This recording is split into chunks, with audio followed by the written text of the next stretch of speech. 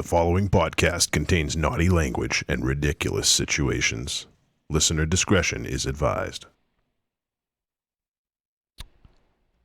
October 15th at the Lucky Dog Music Hall, the Deadites return. They are joined by the techno thrash sounds of rhetoric, the hip opera chiptune stylings of the Agents of Chaos, and the area debut of trip-hop diva Mary Catman.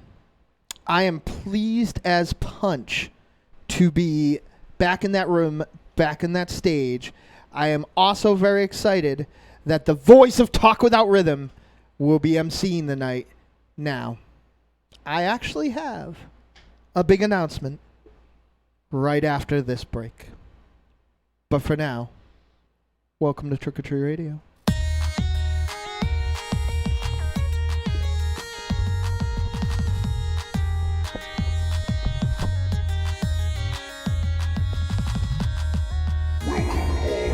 Zombies. You're listening to Trick or Treat Radio, starring the Deadites.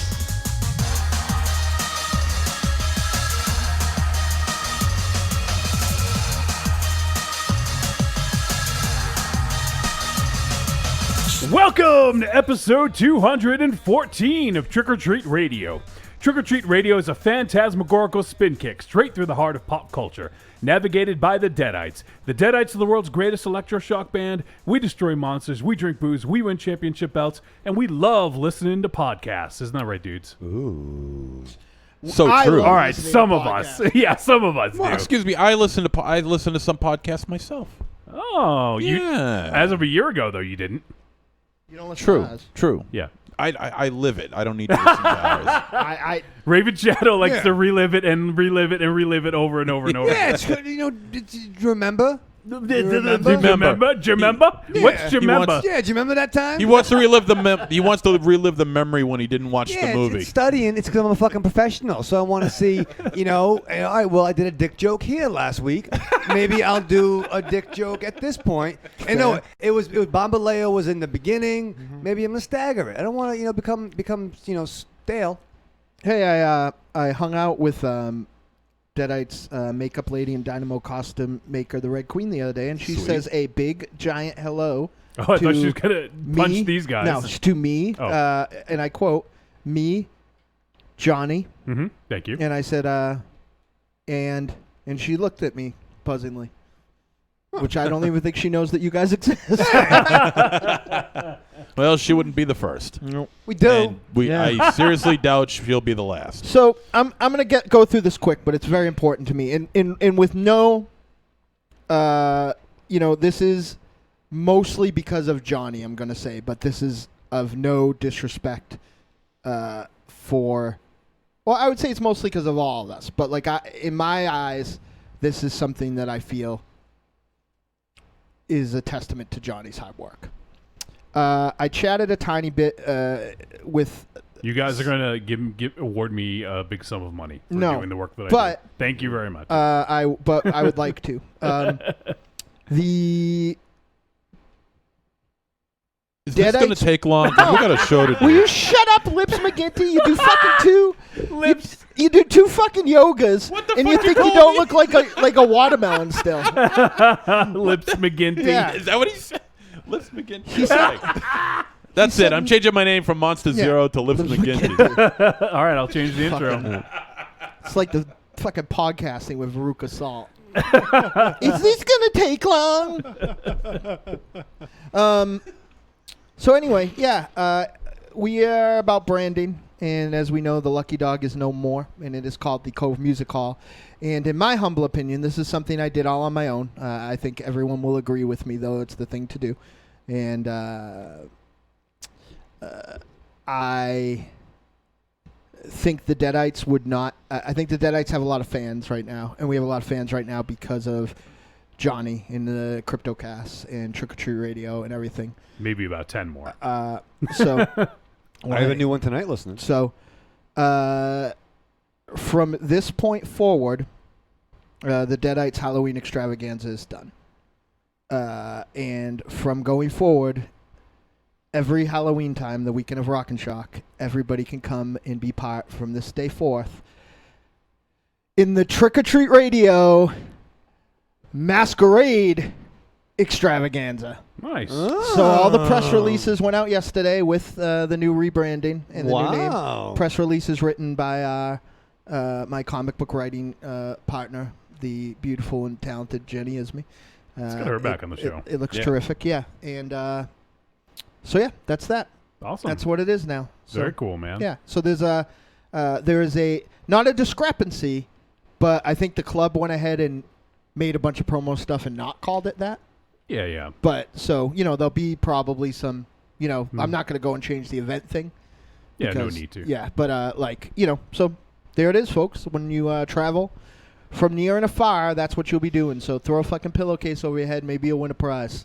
Make sure to cut some holes out, too, because we don't want you dying. If you go on the link on the Facebook page, it's part of the event info now, I believe. If not, it's only 2 or 3 posts down. If you buy your tickets ahead of time by clicking on the link at the bottom of the event info, you will be entered into a raffle in that night to win a trip to a vacation spot of your choice off of a list. Now, I always feel like that. And not the list that MZ and Raven Shadow are on. No, Hey, I'm not on that list. not the post office list. You can go to Cincinnati. Do you know that there are more registered sex offenders in Leominster than people live in Grafton at all? It's outrageous. We get a book because of my job every single year, and it's like, I know this many people don't live in my fucking town. So if you go and you click on that link, and Las Vegas and Reno are just 2 of the options. Fort Lauderdale. Like Havasu. Yeah. Sedona. Is that a place? Yeah. Sedona. And there's a whole list of things that you can find them in that thing. And, none of these Cape Cod, if you're not from here. So, none of these places are, they're not sending you to, you can win a raffle to go sleep at Mars's house. Yeah. Michael Raven has an extra room. Yeah, come on. But sleep not over. the couch. The couch is his. Yeah. Come wash my back. Yeah, you have to bring your own couch. But now nobody sleeps in the bed. Yeah, it's weird. It's like my house. We're pretty vacant, yeah. so I'm saying. But so it's a cool night. There are a lot of chances to win prizes, and the Trick or Treat Radio Masquerade Ball is where it's at, baby. And thank you, Johnny. You're welcome. Well, thank you. That is a very nice gesture. And again, I was kind of hoping for the Wolfenstein extravaganza, but hey, it'll do.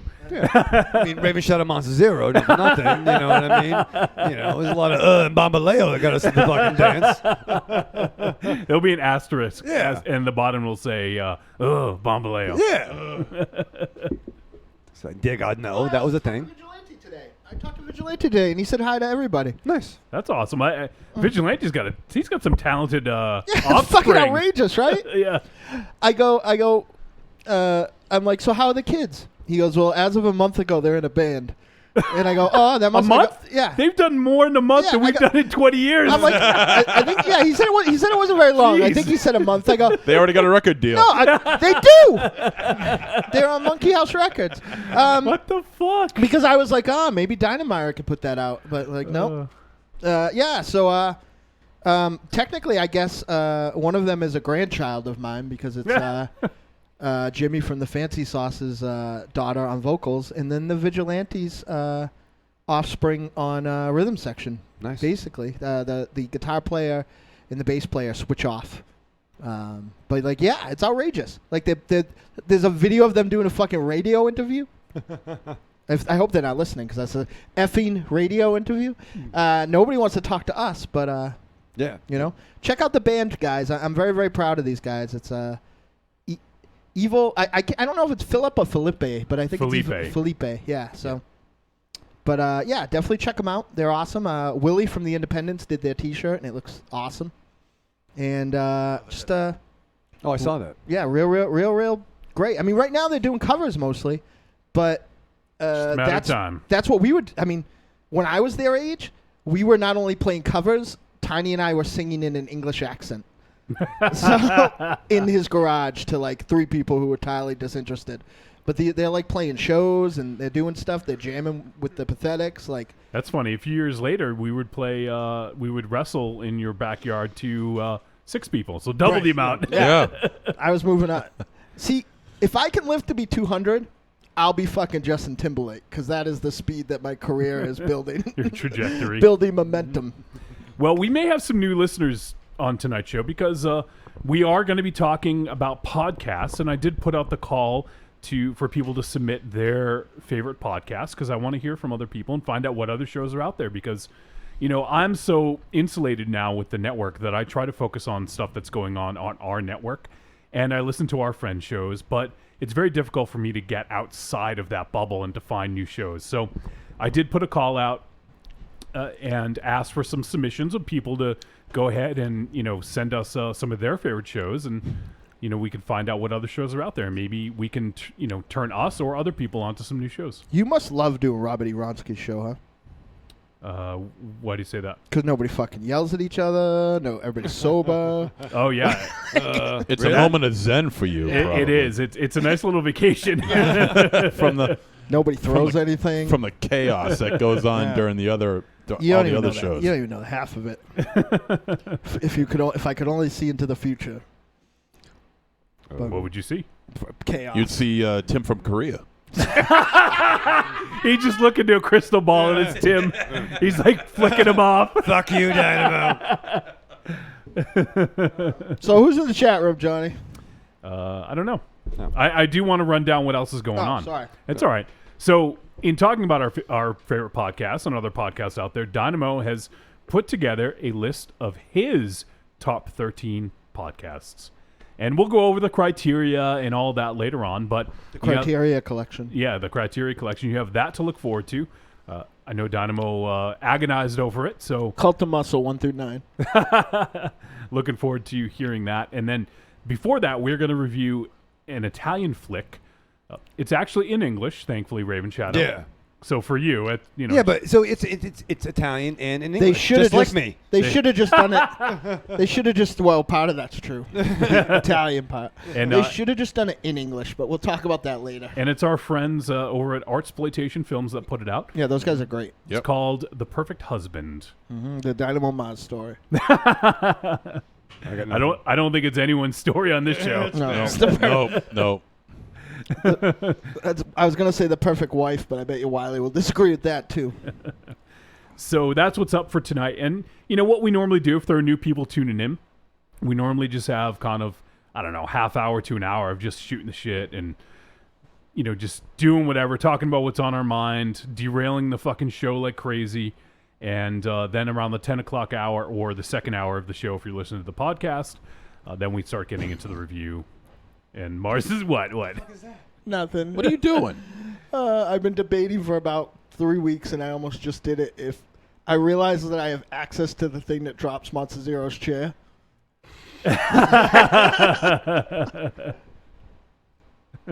how awesome it would be if when he was yelling at me, I just tapped it. So I just fantasized about if I had thought of that when he was giving me a hard time a few minutes ago, how demoralizing it would be to be a midget, like all of a sudden. Mm-hmm. With his emo Philip shirt on. Man, we got a lot of awesome emails. I'm just looking through them right now. So thank you to everyone who sent an email. And I think we're supposed to get some more. So if you guys are listening live, get them in ASAP because I want to make sure I get them all. MZ, I gotta ask. Yeah. Did you go back to yoga? I did. Mm-hmm. Yoga. I did. How'd it go? It went great. Did some different positions this time, along with some same ones that I did the week before. Nice. Nice. And what are you doing at this yoga class? Yeah, the Congress of the Cow. Have you got invited to any Tupperware parties or anything like that? No, I haven't. No, sad to say. That Karen girl is very nice, but she has to shave. First time Michael's hanging out. He says, Hey, baby. Evening family can actually watch early tonight. Nice. Nice. Wow, look at this. Huh? Thanks, buddy. And then we also have Melissa and Slegoth hanging out. All here. right. Bambaleo. If anyone else is hanging out, let us know. We'll shout you out. So that's Let what's it up. all out. That's what's up for tonight. Mars, was there some? No, I think you got your announcement out of the way, right? Was there anything else that you wanted to? to get out of the way early on? Just that 2016 can is Oh like yeah, let's go there. Yeah. is like a bag of dicks, the likes of which the world has never seen. Why don't you go ahead and talk about let's talk about Mr. Fuji first. Yeah, 'cause- 2016 is like 2015's twin brother. Well, What? What the fuck does that even mean? You know what the fuck it means? No, I don't. Yeah. Get I to wouldn't it. ask. Johnny, some cultures Yes. So even worship the food that they kill. That's true. That's true. You can laugh all you want. It's true. Oh, that's only funny to us. So yeah, we lost. I wish I knew what that meant. We lost one of the greatest wrestling heels of all time and one of the most iconic managers of all time, Mr. Fuji. Yeah. His stable. I was thinking about today. I always think the Heenan family is like maybe the greatest collective stable of all time, but Fuji's got some chops there. Oh, he had some chops, all right. Yeah, Oh, it's true. yeah. He had that bond. His clothesline is still in. Why no one delivers the clothesline like he delivers the clothesline? It must hurt people for real. But if you go back and watch any of his matches with Professor Toru Tanaka, his finishing move at the time was called the bonsai clothesline. Mm-hmm. It's real sweet. It's like he's giving you a drop kick, but he misses you and like hits you with his arm almost. You know what I mean? Like it's like he's going by you, so it must fuck people up for real. I remember it was close to the end of his career as a wrestler. I saw him wrestle in a tag match. It was Mr. Fuji and Tiger Chung Lee. Oh, yeah. Remember him? Yeah. Seoul, Versus Korea. versus Tito Santana and Tony Gurria. Wow. They must have been young, right? Santana must. Not Tony Gurria. Yeah, No, yeah. no, Gurria Santana. was already starting to show Sorry, some gray at that point. Santana's what I. Yeah, Santana was pretty young. This was around 82, I think. Oh, okay. So Mr. Fuji was pretty old then. Yeah, Okay. yeah. He was like over 50 at that point, or close to 50 at that point. I saw at the Garden way past his prime. They did an angle where Don Morocco was supposedly too hurt to fight Ricky Steamboat. So at the beginning of the show, they tricked Mr. Fuji into doing it and won the match. Even as a kid, Oily was asking about it. Oh, I was wondering what you were doing. No, actually, he didn't ask. He says, "I spy a Ghidorah on the Yeah. CDR spindle." When the he knew right away. when the match started and he came out, I'm like Ricky Steamboat's gonna kill this old man. But Fuji was so good at his shenanigans that he really made me believe that he got the leg up on what my opinion is still probably the most one of the most believable workers in every way of all time. So it was that's something right there. That's like pretty much like me, a guy that at that time looked like me, but older, goes into the ring and fights like an incredible athlete at his prime, and you believe that he, through some salt throwing and some eye poking and some other shenanigans, some chicanery, Don Morocco outside the ring chicanery, but great, like just so good. Like What about fucking Fuji Vice? Oh my God, that was such an incredible like tandem because Yeah. Morocco Dom should have Morocco been at and- the end of his career. Yeah. Because he had basically like went from being like Tom Selleck, if you look at old Don Morocco, Yeah. to fucking me. Like right Oh, at he the was height. fucking you? Yeah, well, he's a pretty good looking guy. At the height of everything. You want to see some shitty things? There's a test where they tried to let Don Morocco and Lenny Poffo do commentary. And it's maybe the worst thing that I ever heard in my life. Poffo's got a good voice, but He does. that's about Well, as far as it goes with He's him. not bad. The problem is, Morocco's almost like if you ever listen to old All Japan commentary and you hear Baba doing commentary, like Morocco interjects that much, but it's in English kind of. He's like, yeah. Did you see the Morocco Fuji stand-up comedy skit that they did? Yep. It's That's the best thing ever. unbelievable. I've been watching Primetime Wrestling lately, and they've been re-showing some of that. I think it was originally on TNT, but like, holy fucking shit, it's good. The fact that Fuji Vice exists will baffle me forever. Now I'm sure Raw had something at the beginning for did. Fuji. Now, see, I wanted to see it, but I missed it. I got it right here. Actually. Oh, okay, cool. Cool. Yeah, I'll just play it. I'm not going to play play the audio. But Yeah. they had like a thing at the beginning. They have the they had Memorial. a picture of him. Yeah. Yeah, memorial. But they did have Yeah. a video. Good. So it was he definitely was someone Yes. for I'd say a good 20 years. He was in the public eye I Yeah. can't think. I Yeah. mean, in WWE. maybe Mark Henry. But I can't think of very many other people that have been on TV as long as Mr. Fuji probably was. Undertaker. Did Mark Henry? Yeah, Undertaker beat Mark Henry. Yeah, but Undertaker. I bet you Mark Henry has been on TV more than Undertaker because Undertaker went away. Us. Which Fucking berserker. which form of Fuji did you like more? Did you like him when he was in I his, like this, yeah. in the derby hat and Yeah. I mean, with Yokozuna, he was awesome, but Yeah. I like this better. I think this was a perfect get up for him. I like wrestling. Mr. Fuji, that's my favorite. Oh yeah. Well, yeah. Of course. But as a manager, Yeah. definitely the derby hat. Despite Yeah. the fact that there were probably none of his personas that were anywhere even in the same society as politically correct. But yeah. Right. First time Michael makes a good point, and Don Morocco was the first Rock when superstar Billy Graham was his manager. yep. Yeah, and then that's what sucked about Don Morocco. Then he got on fucking steroids and looked Yeah. weird. He did. Yeah. He looked like really he got weird. stung by a bee. Yeah, I saw a video. I saw an interview with Morocco while just looking up Fuji videos, and I saw this interview with Morocco. It was taken in 2009, and you're right, man. He looked like he blew up. I was on a show with. The guy's swollen. I mean, he's still got those fucking shoulders, though, dude. I was on a show with Fuji General. with Morocco once. Yeah. Yeah, I can't remember anything about him wrestling or whatever. It wasn't like Greg Valentine, for better or worse, or Jimmy Snuka. I could go do that match right now because it's like, it's like a band playing their hits. Mm-hmm. You know what I mean? Yeah. So, lock up, go to the ring, get chopped, shoulder block, knock down. I'm pantomiming the hammer drop. Drop the hammer, go for the figure four. Though I suspect, I don't remember him ever hitting that elbow anymore, so he probably just went for the figure four. Yeah, I dug Fuji, man. Fuji? He was such a cool guy. Yeah, there's a story about a wrestler when he was working for Peter Maivia in Hawaii Yeah. that irritated him.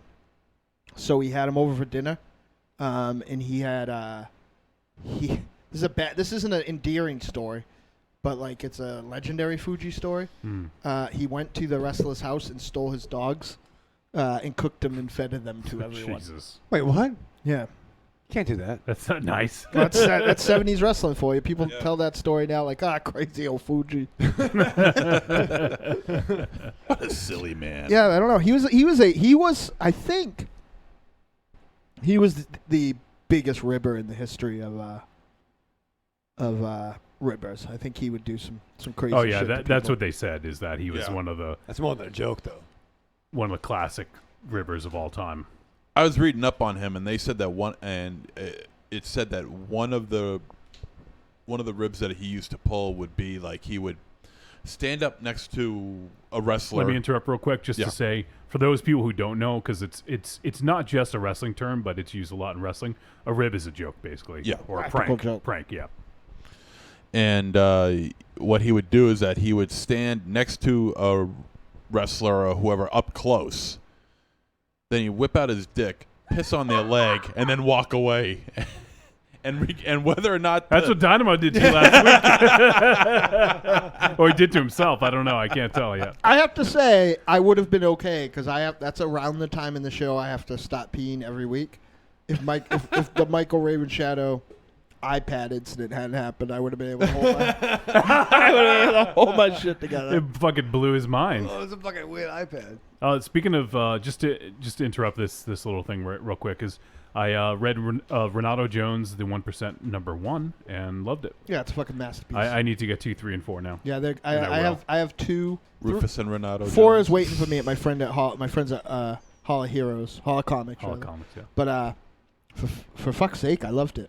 Yeah, it's There's something very Millery about it. Oh yeah. Have Raven Shadow, have you checked it out other than seeing it last week? No, I've seen it in the rack on the racks, and I'm dying to pick it up. So I'm assuming a trade's probably going to be collected soon. Yeah, I think it's already being offered on Amazon, if I remember correctly. So they're basically taking pre-orders for it, I think. No, I've been acquiring a lot of Kari Andrews stuff. Yeah. That I Dude's hot, man. A lot of Yeah. people saying this is the one that's going to blow him up. yeah, he's really good. So in the chat room, Oily Maniac's hanging out. He says, FTM dropping wrestling knowledge. And then FTM says, I'm an amateur when it comes to wrestling knowledge, Oily. Ooh. Well, you know your shit, man. Whether it's amateur or not, you know your shit. Every single day, I go on the Wrestling Gold board. Yeah. Wrestling and Gold. I feel like I feel like I don't know fucking Jack Rabbit about pro wrestling. Yeah. There's some people who just it's crazy.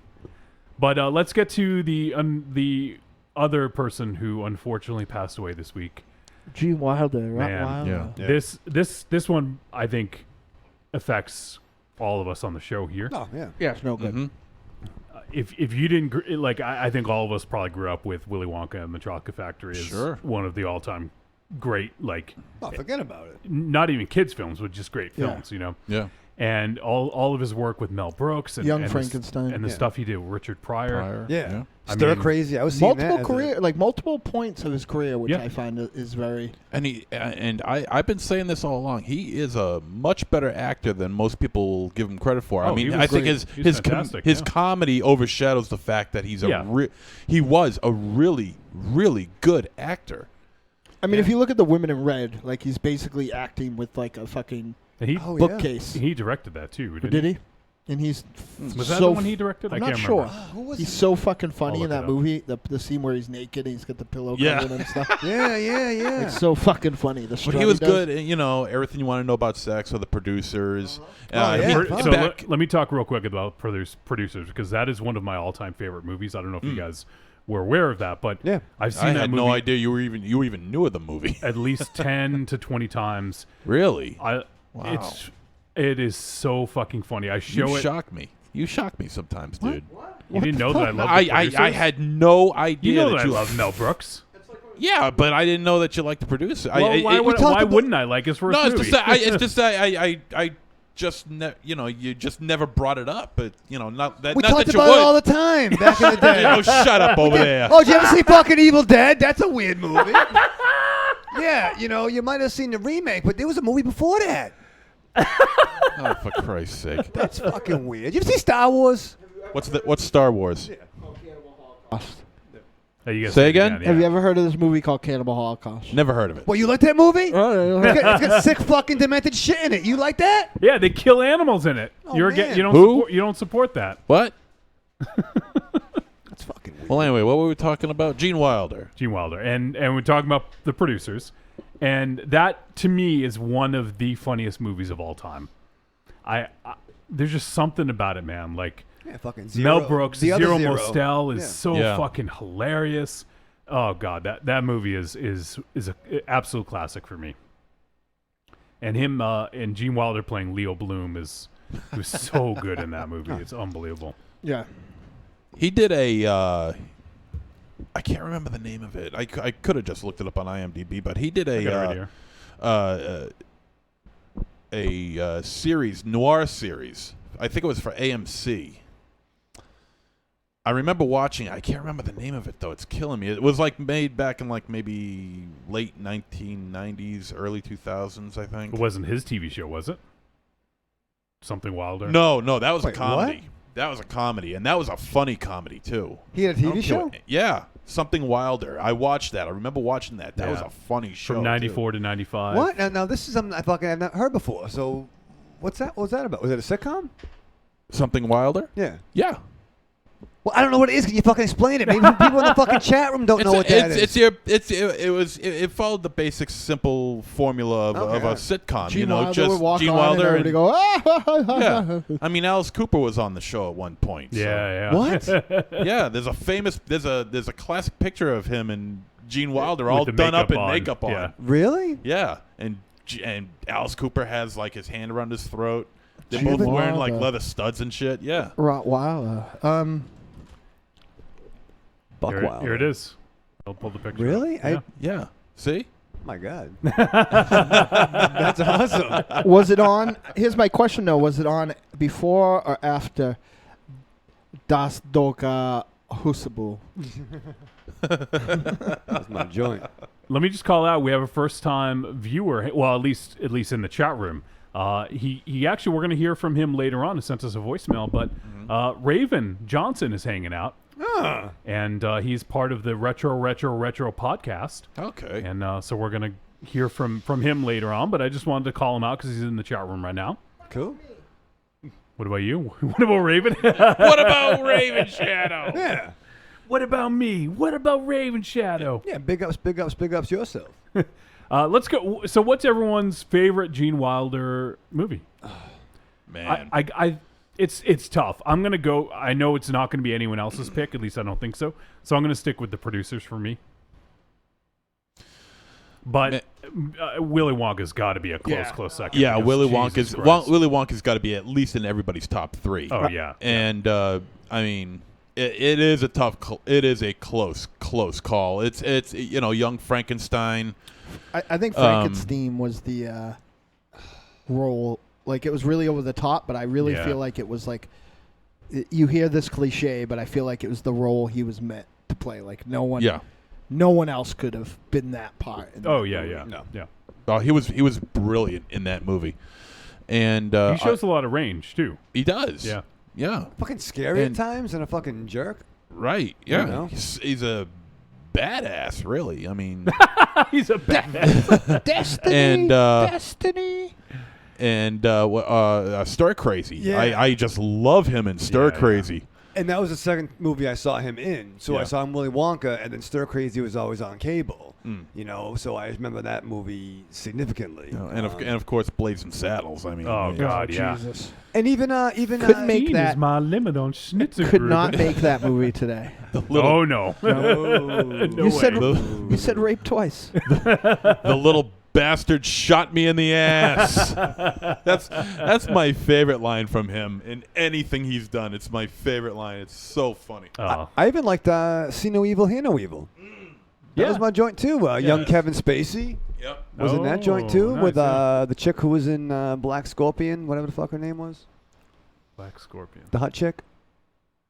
His sister in a movie. Kevin Spacey's sister in a movie. Partner. The brunette. Black Scorpion. Yeah, it was like a made for like cable. That was knockoff. the action superhero. Joan one? Severance. Joan Severance. Oh. Okay. Yeah. Yeah. I just don't know. It's not that I don't know what he was. I know, but it's like a reference that no I know. one's gonna get. Some guy, fucking first time, your boy Ronsky fucking seen that movie. No, I don't even know. You're not talking to the mic. We can't hear you. I don't even know what he said though. Like He said Black Scorpion, and I was in He's like- disbelief. he's like Cobb species. I'm like, what? I'm about ready to just rattle off names. Yeah, no. I mean, in See No Evil, Hear No Evil, it had a young Kevin Spacey as the bad guy. Okay. And then his partner in crime was the Joan Severance, who all I could think of was the Black I'm Scorpion. gonna give you your fucking Joan Severance pay if you don't fucking get out of here. Yeah. And they were also, I gotta fucking tell you a lot about Joan Severance and Kevin Spacey. I'm gonna do my own fucking podcast. About Joan Severance. Yeah, the Severance podcast. It could be the Joan Severance and Dan Severance podcast. That would be great because It'll you be demanded it. Severance. Yeah. I like it. Yeah, well, what's in development? Oh shit! First time, Michael. I love the Black Scorpion. Thank you. Thank you, FTM, my noogie. He also says hard for me, but I have to go with Young Frankenstein. And then he also says Raven Shadow, only pawn in Game of Life. I know that reference. Looks like Los Atlantis is here. She Hey. says, hola, kids. Hello. Hello. I love you, Los Atlantis. Look at you buttering Oh, up. boy. If only you guys knew. Have I told you how beautiful you are today, Los Atlantis? You're talking to a monitor. I'm going right through. Like, Oh, boy. I'm the worst human on the planet. You really are sometimes. Top 13. Top 13, 1 through 12. Thanks. That's why I stay on this fucking show, even though it makes me miserable. As shitty as I am, and as dumb as I am, and as bad of a person as I am, You'll There's never be no the way worst. I will ever become as dumb, shitty, and mean as you two. So, like, Which two? There's three of us on this Yeah. side. Well, he's nice on that other side of the table. Too nice. So you, as one person, is as dumb, mean, and shitty as two people. No, I'm saying I will never be as dumb, mean, and shitty as either one of you. Well, because there's two of us. Yeah, Yeah. neither one of you. Los Atlantis says, no, you have not. Please feel free. I think tell her how. You're very beautiful. You're the most beautiful Atlantean in the world. Oh, for Christ's sake. You need boots to hang around this guy. Yeah. Yeah. Not walking all the shit. You pull one out of your ass. First time Michael says, what'd you do, Dynamo? This can't be good. I did bad. I did bad things. I think I'm the only, well, no, I'm not the only witness, I but. did bad. It was bad. All right, so did everyone give their Gene Wilder movie? No one did. No, I think everyone did except Raven Shadow. Oh. Raven Shadow. Raven Shadow said Black Black Scorpion. Black Scorpion. He wasn't even in it. Yeah, it'd been fucking excellent in it. No, I mean, all right, fuck. I mean, it's Willy Wonka, right? That's the Yeah, fucking yeah. move. That's the fucking move, right? And man, like so many fucking good roles, so many good comedies, Mm-hmm.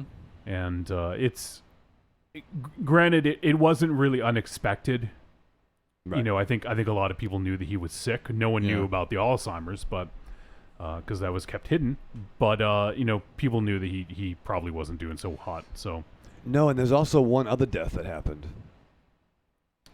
enlighten us. I believe the actor who played Admiral Akbar passed away No. too yesterday. Oh man, Yeah. It's no The longer- artist formerly known as Admiral Akbar died? it's no longer a trap. No, and he was old dude. He was like 90 something. Oh, I mean, yes. No, it's still a trap. yes. He just wasn't paying attention this time.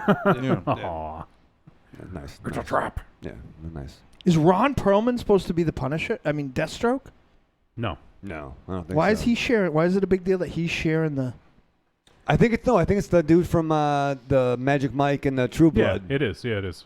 Joe Montana. Cameo? Joe something. Joe DeCanio. Joe DeCanio. Yeah, I know. I'm fucking Deathstroke.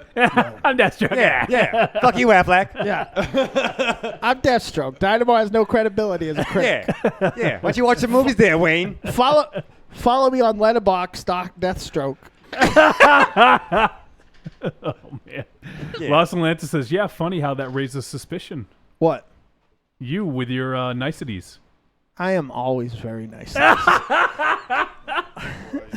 except when you're talking Shush. about cartoons." Shush. Everybody be quiet. And coincidentally, we're skipping an episode Elm Street next week. All right, so I think that's going to wind down this intro a little bit, but I do want to talk about ways you can support the show. So we do the show Raven Shadow. We've been doing this 214 consecutive weeks. We are like, I hate to boast, but we're like the Cal Ripken Oh man.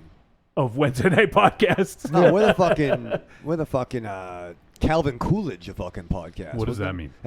What? Isn't that guy who's? Don't you mean FDR? Yeah, who's that guy? Him too. We're the fucking Rough Riders. FDR. Yeah. FTW. FTM. Nah, Calvin Hobbs, all those guys. I know what Johnny said was What's better. happening? Don't worry. Yeah, I'm letting you go with it. And See what happens when you give him control. Listen, you go fucking put your balls in some original artwork again. People seem to enjoy that. That was nice. That'll really fucking put us over the top on the fucking. Yeah, fucking. Oh, we Carando was gonna donate $20, and he saw your fucking balls on Derek's artwork. Hey, we got an 80 share out of that. Yeah. Yeah, but we lost 80 share of the artwork. All right, so ways you can support the show. You can do so. We have a couple things going on. Right now, we have a fundraiser going on.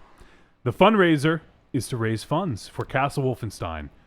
We want to spruce up the place. We got an air conditioner. You guys helped us do that. We would like to get some other things. We would like to get some... How about a new co-host? We'd like, yeah, maybe. We'd like to get some equipment. We'd like to pay for some equipment that's already been paid for that we owe money on, and people going to come break our thumbs. Tell's that. That's the Somebody's person at the coming to, window. yeah, coming to break our thumbs. Louis the Mallet. Did they And, not see the door down there? So the ways you can help us out, you can go ahead and donate to the fundraiser. Go to trickortreatradio.com. On the right-hand side, click on the ticket that says Grand Guignol Fundraiser. That's our network. And go ahead and you can see right there, it lists all the different ways we'll use the money. It also tells you what you get and the different reward tiers and donation tiers. And we're going to be doing a podcast just for folks who get into a certain tier. And we're going to do videos to thank people. We've got a bunch of stuff that we're going to do. So we would like to get a little bit more. I want to thank a few people for helping us out this past week. And we're still not done yet. So go ahead. And you can also, if you want to, you can buy merch on our website. We have T-shirts. We have the Greatest Hits collection, Trick or Treat Radio Greatest Hits. We have some exclusive digital content. And we have the Deadites album, The Big Scary Monster Hunts at Midnight. So there's a bunch of stuff on there. You just go to trickortreatradio.com and click on merch. And anything you buy, every dollar you spend gets you an entry into the contest. And every dollar you spend for the donations gets you an entry. So if you give us $100, 100 entries. So go ahead and check that out. And we also have a bunch of cool stuff. We're going to give away the Grand Guignol Prize, as we're calling it. And there's some original artwork from Derek Rook, which is fucking incredible. We have, there's like a dragon right here. There's like a bunch of other stuff. Patsy's giving away a signed copy of, was it Stripes? Was that the one? A Bill Murray film signed by Bill Murray. I think it's Stripes. And yeah. Bill Murray does not do autographs very often. So there's that. There's a bunch of other cool stuff that you can win.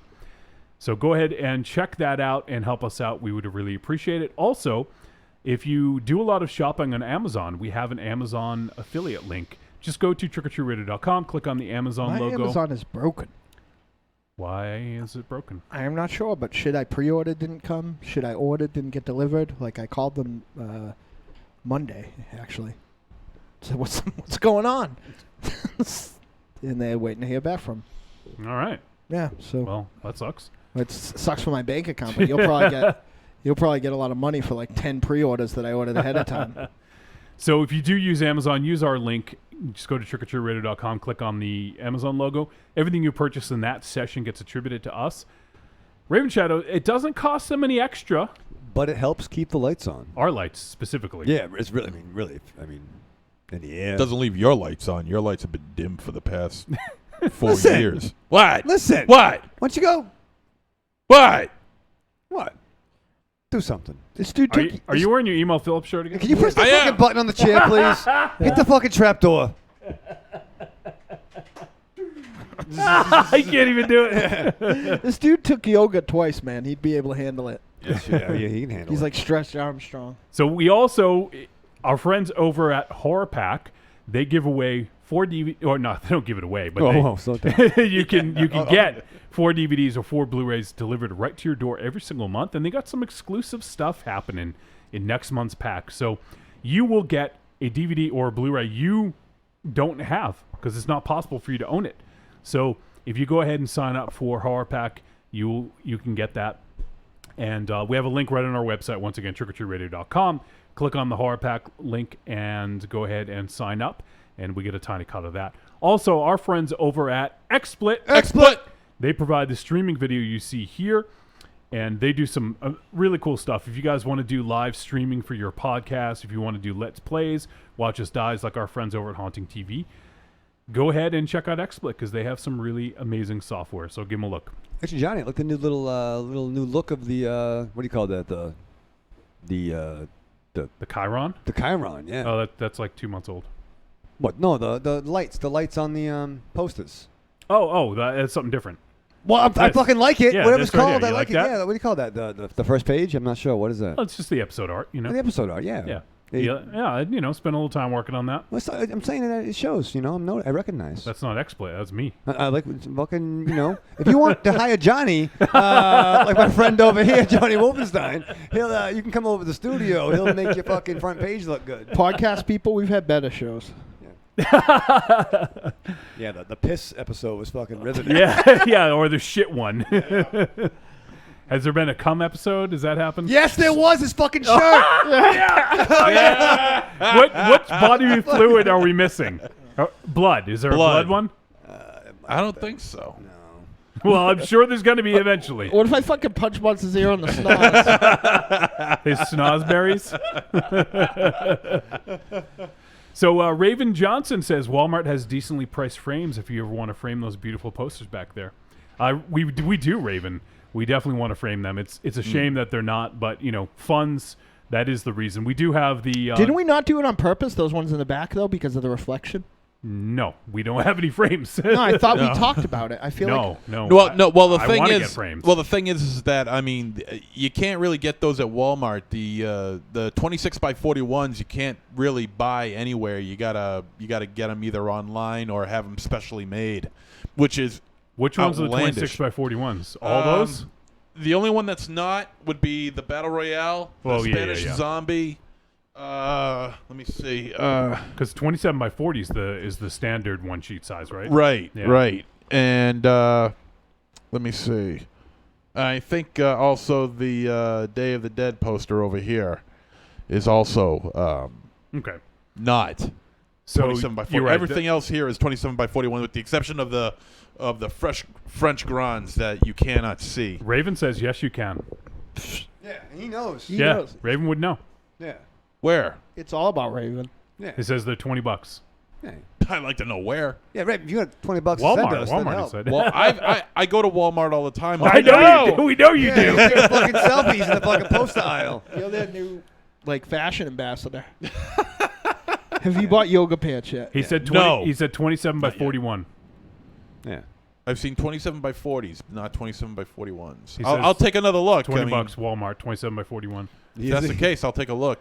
He doesn't believe him. No, they fucking don't exist. I'll And, take a look. I mean, he might be right. I don't know, but I'll take another look.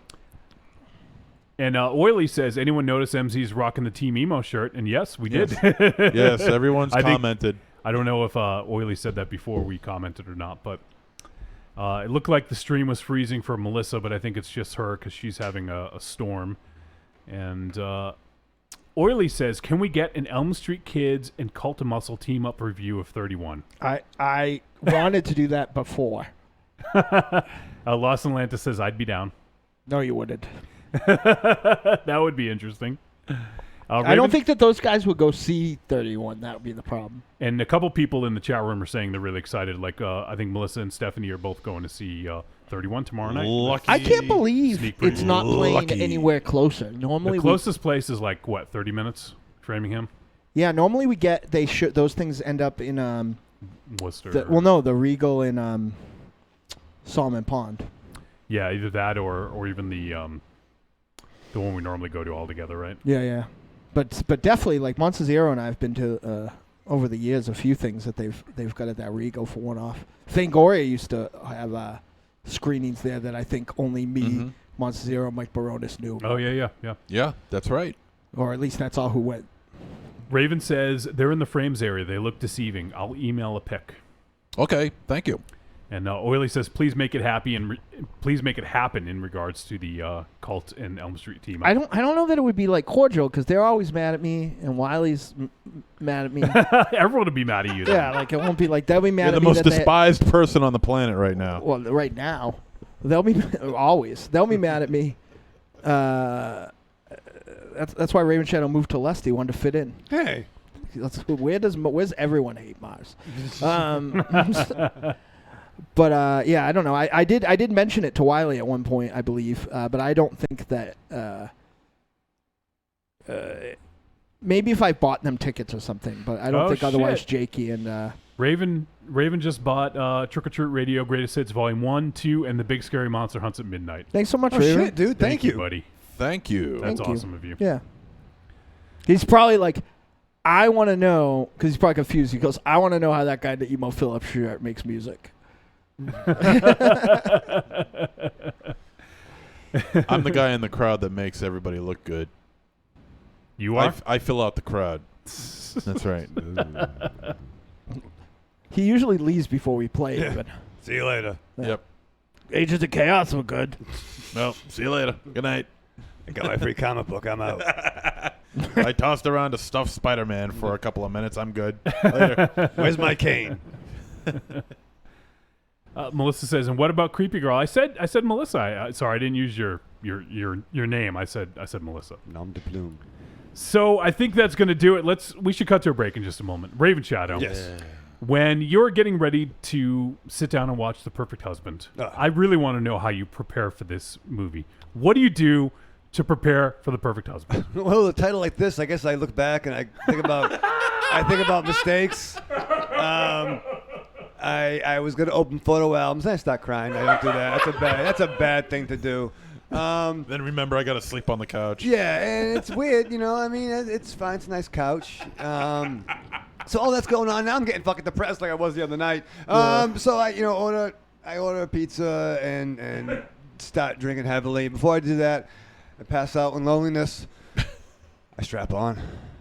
Do you love a scary story? Do you love to dance? The Big Scary Monster Hunts at Midnight is a collection of dark songs about sex, love, death, revenge, and the end of the world. Brought to you by the world's greatest monster hunting electroshock band, the Deadites.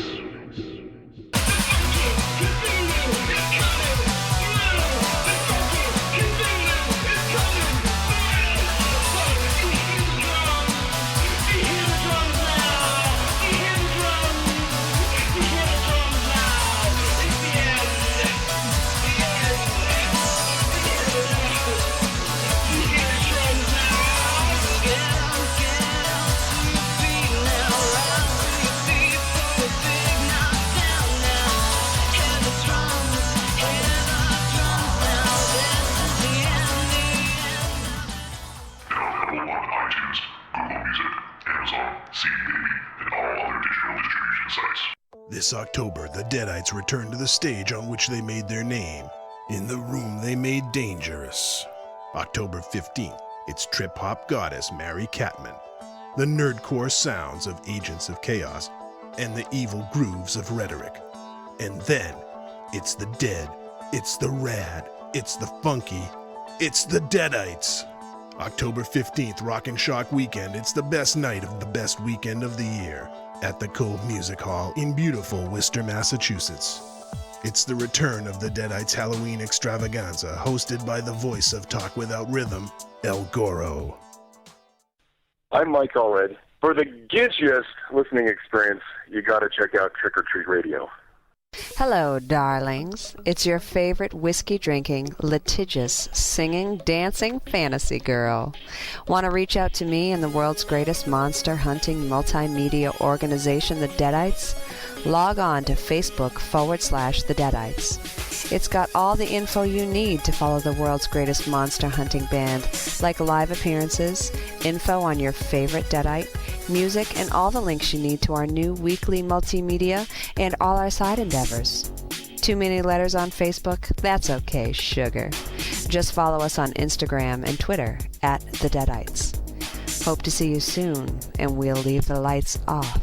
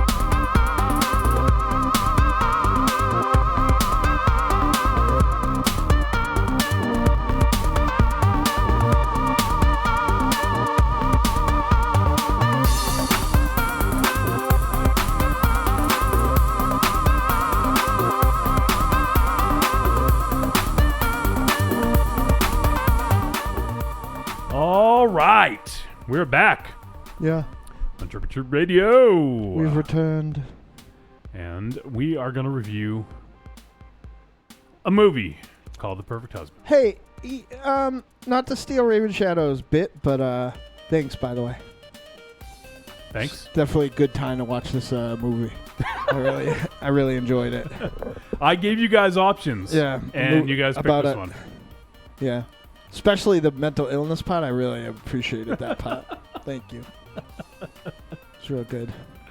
Some days I wish I was Monster Zero. No, Why? you don't. No, you don't. I don't know. It must be, there's something to be said to be just resigned that nobody loves you, right? It comes with the territory, man. It sucks. At least he's cranberry juice. That's a good thing to drink. Hey, not just cranberry juice, buddy. Cranberry juice with lime. This shit's the bomb, yo diggity. It probably has so much fucking sugar in it. Yeah, that's what just checking. Yeah. It's probably like soda. Not quite as much. 28 grams per Serving. Look at these. Yeah, per serving. There's 8 servings in here, so you're getting your helping. Yeah, well. Contains 27% juice. That's actually probably better than most. Yeah. Yeah. Yeah. You know what I'm drinking? And I love cranberry juice anyway, so. No, I'm drinking And water. it loves you. And I want to kill myself. Why? The water sucks. Why does this suck? It's bad for you. Oh, Water, shit. water's bad for you? Raven sent us his posters. Look. Those are the Oh, shit. Night Train to Terror, dude? Nice. Oh. Hard Rock Zombies, Curse of the Cannibal Confederates. What? Yeah, It's yeah. a That's finger-looking good fright film. That's a trauma film, if I'm not mistaken. And what else we got here? We got Joysticks. Yeah. The Loch Ness Horror. No, I don't know the Loch Ness Horror. Oh, Hamburger! Yeah! We got new. Oh, no, there's more. America, you're getting burger hungry. There's also Carnival of Souls. H.P. Lovecraft's shit. The Unnameable. That's it. Some pretty good stuff there, Yeah. Raven. Yeah. Thanks for the heads up, buddy. Yeah, dude. Cool. I think also when Michaels has a sale, I think they might be even cheaper. But we'll keep an eye on that Yeah. because I definitely want to get some frames. We're having a sale? Anybody tell you, Raven Shadow? No, it's no. We're not. He says the frames have this weird template type thing. He sent a little sketch thing he bought. Aha. Okay. Hopefully it's on. Hopefully the sale is for places to live. So that's the little secret. Okay. Yep. Maybe that's what I'm missing is the fact that they sell them 27 by 41, but I'm not looking there because I'm looking for whole frames, not with things with templates. Okay. I get what you're saying now. I dig. All right. I'm not sure you do, but No, I get it. Cornelius is hanging out now. Oh, snap. Slaygott's hanging out. Yeah. Now it's a party. First time Michael says, I can't drink that juice anymore. Too much sugar. He also said Night Train to Terror is a fun movie. It is a fun movie. Vinegar Syndrome put it out on I've got Blu-ray. it. I have it too. I have that shit. It's a fun movie too. I love Vinegar Syndrome. Can we get some of those guys on? Oh, we've been in touch. They don't get back to you. Oh. Pick up. Sorry, I shouldn't have said that. They like us enough to have dinner with us. They just It's want to come on true. the show. It's true, yeah. We did have dinner with them. secretly recorded next time you have Hey, dinner Wiley. with them. Play. Lost in Atlantis. She's there. You're one great lady. Oh, shut up. What? God. Hey, You're such a kiss ass. It's unbelievable. listen, I'm in a bad mood. I'm drinking water. It's not good.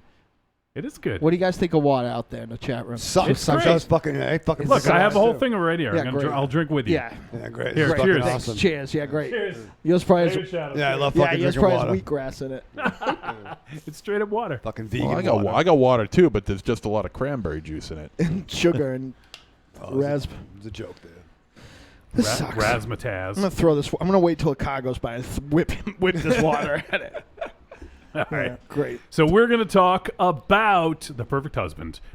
This actually came out in 2014, but it was just released. I believe it's let me get the information because I think it's an exclusive VOD release for a little while on I forget what Vimeo maybe. So let me go ahead and pull this up real quick. Our friends over at Artsploitation. Let's see here. So it is coming out on DVD and Blu-ray and exclusive streaming on Vimeo. So it's exclusively streaming on Vimeo right now, and it'll be on most major VOD outlets on October 25th. So this is kind of the in-between. If you guys want to go check out this movie, you can see it on Vimeo right now.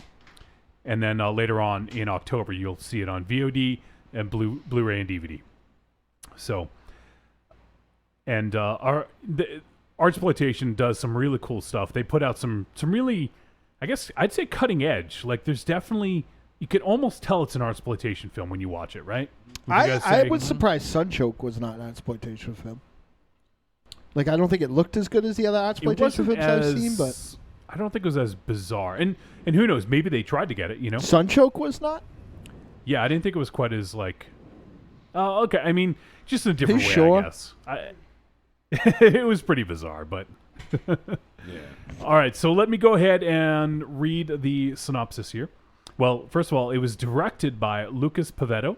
It was written by Lucas Pavetto and Massimo Vavasori. And it stars Gabriella Wright, Brett Roberts, Carl Wharton. And that's pretty much it. There's not a whole lot of people in this flick. The synopsis we have here. A married couple decide to spend a weekend in a remote cabin. But the romantic journey takes a turn for the worst when a sneaking suspicion becomes pure madness. And this has also been known as What Lies Within. But the name, in America at least, is The Perfect Husband. So Yeah, but we have those words in America too. well, when a company re-releases a film or gets distribution, I think they can typically rename it or at least, try to get it renamed. So there you go. All right, 'cause that's English. What lies within? Well, why don't you go fuck yourself? I've been lately. I feel like I'm on vacation, even though I haven't left the reservation. You know what I mean? This is a weird color. I got to show you something. You don't even have to clear your internet history anymore, do you? Oh, cookies are flowing. All right, I'm so gonna start calling you Keebler. That ain't milk. it ain't web fluid, kids. I don't want to talk about it. We got new listeners. all jokes aside, I'm gonna be sleeping on Raven Shadow's couch. It's warm for you. I'm gonna use the Walking Dead blanket. All right, well, what'd you guys think of this flick? I was fucking. Everyone stayed drinking water. Me and Raven Shadow told you already what we thought. I can't find my notes. That's Is why it I'm inappropriate to that's drink why rum I'm in the middle of stalling. the day at work? Because that's what I did. Yeah. That's not inappropriate. That says it's probably inappropriate to drink rum and watch movies. All right. Well, I think the most obvious thing about this film is how many nods towards the Evil Dead there are in this film. There are an incredible amount. Really? One in particular. Yeah. I don't know about an incredible amount. Definitely some. I think there's. I mean, like it if happens I'm going in to say a like there's cabin. maybe 4 or 5 instances where it mimics Evil Dead, I would say that's a lot. Especially where you figure that this film is nothing like Evil Dead. You got the remote cabin in the woods. You got the scene where they open up the door and the door opens like on the right hand side of the screen, and there's the mounted head on the left hand side of the screen. The jewelry that was given, that's another scene. I mean, there's a few scenes in here that just mimic Evil Dead. Not that there's anything wrong with that. When the tree came to life and attacked the girl. The tree rape scene. Yeah. No, But, I don't think it happened. I don't think that happened either. So we start out, and there's clearly something awry. Clearly some sort of thing that's fractured their relationship, right? Mm-hmm. Something happened, and they had trying to get back to what started it all. Exactly. Right. And one thing I did like early on is that you see that it looks like they each have like their own little secrets. Yep. Like the woman grabs the cigarettes off the top of her or her dresser or whatever. Like that.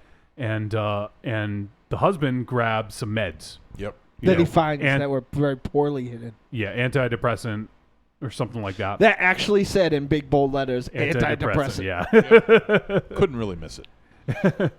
And I think the one thing I liked about this flick early on is that I didn't know where it was going, but it was very subtly building tension.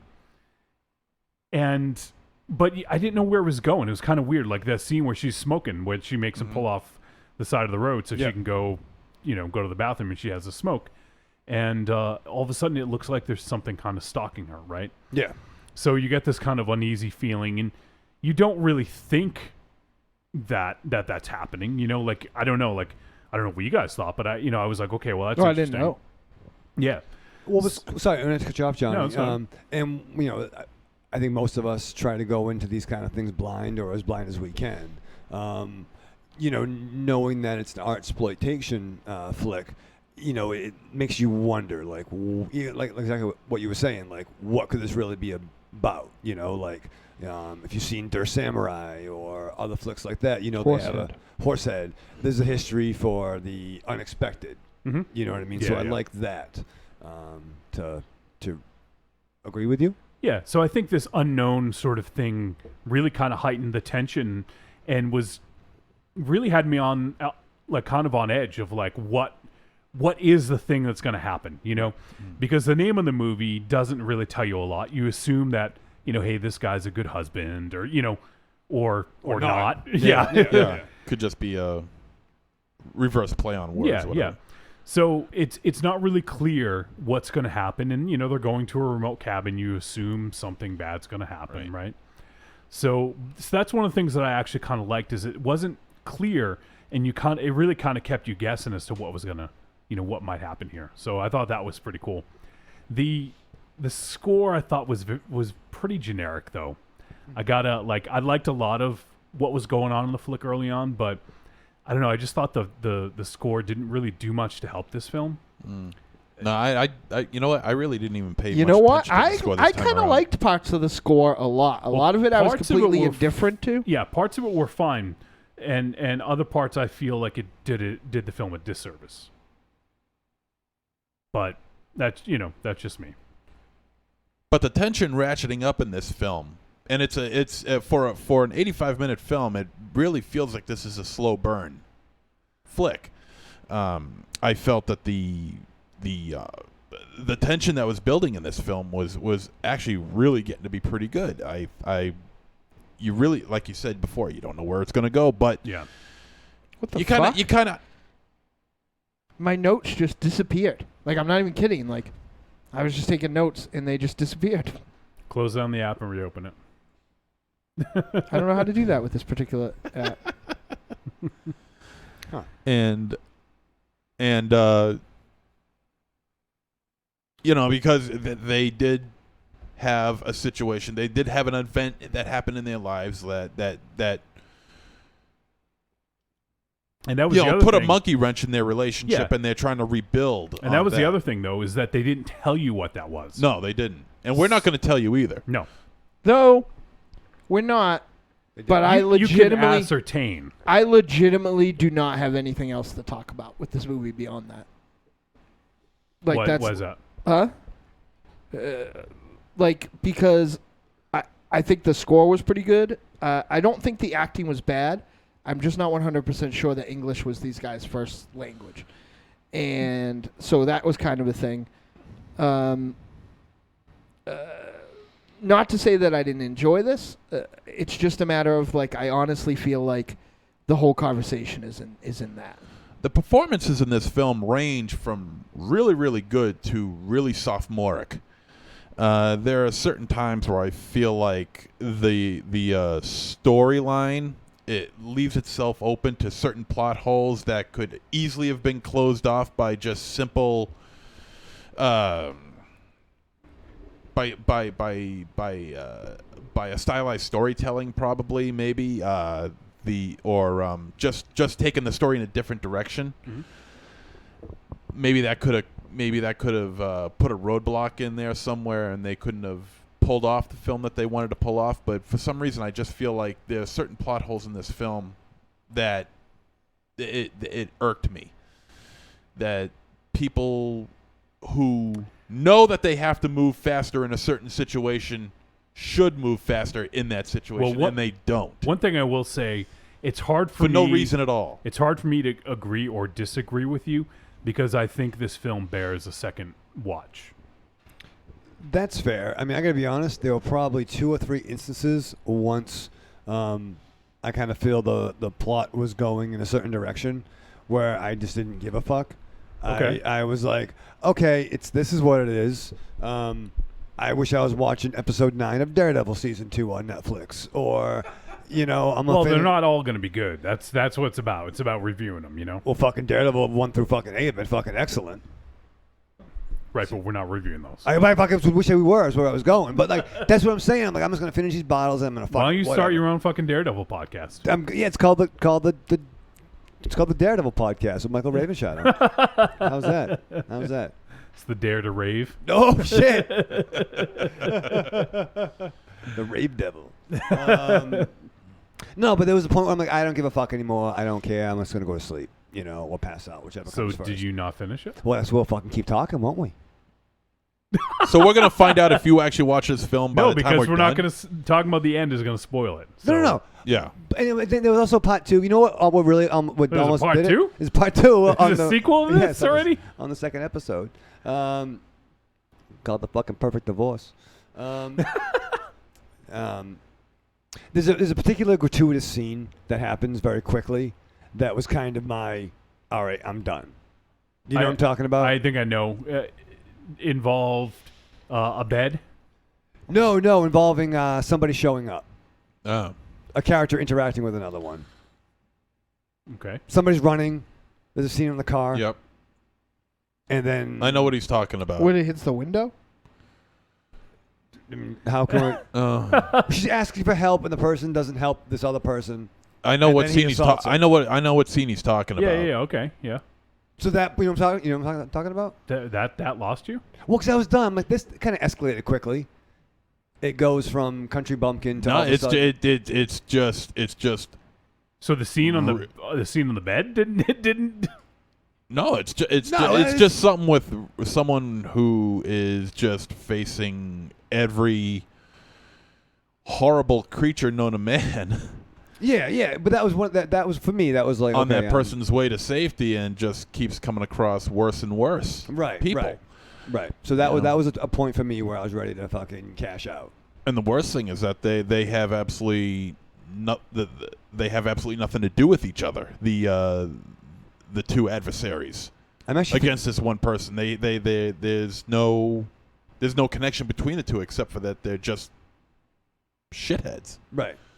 I'm actually kind of forgetting the bed scene.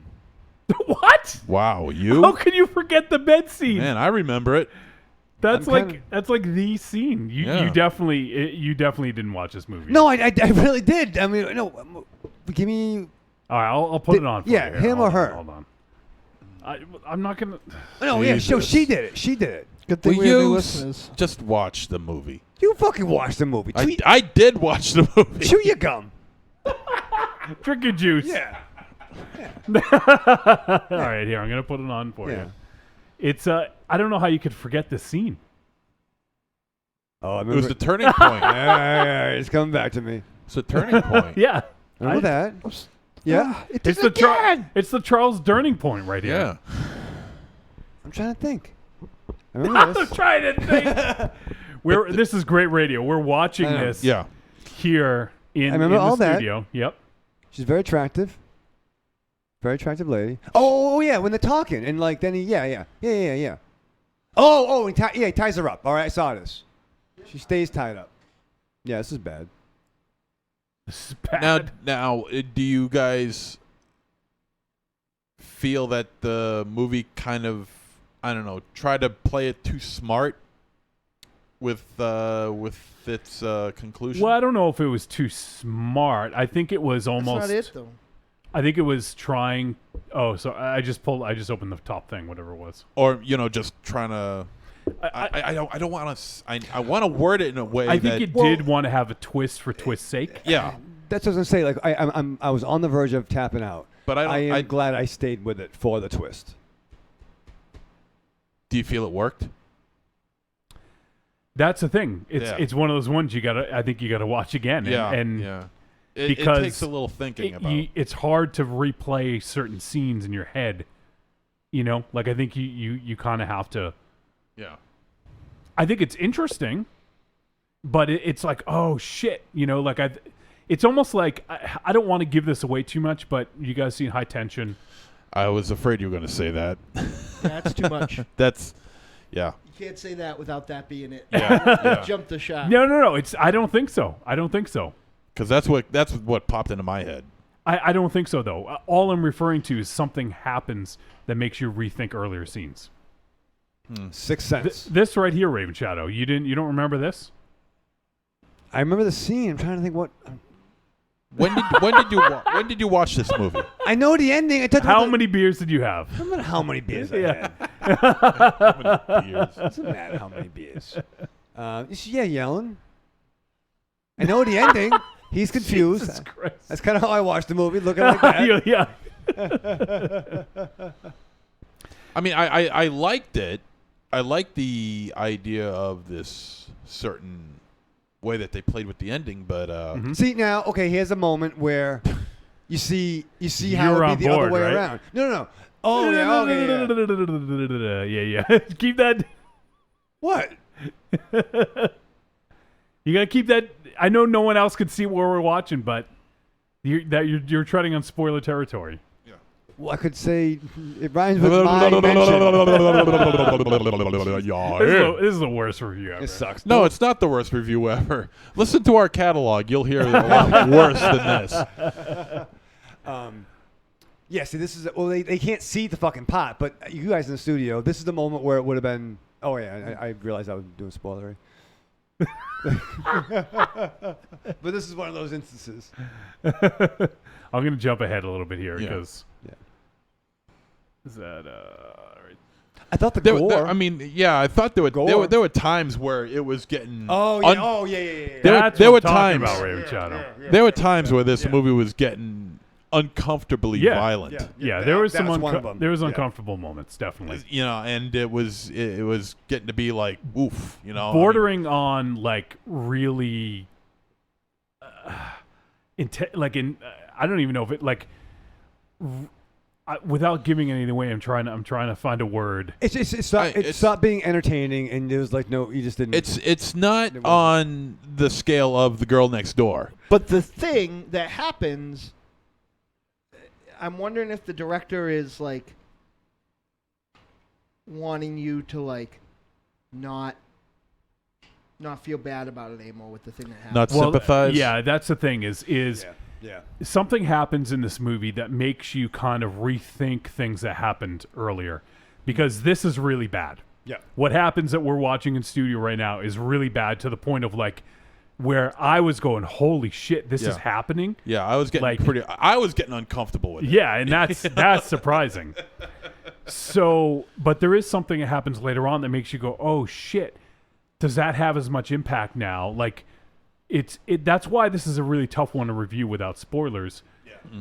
And you know, that's why I mentioned the scene, Raven Shadow, because it's a really fucking intense scene. Yeah, no. This was really the kickoff for me. Yeah. So this is when you were kind of losing. That's what. Okay, that's. Yeah. I can understand that. Yeah, it was that quick. Because if this scene will probably lose a lot of people. Yeah. Yeah, it's a tough one to shake, but it's an important scene. It's a vital part of the film. Of course, yeah. Vital part of the film. So we won't tiptoe around this one scene all that much because I can't imagine it's great, great listening, but there's definitely a scene that's very intense and almost makes you kind of wince at what's happening on screen.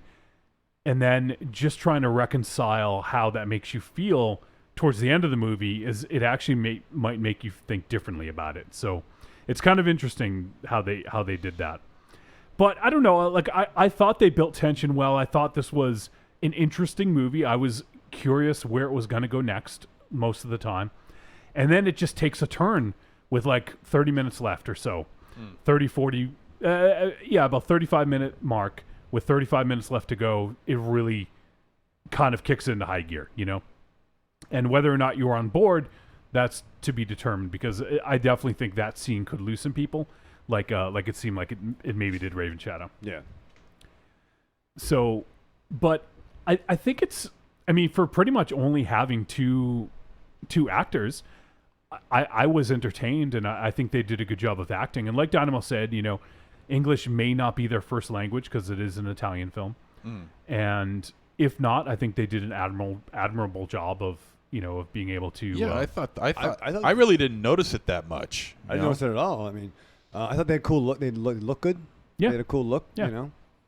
And I didn't see this last season of Arrow, but apparently she was on the last season of Arrow. I don't know. Did she play a character like a superhero?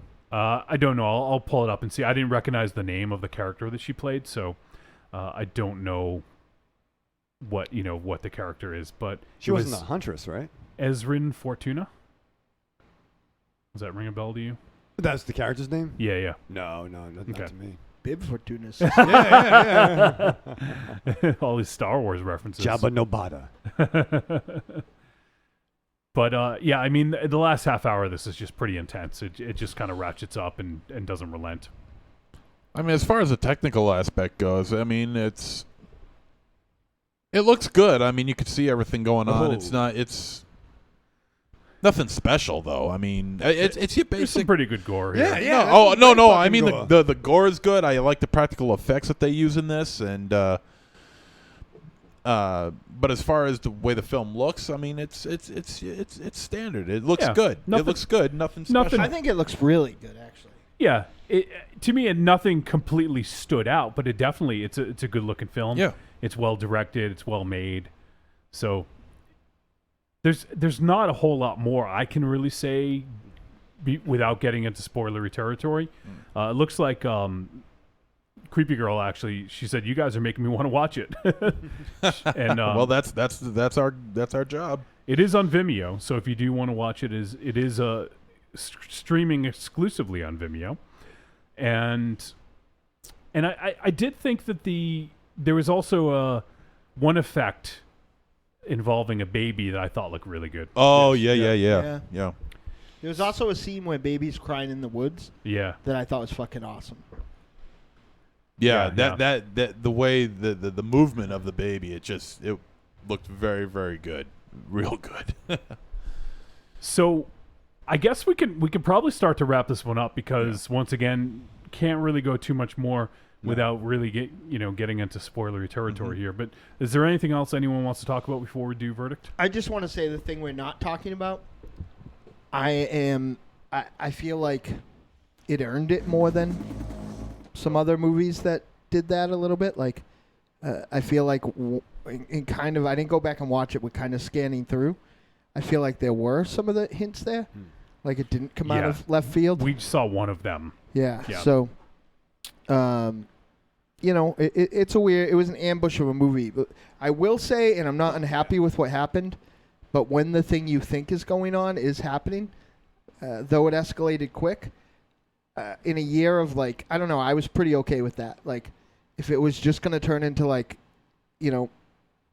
this guy going buck wild and turn into a slasher movie at this point, I would have been. Oh yeah, I forgot about that. I was okay with that. Yeah. So I'm not saying I was disappointed with what happened, but I felt like, and I don't want to say it wasn't necessary either, but I don't know. This has to be almost as bad as the Babadook review, though. We gotta bring back the spoiler alert noise. Yeah, we could. It's just a film that not many people have seen. If it's a film that maybe has been out for a little bit, then maybe we could do it. But I don't know.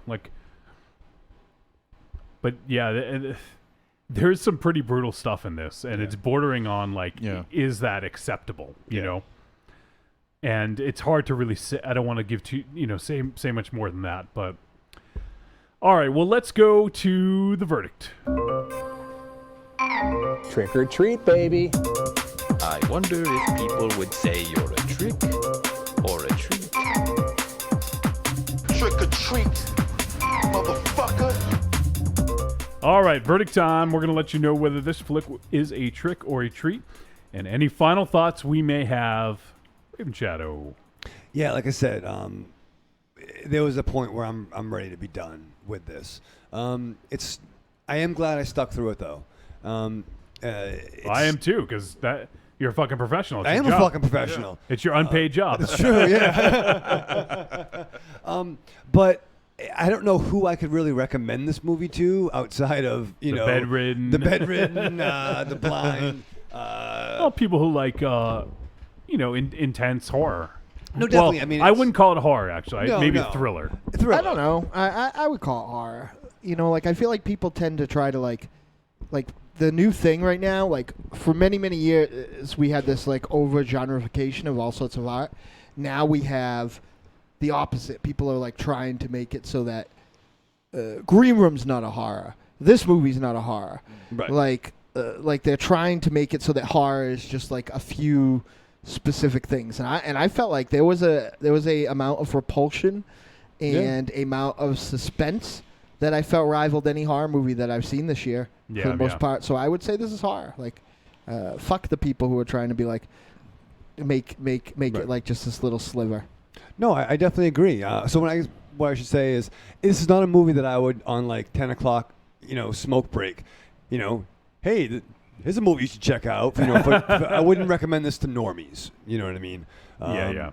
So, but I am glad I stuck through it. Had a nice, like I said, the twist we're talking about. Good gore, and I am happy I stuck through it. But you gotta stick through it. And if you like, the gory shit, then maybe it's in your wheelhouse. But no, stick around. No, I'll say that, mine. I'm sorry. All right, if I can go next. Treat. Sorry, All right. Raven Shadow. All right, Mars. I do feel like we're amping on the gore a little too much. Like, it was definitely there. Yeah, it's not like a gore film. Like I would say that the first part of this bears more resemblance to like a slow burn sort of thing and a more psychological sort of thing than gore. But the gore that comes is worth waiting for. Yeah. For me, this is a treat, and I almost want to review this again at another time when we can really we can talk about it. Because like I feel like, much like the Babadook, I feel like there's more to discuss here than we could discuss. Yep. All right, MZ. The practical effects in this movie are really quite good for a movie of this type.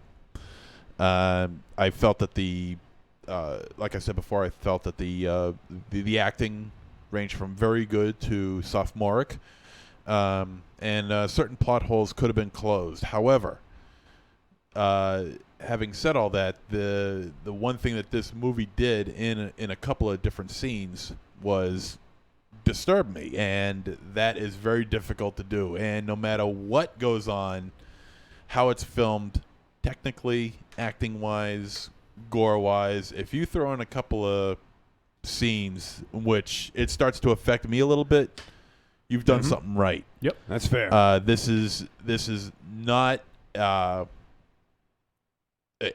great film, but it's quite a good film. And from what I understand, this is from a short story of the same title. This is a treat, and he was the perfect husband, and we love him every day. Oh Yeah. He truly was perfection. By the way, don't watch this at Panera Bread. What? Yes, that was a bad idea on my part. Yeah, maybe Pantera bread. Go to bed, Pantera. Clean your room, Pantera. Pantera. The creepy girl says, "Wow, if MZ was disturbed, I gotta see this." That's the fucking box art. The box art. I'm going to make a prediction and say that Creepy Girl will not like this. That's my prediction. I could see that. Yeah, either way. I'm on Nick will not like this, but... No, Nick will not. So for me, this film was also a treat. It's not not an amazing treat. This is definitely a well-made film, though. And it does something a little different that, granted, this isn't a total, original thing. Like, oh my God, I've never seen this before. But I think that it did enough to kind of distinguish itself to make you remember it. This is going to be a film that is memorable for me. And it's one of the ones of all the films we review every year, I'll probably remember this because of some of the intense scenes and because of the ending, right? So for me, that's got to count for something, I would say, Right. And like I said, technically it's well made. I think the acting is performed fairly well, and we're seeing this big scene right here that that is makes a lot more sense now. Denouement. Oh, shut up. That's French for the big plot reveal. This is an Italian movie. Yeah. But no, I will also echo and say that this is a treat, and I think that it's definitely not everyone's cup of tea. Some people are going to like this movie. Some people are not going to like this movie. And I know I used high tension earlier. it's in the way that I can't even broach the subject because it's tough without spoiling. So I'll just leave it at that and say that it's a treat. So for all of us, it's a treat. Definitely an interesting flick. It's on Vimeo right now exclusively if you want to go ahead and watch it there. Or if you can hold out in October, it's going to be on most major VOD carriers and also DVD and Blu-ray. So once again, Artsploitation does not disappoint. Got another interesting flick to add to their repertoire here. So good on Artsploitation for that. Yeah, they got a good catalog. Yeah, absolutely. Building a really nice catalog. And we have another movie from them we may do before the end of the year. One or two more that we may do for the before the end of the year.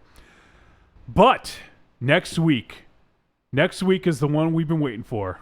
Ooh. We are going to review Nicholas Winding Refn's The Neon Demon. Just hit VOD yesterday on August 30th. And super, super excited for this one. I cannot wait. Yeah. I know MZ is excited. Mars, you excited? No. Raven Shadows probably could give a shit. No, I was excited, and then I'm concerned. I'm not sure. We'll find out. Stay tuned. Now, just for the record, you guys hated Only God Forgives, right? Both you guys? Only God Forgives. Only God Forgives. Ryan Gosling. Yes. Take off the fucking dress! I fucking loved that movie. That was you loved it? That was the joint I liked. That was the one I liked. Oh, you guys didn't like Drive? Right. I didn't like Drive. Right. Okay. I wish he fucking drove. I just don't like Ryan Gosling. Did you like... Did you guys like... Do you remember Valhalla Rising? Do you remember if you liked that or not? Which one was that? Oh, Jesus. Mads Mikkelsen. He plays Hannibal in the Hannibal show. Okay. I think I... All right. Well, if like you guys it. don't remember. Yeah. But no, I enjoyed Only God Forgives. Okay. Good. This is the fucking scene. I'm like, really fucking, this is fucking happening? Yeah, this scene was Like- just the fucking like cherry on top. This of was, it. insult to injury. Now Yeah. I'm like, fuck it, I'm done. But as we find out, I that's why you might think about it differently, right? Right. Doggy punch. You know, Like, come on. Like, this is what I'm doing. The dog was scared. I think this is one of the only films I've ever seen with a doggy punch. Have you ever seen the film Donkey Punch? Is there a donkey punch in Donkey Punch? Yeah, that's the point. It kills the girl. And then No, I haven't. It's a good idea for a movie. I didn't like it. So it's like some party girls with some bros on a boat, and they convince the nerdy guy to do a donkey punch, and he kills the girl. Oh. And then the girls are trying to stop the guys from throwing the body overboard to have the evidence. That's the whole movie. I believe it's on some streaming service now. Okay. I scan through it with repulsion every single time. Creepy Girl says, "Dumb movie." This is a cool effect right here. That so simple and yet so good. Oh yeah. Yeah. Creepy Girl says, "Only God Forgives." Dumb movie. Come on. Oh man, you just Joe DeCanio'd me. So this kind is where I kind of like, all right, I'm going to stick around a little bit longer. Raven says, "Hell yeah, Donkey Punch was an awesome movie." No, it was a pretty good movie. I think he's laughing at the scene on the film. Right? It just kind of, like, I don't know, it was kind of too much for me in a way. Yeah, I know of it. I just haven't seen it. So, all right, next week we're doing the Neon Demon, and also we have a pretty cool thing that we're going to be doing for the second segment next week. We're teaming up with Odd and Macabre. He is a force on internet, on Twitter, I should say, on the internet, and he's also an amazing artist. His name's Sean, and his Twitter handle is Odd and Macabre, and he does these screenings on Wednesdays. He does Weird Wednesday. I forget all the ones. He does some really cool stuff on Thursdays, Fridays, Saturdays. He does these screenings, and it's basically like live tweets. So what he does is he sets up these films and promotes them, and people go ahead. They all start the movie at the same time and then comment live on Twitter. And it's a really cool thing. They're watching like a month ago and exposed a lot of people to that. And so we're going to be working with Odd and Macabre to make this happen. And next Wednesday, he is going to be doing Weird Wednesday, and they're going to be doing Baskin. And immediately after the film ends, which will be, if you're watching live, around 11:30 p.m. next week, he's going to come on our show. We're going to do a real quick talk discussion about Baskin, And then we're also going to talk about Sean's art because he's a really awesome artist. And I don't know if I can mention it yet. I don't know if it's under wraps, but he did a poster for an upcoming film that's pretty cool. I got to see a sneak peek of it. I don't know if he released it or not, so I don't want to, let the cat out of the bag if I shouldn't. So we'll get that information though. But Sean's a really cool artist. He does some very different stuff, like mixed media type stuff. And so we're going to be doing the Weird Wednesday next week, and afterwards, people are going to tune in after watching Baskin and hopefully hear us talk about it for a bit and then find out more about Sean and his art. So it should be a fun show, and we're also going to be doing the Neon Demon, and we may have a guest in studio. We're still hashing that out a little bit. Ooh. So I think it's about time we take another break, though, Raven Shadow. Nice.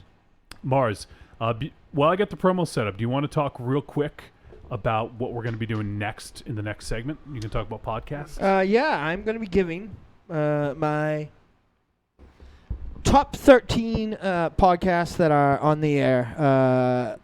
To mull this over, see if you can make any breaks.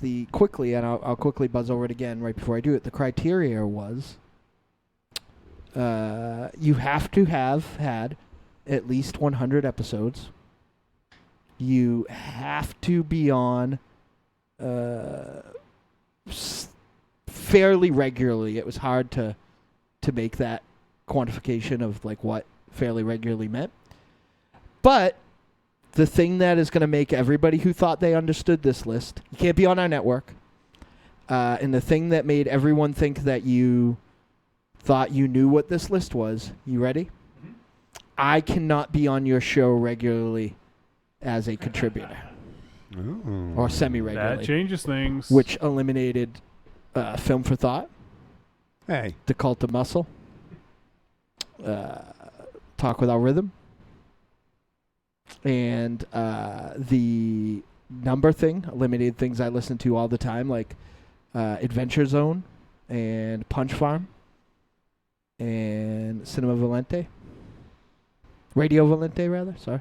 Violenta. Shush.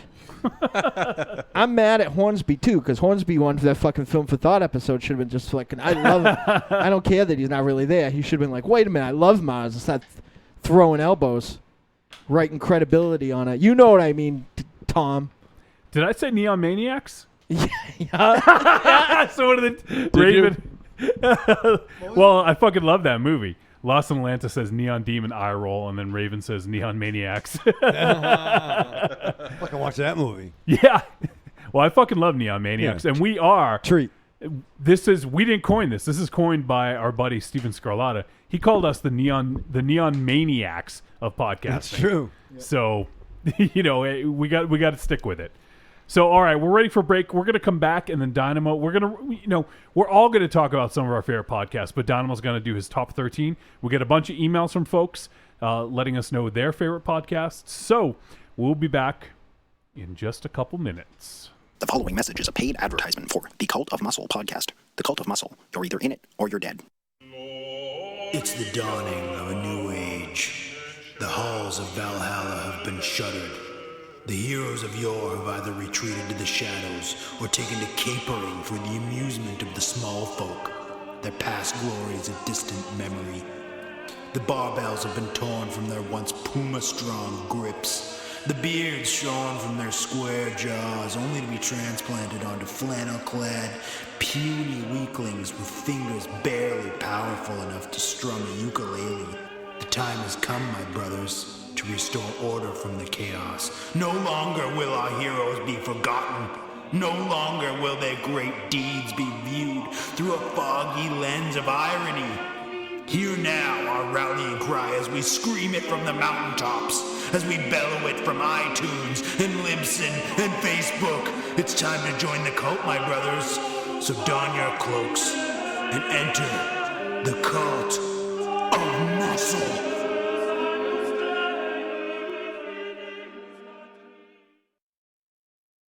Worcester, Massachusetts, a barren wasteland of dull. But in October, that changes forever. The 14th through the 16th, the Deadites will be in attendance at the Rock and Shock Horror Convention. Come hang out with the Deadites and the stars of Trick or Treat Radio all weekend long. But that's not all. On October 15th at the Cove Music Hall, the Deadites headline an all-star night of dance music and ghoulish getting down. Worcester will never be the same. I'm Alex West. And I'm Andrea Subasati, and we're from the Faculty of Horror podcast. And you're listening to Trick or Treat Radio.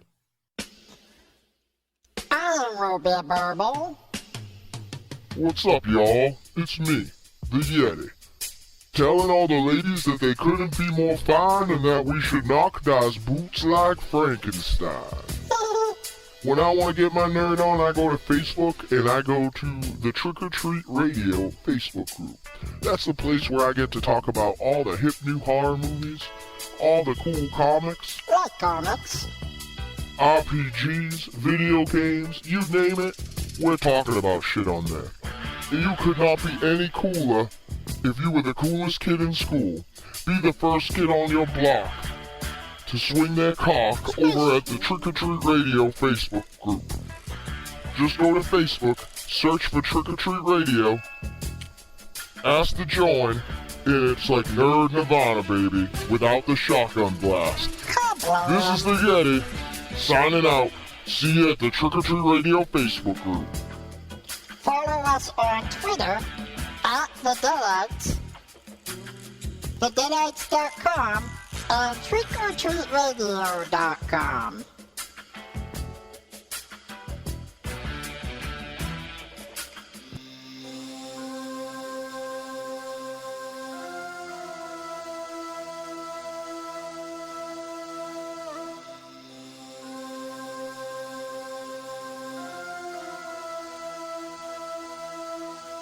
Is it odd that I care who you swim with?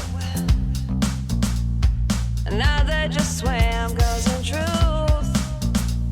The thought of it thrills me. The alien waters wash over you. You see, my plan never was a cage for two. I'm just scared of the darkest depths without you. Since you've gone, I've learned to stay afloat. I'm just frightened you'll again become my lifeboat. We had drowned in our ecstasy. You left me for dead with a pretty hello. And these waves, as I drift, they might drown me. But if you embrace me, you might drag us both down. You see, my plan always was a raft for two. But I let you sail it any way you want to. Now it looks as if the raft is broke, and you're bitter because I smashed all the lifeboats. Devil of the sea, devil of the sea, devil of the sea, it's staring us away from me. Devil of the sea, devil of the sea, devil of the sea. Would love to see it's not you. Dynamo, that's your jam. Yeah, that's the only good song I ever wrote. So that is one of the tracks from the Big Scary Monster Hunts at Midnight. That is Aquaphobic. Yes. And soon, Raven is going to be the owner of that album. Yeah, I really, really dig on. That's literally the old song. I only wrote that song good. You wrote that good? That's the only one. All the other songs I'm carried by very talented people, but All right. So well, I we're- like Double Damage, so maybe I wrote two good songs. although people can't hear that one yet. No. We've been plugging away though. Like we had to take a break and record. I went to the studio the other day. That studio. Yeah. It's fucking great. What studio? The crypt, the other crypt, not here. Oh. Did you change there's a fucking carpet. Oh, nice. There's a whole nother room. There's a second office. Oh, I have to go see The it. theater is all nice over there now. There's all carpeting. Really? Yeah. Oh, wow. It's all nice. I just talked to Tony the other day. The music he didn't studio. mention He it. gave me a new monitor. So apparently more truck falling off.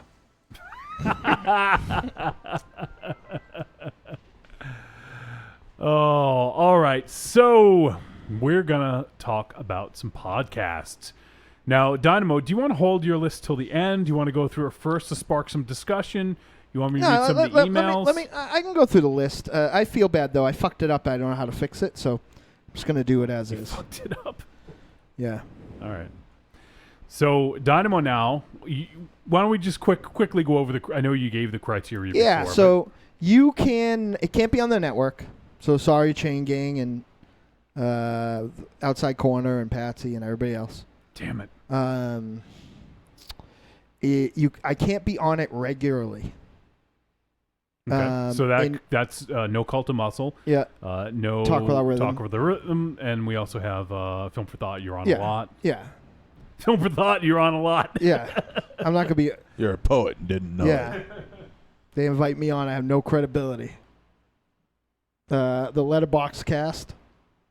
I can't be on that one.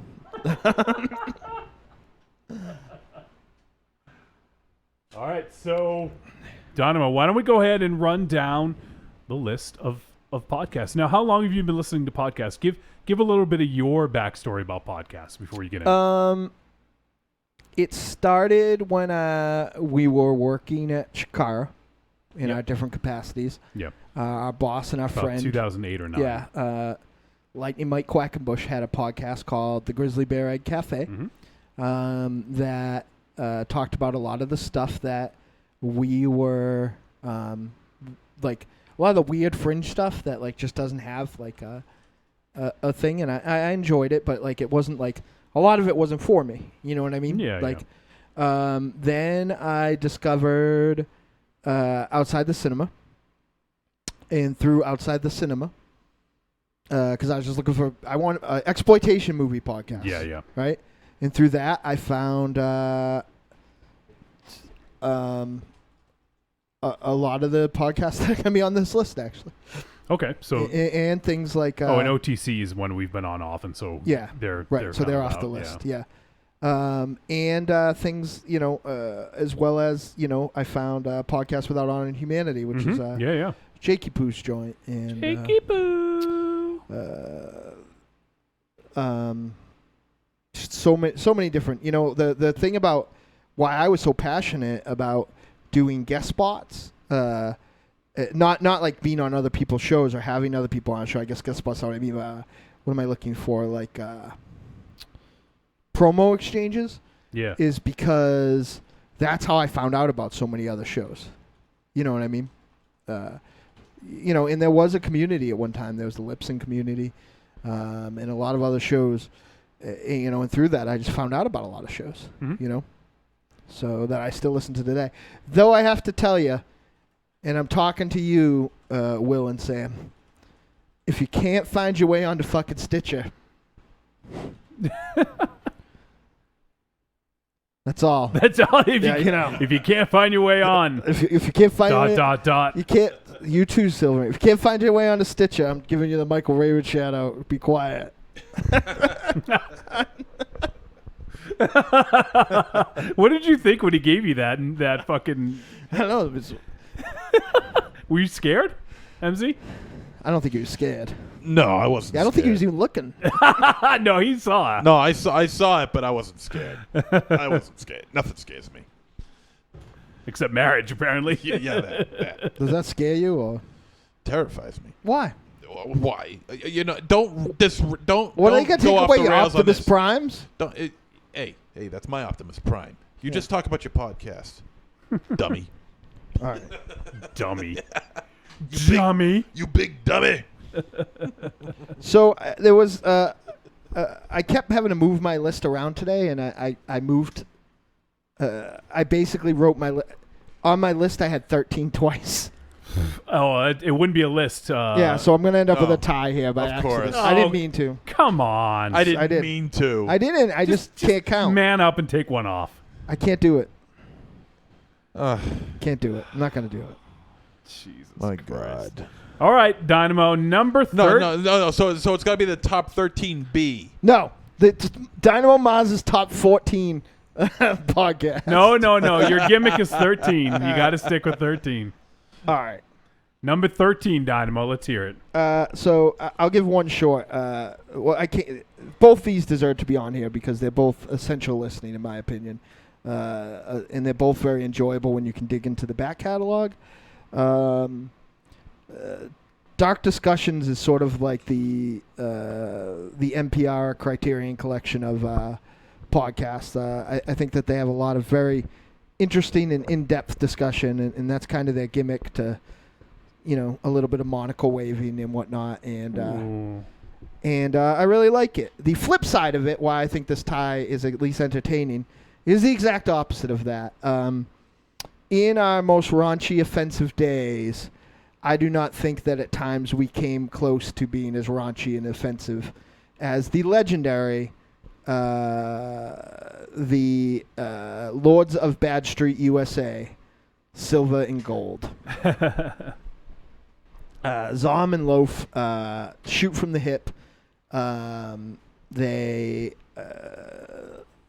whole awesomeness of their podcast, in my opinion, is really predicated by how awesome of guys they are and how interesting of individuals that they are. Mm-hmm. If I told you about the show, you wouldn't know how it would stand out from like a lot of they review two movies that are at times tangentially connected.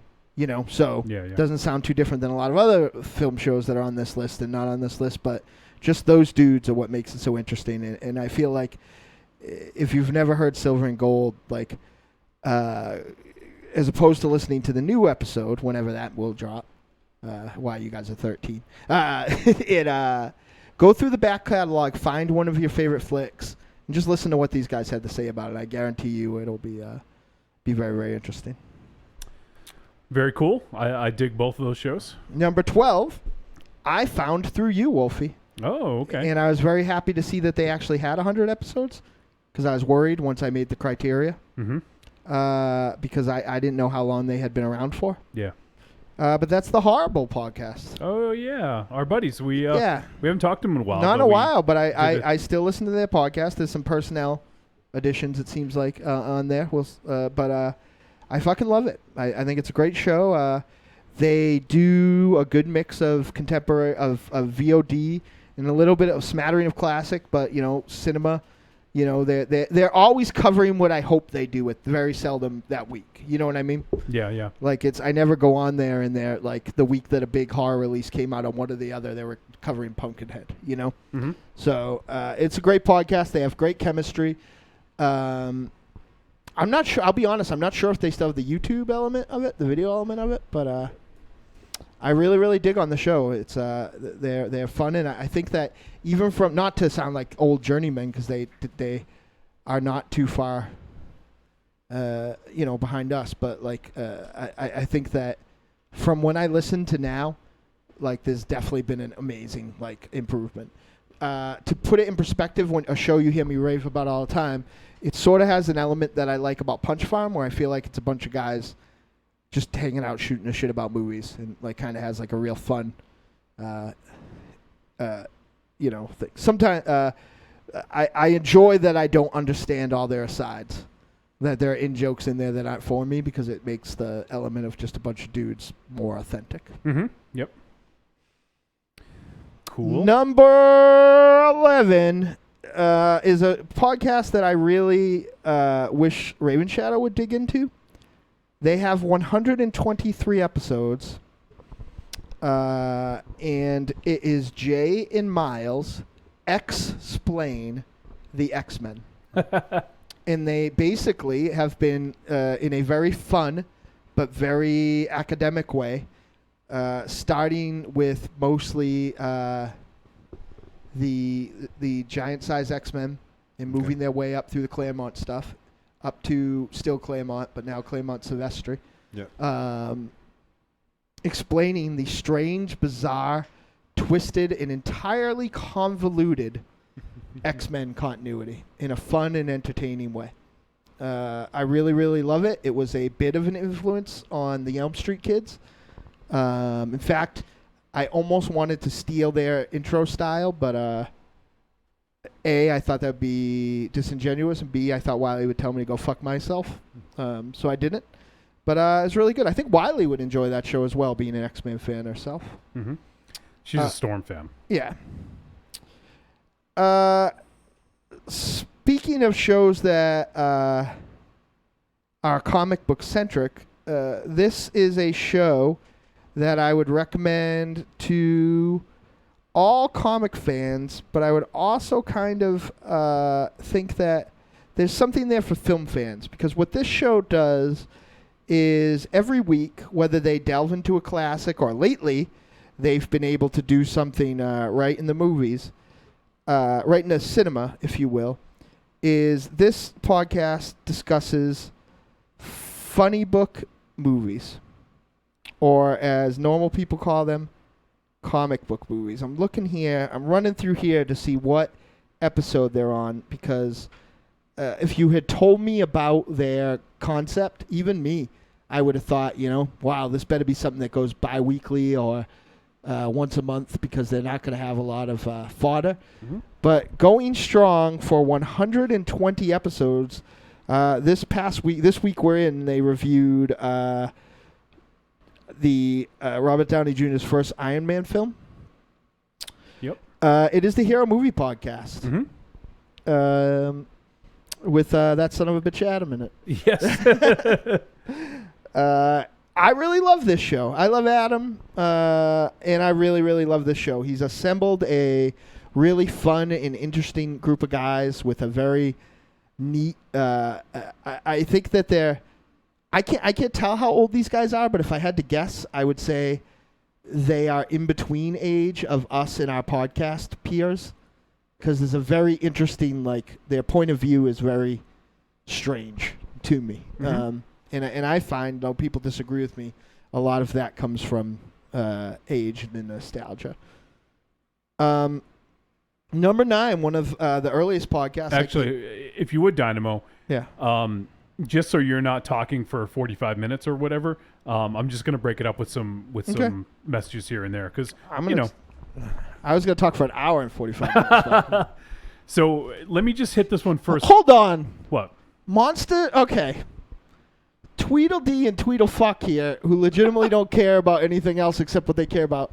This asshole's playing Monshong or whatever on his phone down here. What's Monshong? I don't know. It's that we're down. And Put this them in the dude Monshong. is legitimately twiddling his thumbs. With no hyperbole or no exaggeration. Put them up. I do. He is legitimately twiddling his thumbs because he doesn't give a fuck about what's going on right now.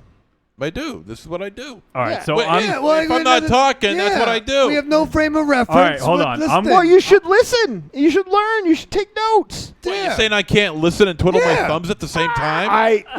No, you cannot. Yeah, I'm not positive. It don't take ears to read. I'm going to go ahead. I'm going to read a list that somebody just posted in chat, and then I'm going to come to you guys. I want you guys to each give me one podcast that you like. Okay, so just, keep that in the top. Raven Chow, you're raising your hand. Yes. Does Trick or Treat Radio count? No, it does not. Available on iTunes and Stitcher Radio. Raven just called you Monshon Zero. That means you. So speaking of Raven, Raven gave his list in the chat room. My podcast list. Number 1. Well, actually, let me go backwards. Number 13, Monster Talk. Number 12, Going in Raw. Ooh, I thought so. Yeah. That's Raven Shadow's new favorite. Number 11, The Walking Dead podcast. Number 10, The Stone Cold podcast, Unleashed. Interesting, yeah. Number 9, Talk is Jericho. Love it. Number 8, Horror Etc. podcast. Number 7, More Stories. That's MOHR. I assume that's J Moore, maybe? Yeah. Number 6, The Art of Wrestling. Yeah, good one. Number 5, CU Podcast, which stands for Completely Unnecessary Podcast. Number 4, Tell 'em Steve Dave. Mm-hmm. Number 3, Smodcast. Number 2, Movies About Girls. Ooh. Number 1, Dead Pit Radio. I listen to a lot of those. So good list, Raven. There's some ones that I'm not familiar with, and Obviously, Raven's a fan of wrestling, which is pretty awesome because most of us I'm are. hoping that's what Going in Raw is about. I'm not me. Maybe Raven can enlighten us. Raven Shadow thinks it's one thing. Mars thinks it's another. Yeah. Mars at least hopes it's another. Yeah. And Raven Shadow hopes it's another thing. Lance Beef Pile says Twiddle Treat Radio. And first time Michael says welcome to Night Vale is fun. Yeah, Absolutely. that's a good one too. Yeah. Okay, MZ. Yeah. Name me a podcast you like. Well, I've been listening to this podcast for some time, and then for a while I bowed out of it, and I stopped listening, and then good friend of mine, Slagoth, I believe it was, introduced me back to the podcast that I started listening to some time ago, and that would be Gilbert Gottfried's Amazing Colossal Podcast. I listen to that too. I love it. Yeah, I love that goddamn show, man. And he told me about, he's like, you got to listen to the interview with Dick Miller. And I listened to it, and I'm laughing my ass off. And then I started listening to some more of the yoga, but it library. was Dick Miller. I started listening to some of the other library. I've only gotten through 2 other shows: the Dick Miller show and the interview with Matthew Broderick. Nice. Which was really, really good. They had Carlos' daughter on, or granddaughter on, oh yeah, a while back, and that was good. Oh, I'll have to check that Cool. one out. And, I have not checked it out. So He's just a really big horror fan and a fan of old studio era Hollywood and the Brat Pack, and it's not exactly like I was afraid it was just going to be his comedian friends, but it's a lot of people that talk about that. Yeah, it's much more intellectual than you might expect. And as far as Gilbert holding up that voice, he still has that screechy voice, but it's kind of toned down a bit. I mean, he can only do that for just so long. But yes, but it's Tonight we're going to be watching a film called The Neon Maniacs. We Man, had Dick Van Dyke. I know that they might take my card-carrying heterosexual card away, but like I was always marginally disappointed when it was Ron DeShear and not Gilbert Gottfried. Gilbert's funny. Yeah, I love Gilbert. Ron DeShear wasn't funny. Ron DeShear was just eye candy. I like how for she the said show. up. Up all night. all right, Raven Shadow, name a podcast that's not Trick or Treat Radio. You just stumped them. We're gonna be here a while. Jesus Christ. There's the amazing, different than all the shows mentioned already, the fine programs that were mentioned. But if you have kids and you want something a little G-rated, maybe 401 Stories, nice. You listened to it because you were on it. I was on it twice.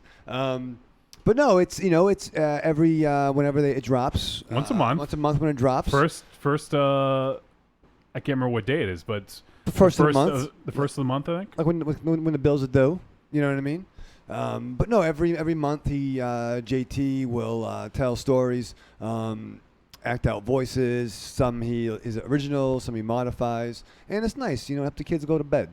It's nice. But I need a new device, John. One of the things I need you to help me with. I got to get you on Twitter too. Get me on Twitter. We got to go to the Verizon store, and then I need you to put iTunes back on my computer. And how much you paying me? By the way, what's? All right. Well, I mean, I'll buy you a cheese some pizza. kind of a service fee or something. Mars, your mic's off. Yeah. Mars, your mic's off. Damn it. Takes him a long time to get there, if you remember. Should super glue that. That's why Quad S was always in the main event. That's about the time he gets there. No, Quad S is always there. Yeah. This guy always called at the middle of the show. He didn't show up half the time. The phone because I was ring. at work at the time. Yeah, the phone will ring. We know it's fucking MZ. Yeah, letting you know that I'm on my way. Yeah. And we would tell you we got a shitty match for you because we didn't know if you were showing up or not. I watched the show. I watched the show the other day speed where racer to get there. he was his own tag partner. Yeah, believe me, that wasn't easy. So, Melissa, Creepy Girl, says, number 1, Trick or Treat Radio. Thank you, Melissa. Number 2, Elm Street Kids. Thank you, Melissa. Number 3, Scream Queen. It's a good one. Great one. And Raven says, yes, Going in Raw is a wrestling podcast. No. Oh, it's Raven Chat. I'm sorry. That was going to be your favorite. Yeah. Los Atlanta says, I love, and lists the West Wing Weekly slate. Oh, the West Wing Weekly? Okay. Is that show even on the air anymore? No. Slate's Trumpcast. Yeah. Apparently Los Atlantis does not use commas. It's fucking me up here. The Rachel Maddow Show and Talk Without Rhythm. Oh, shit. Let's talk about kissing up. Monster Zero. Yeah. What are you throwing your voice for? And Raven says Rue Morgue used to have one also. Rue It was Morgue fucking Oh, yeah. awesome. Rue Morgue Radio, yeah. And said it was pretty rad. Yep, I remember that. And Agent Nicole is hanging out now. What's up, Agent Nicole? Team Agent Nicole. Patsy's not in the chat room because he found out my criteria ahead of time. All right, so I'll name one too. I didn't think about it because I was asking you guys. Let me look through my real quick. My subscribed podcasts. Last one I was listening to was Outside the Cinema, but that doesn't fit your criteria. So You can have it. I don't have to have it. Sure. I am. They don't have you on all the time. Just once every That's 6 true. months. That's true. Where am I going to go with this one? See how I got him there? Have I told Lost in Atlantis that I love her yet? No. No, I love you, Lost in Atlantis. You know what? I am going to do the podcasts that we are on, actually. I'm going to do like a big one here. So, Outside the Cinema, our buddies, fucking great show. They're one of the longest running podcasts of genre cinema going, and two amazing dudes. We also have, obviously, the great Agora with Talk Without Rhythm, who we've guested on many times, and he's guested on our show. Hell of a guy, so insightful, and even if you don't like the movies he's talking about, which I don't know why you wouldn't, like it's worth it to basically stick in your ears for the weekly monologue, basically. Right? I'd say once a year that happens. What, you stick it in your ear? No, yeah, I did that before I came. That's a Michael Hutchins shit. Yeah. Next level shit. Yeah. He literally before I came, he did. He once a year is talk about something I don't care about, and it's usually if someone else picks it. Yeah, and sometimes he reviews films I haven't seen yet, and I usually don't listen to reviews that I haven't. If it's a movie I definitely want to see, so. But for the most part, I mean, he's great. He's one of the smartest film critics that we know. Oh, it's unreal. Yeah. Also, Cult of Muscle, obviously, our buddies Jakey and CDR have a fantastic show, and always awesome. Those guys live on action cinema. That's the steady diet of action cinema, and those dudes are fucking awesome. Can't say enough good things about those guys. And there's a couple here that I think are going to be on your list, so I'm not going to name them. And you know what? I'll wait and I'll do some more before we do your number one. So, Dynamo, why don't you continue? I think you're going to go on number 9. Hold on. I'm afraid I lost my list. That's scary. Number 9. Number 9. Did I say number 9 yet? No. No, I interrupted you. One of the longest running podcasts, one of the earliest ones I found. This one was originally a network that featured our dear buddy Wooberman in a X-Files podcast. Yeah. I didn't listen to a lot of the other shows on there, and I think, though I did listen to the motherfucking Roundtable of Men, which features our good buddy El Goro. But the main show I'm going to talk about, and I really love this show, is the flagship of the Dead Lantern Podcast Network, and that's the Splattercast. It's great. And you know what? I love horror podcasts, but like last year, I've gone back and listened to these quite a bit. They had theme months. They had including a Western month that I fucking loved. I just love this podcast. I think it's great. I think they're filmmakers themselves, and I think that it has a very they have a very cool point of view. Cool. Splattercast. Number 8. Call it pandering, call it whatever you want, but as a mutual fan of bands that no one else seems to care about, like Tears for Fears, Mike Nesmith, and They Might Be Giants, I am always, especially in the summer when the superhero movies come out, I am always a sucker to hear Clayton Morris and Mike Quackenbush be the voice of the disenfranchised in the Grizzly Bear Egg Cafe. They are the sultans of the marginalized, and I love that show. Clayton is an internet phenomenon in his own right. Mike Quackenbush is perhaps the most innovative technical wrestler of all time and one of the most brilliant writers I've ever had the opportunity to sit at the chair with. And to listen to them talk about stuff is just, it reminds me of me and Wolfie or me and Tiny or me and one of these jamokes just chatting it up. So it's a great show. Awesome. I have not listened to them in a very long time, I have to say. Yeah, they're in the rotation. Not that I don't like them. It's just that, like just some podcasts, I just can't listen to all of them. They're in the rotation. I like them. I like it a lot. Now, I think I made a mistake. Okay. Let me read another list then. Yeah, do, because it's not. I'm just gonna leave it alone, and everybody can be mad at me. But I think I made a mistake in the amount of episodes. What were you saying earlier about the one show that didn't have any drama? It on wasn't the network? that. No. What? You could strike whatever you said earlier about the one Right. podcast on our network that doesn't have any drama. Yeah, good point. That you ruined. Oh, it. I did it. You ruined it. I'll tell you later. How'd I ruin it? No, never mind. Agent Nicole gives a list and says, here's the list of podcasts that I've been listening to. Trick or Treat Radio, Elm Street Kids, Punch Farm, Atomic Age Media, No Sleep Podcast, Criminal, Bizarre States, Case Files, Serial. I often listen to true crimes podcasts. Nice. And Patsy is now hanging out. Hey. Not on the list, Patsy. You can go. Speaking of Elm Street Kids, that Wiley is one hell of a film critic. Weren't you just busting on the movies she picked? No. Last week? No, I picked the movies last week. I think. Clown was 2 years ago. That was Chris. All right, so I didn't fuck up my list. Okay, continue. Okay, so number 7, one of the oldest and one of the standard bearers, definitely took that. I forgot the name of the show now. I just had it on tip by tip, but definitely took that same template and ran with it. Both the hosts of these shows are phenomenal, real nice dudes. But one of them very well might be the nicest guy on the face of the earth.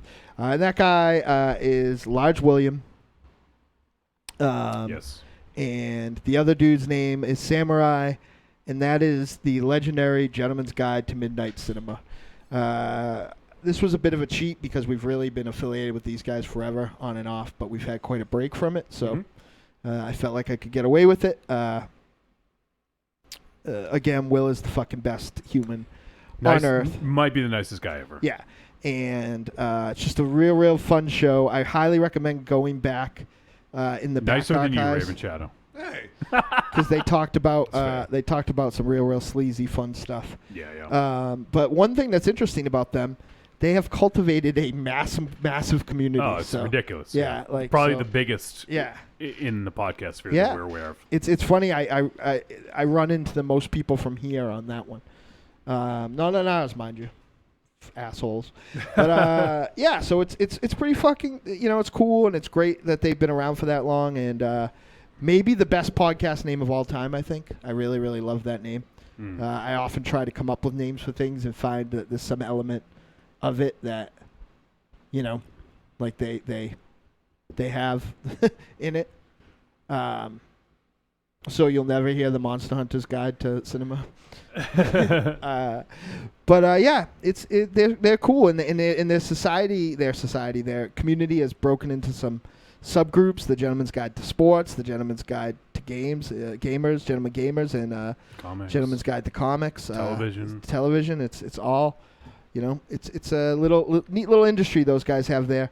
But they know their fucking shit too, and I have so much respect for them because just like we were talking about OTC, these guys have been around for fucking ever, And it's I'm proud to be affiliated with them in any way, and I'm proud that they're my buddies, and I'm proud to be part of their community.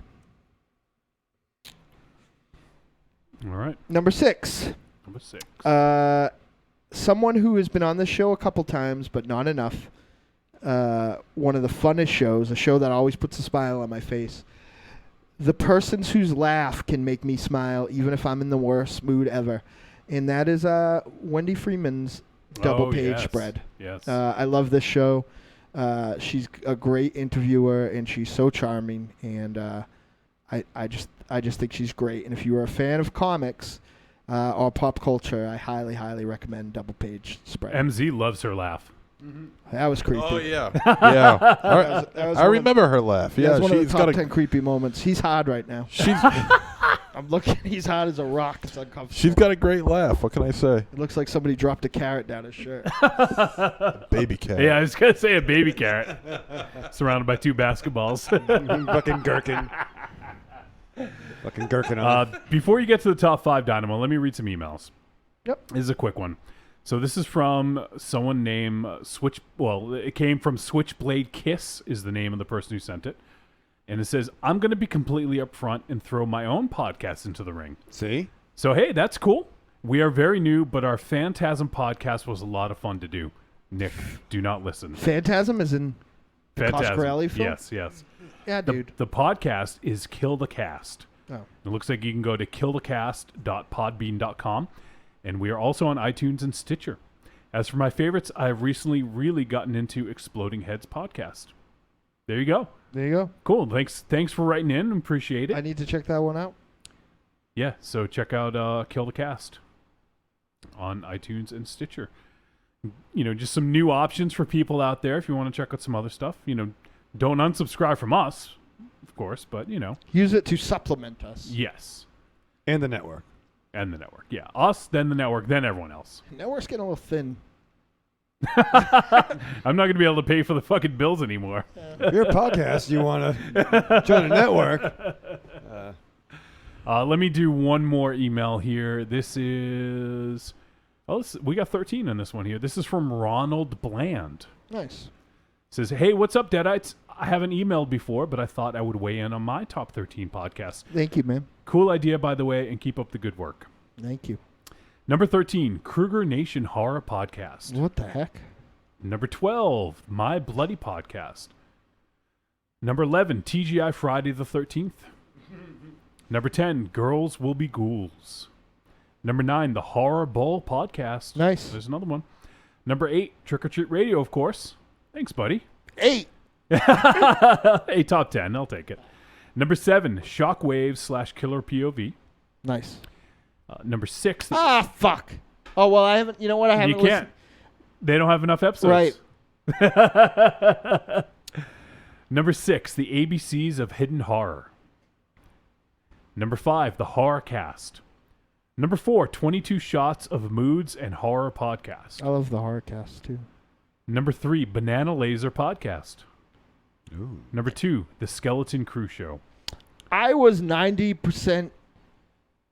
I was 50% sure he made up 90% of these until it got to the Banana Laser Podcast. Now I am 100% sure he made up 50% of these. All right, number 1, another person selecting the Exploding Heads Horror Podcast as number 1. We gotta check this shit out. I'm interested. So, to be fair, and this is nothing, nothing, this shouldn't prevent you from checking it out, but I did post specifically on one of the hosts of the Exploding Heads Horror Podcast in a thread that he had started because I guess Dread Central listed their top podcasts, and there was a lot of discussion going on about how a lot of the shows on there shouldn't be on there, or some of the shows haven't put out episodes in a long time and still managed to get on there. And they also put their own podcast on there. So people were kind of dubious of their list. So I basically let everyone know on Dave Z's thread that we were doing this. So a lot of people who are Exploding Head podcast fans wrote into us, which is totally fine. And I love that they have such a I think I just picked my nose on camera. Let's review that camera. Yes. Also, just to follow up on this email from Ronald, he says, the 2 best episodes I ever heard are the Skeleton Crew episode 36, the Halloween Awards, and Banana Laser episode 50, Bananiversary special. Not real. They both feature the best production and material I've ever heard on a not podcast, gonna look, but including that's the not real. mainstream shows. Thanks, guys. Love the show for your chemistry, fun, and dig on the wrestling talk when it comes up. Keep up the good work and check out the shows if you haven't yet. Ron. And big kudos for coming up with the word bananiversary. The banana. That's outstanding. So there you have it. Let me do one or two more, and then we'll get back to your list there, Dynamo. Next up, we have, this is from someone named Jamie, and Jamie gives us a couple here. Podcast Under the Stairs, Exploding Heads, there you go, once again, Postmortem Radio, and Podcast on Haunted Hill. You familiar with any of those, Dynamo? No, they have to get on Stitcher, I think. Are you guys on Letterboxd? That's how you. They're not film critics if they're not on Letterboxd. Thank you, Jamie. Thank you for writing in and let us know your picks. And we'll do one more here, and then we'll get back to Dynamo. This is from Becky B. Becky says, my absolute top fave podcast is Shockwave's podcast, formerly known as Killer POV. It's great. Yeah, great show. Got great hosts. Super, super knowledgeable. Maybe one of the most knowledgeable shows out there. Yeah. I also love Tanis. Not familiar with that one. Tanis? Tanis. Isn't that an Irish? Oh, that's Haggis. Yeah. Tanis is a character from Lord of the Rings. Yeah. No. No. Tanis Well, Tanis is Tanis Root from Rosemary's Baby. Oh, I thought that was what Doctor Who travels in. No, it's a TARDIS. TARDIS, you idiot. TARDIS. You retardus. No, don't You say can't that. say that. You can't say that anymore. Well, I did. Uh-oh, you're rabbit hole. Isn't Well, Tanis, he's not Mr. Sensitive over Isn't here. Tanis who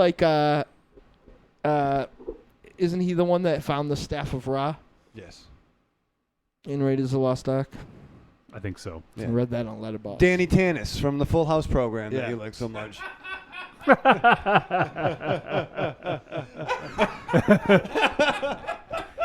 Tanis was also in the Dragonlance. That's what I was thinking of. Oh, yeah, Dragonlance Tanis. books. Tanis Half-Elven. Yeah, I love Tanis. Yeah, that's what I was thinking I just of. listened to that old book on tape this year. I listen to it once a year. The Nice. first one, Nice. Dragons of Autumn Twilight. Oh, it's good. The other ones on Becky's list: Retail Nightmares, Stop Podcasting Yourself, Limetown, Mystery Show, and Sword and Scale. Ooh. Well, thank you very much for writing in, Becky. Dynamo's crying. Apparently, you made him cry. Dynamo, why are you crying? Because it just bothers me that Tanis? people will still watch the National Football League when their players are such bad people. What's that? Because Milton Bradley, Because he was definitely a good guy, but continued to play baseball. What the hell? What's he talking about? You're asking what he's talking about? Yeah. You should know. No, I mean, I know what he's talking about, but how did we segue into this? Does it matter? I'd like to be in on it. It's been making me smile all day. Well, good. At least I make you smile. I love when you come in with some political insight. It's amazing. Thank you. I just have to say, MZ, I love you like a brother, man. You do not think when you post. No, you're a dummy sometimes. No. Yeah. No. Yes. No. Yes. No. Yes. No. Yes. No. You make these very broad-based generalizations that include everyone. A fucking rabbit hole. You basically said. you basically said, and like NFL fans were idiots. Well, for the most part, they are. No, you said they're shameful. Shameful, right? Thank you. Well, they are. They're that too. All NFL fans. So all like what? 60 I million didn't say of them? all NFL fans. No, you No, did. you did. You said No. NFL. You didn't say- you I did not say some. all. I did But not you say also all. didn't I say did not some. say all. You I did also not say didn't say all. some. Now it's an episode. I did. Also didn't say some. I didn't say all. Kick his ass. But if I say NFL fans without saying some or most or a few, I'm saying all. I don't have to say all. It's implied when you say NFL fans. I'm not implying anything. You did. I read it. You did. I read it. Fans. It said NFL fans are shameful. Don't you have to take Not a shit or some something? NFL fans. All NFL fans. And you totally bypassed my question about Hollywood being equally deplorable. Aren't you a Polanski fan? I'm not a heavy Polanski fan. I know where you're going. I know you're where a you're heavy going. whatever fan you are. You're Listen, heavy and you're a fan. Yeah. So that guy's a rapist. Yes, he is. So you are shameful. I'm the most shameless person you'll ever come across. No, you're shameful. I'm shameful? Yeah. So I'm shameful. Okay. Just saying. If you say that doesn't make him a bad director. Like if you say the hosts of Trick or Treat Radio are idiots, unless you say some of, you're saying all of the hosts. You don't have to say like it's implied that you mean all. Gotta scratch my balls. You make very broad generalizations when you post all the time. We were doing a top 13 list. Yeah, somehow we got segued into this. I don't know how the hell it happened. Top 13 broad post by Monster Zero. That's a fucking show. Yeah. Outrageous. Somebody gonna die tonight. Remember, we're gonna have that blood episode pretty soon. Remember when we used to let you make lists? Yeah. Yeah, and they were wrong because you would pick things that weren't correct. Yeah. Oh, Lost in Atlantis agrees with MZ. Yeah. Oh, she's being nice on him again. Yeah. You know what? You know what, Atlantis? I'm glad you said that because when you messaged me yesterday and you told me that you agreed with me, I'm like, I really wish you would tell this to these two jamokes and clear the air. But wait, Lost in Atlantis. So clarify thank you. You think all NFL fans are shameful? So that's a fucking rabbit hole. Me and Mars and probably. Wait, I'm a fucking NFL when it comes to fan. NFL, yes. I don't give them Why? any money, but I enjoy Why? watching the sport. Ugh, I don't know. Well, first of all, I think the sport sucks. Yeah, now but I anyway, found a list of like 50 baseball players that did things just as bad as all the football players you're talking about. Really? Name them. Top 13. The top 50. Top 13. What about Matt Hall? Rapist. Who? Continued to play. Top 13 shameful acts. I don't even know who that is. And I know Who? baseball. I don't even know who he said. Hold on a second. Matt Hall. I lost my list, so I'm trying I don't to know who Matt Hall is. The top 13 times Dynamo has lost a list. I just want Wiley to specify if she's saying that we are shameful too, because I'm sure she owns Roseberry's Baby. I'm sure a lot of these people who are chiming in owns Jeepers Creepers, like rapists. So why aren't you guys shameful? She says, I do think the vast majority of NFL fans are shameful. You do if you're paying for the games. I'm not, though. It's on free television. Yeah. Johnny Depp, shameful. Right? Johnny Depp? Oh, Yeah. for the recent. He worked with a rapist. He did. Who did he work with? Roman Polanski.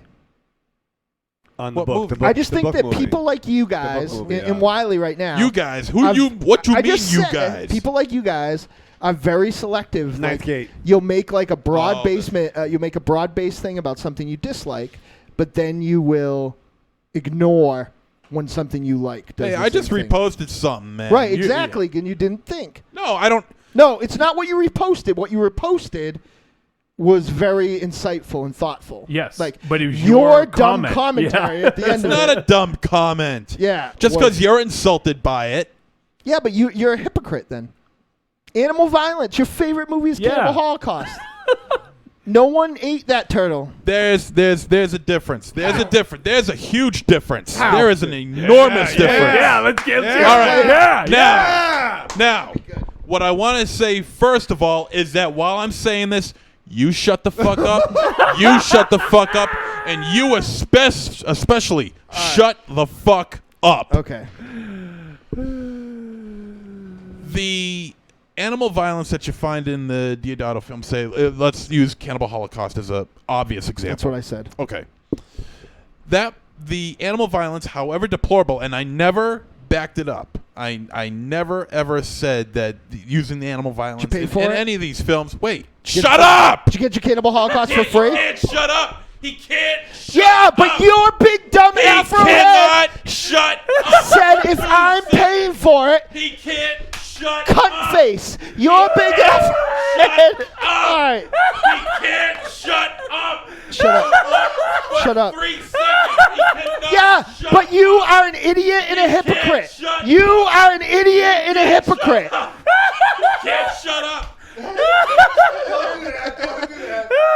All right, so contradict yourself because you bought Cannibal Holocaust. He can't You shut bought yeah, but you're just happy can't now. shut up. Contradict yourself. He can't shut up. I hate Shut you. up. Your girlfriend Shut hates up. you. Your parents Shut up. hate you. Everyone Shut but up. Stephanie hates Shut you. up. Shut up. Shut up. Shut up. Shut up. You hate football. Shut up. You hate Shut up. football because football Shut players up. made fun of you in Shut school up. because Shut you're up. a loser. Shut up. Because you were Shut a up. loser and you Shut didn't up. have any Sit down. friends. Shut up. You wore Shut up. sweatpants and your parents didn't Shut love up. you Wait. and no one liked Shut you. up. Creepy Girl does have a point. What? He did say shut the fuck up. All right. So, all right. So you didn't. Someone gave you Cannibal Holocaust. You haven't bought it multiple times. Oh God. Yeah, you got the pizza there. All right. So someone gave you Cannibal Holocaust. He's not going to Continue. stop. He's not going to. Oh, now I can continue? Yeah. Are you Go. kidding me? Go. Are you kidding me with this guy? Loser. Oh, Go. God. Friendless. Wait. Go. I gotta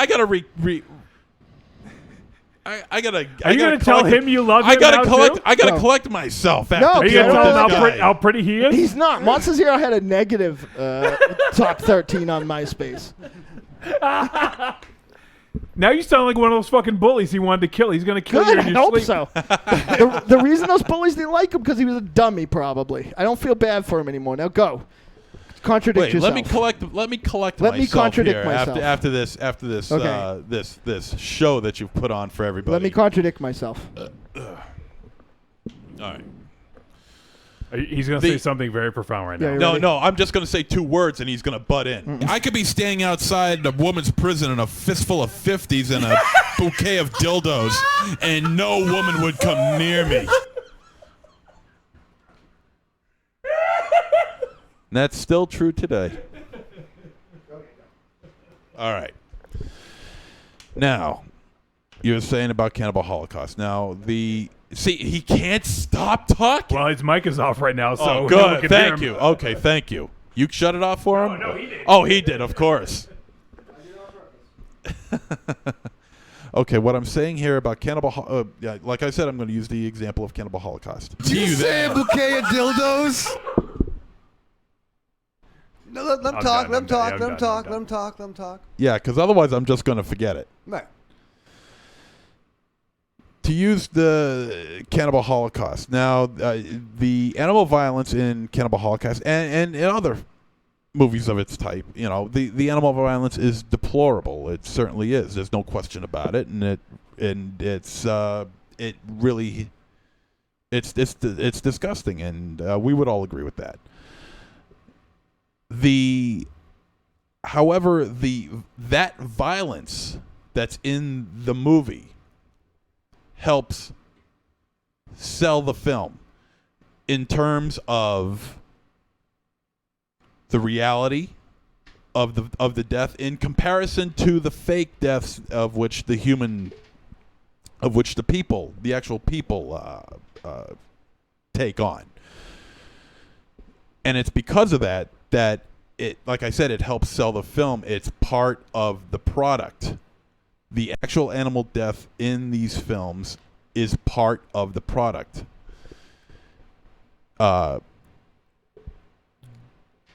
Animal death, as far as like Michael Vick is an excellent example, who drowned dogs, is not part of the NFL product.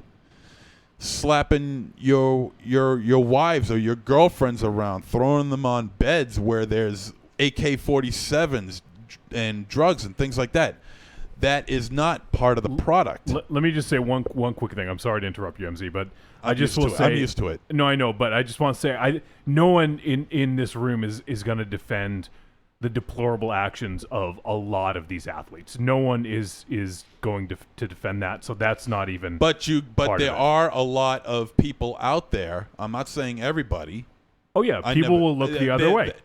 It's not so much that they'll look at the other way. Look at they'll continue rooting on these people. Well, people are going to vote for Trump. I was going to say, look who we have for our political candidates this year. Oh, please, no.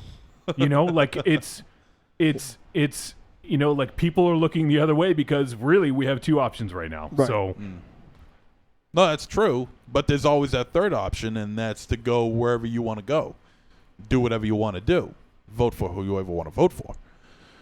Well, but like I said, you're throwing your vote away. You're throwing your vote away this time. I don't think so. You are because that's what everyone says. I don't. Yeah, believe but if you do, and Trump wins, then we're fucked.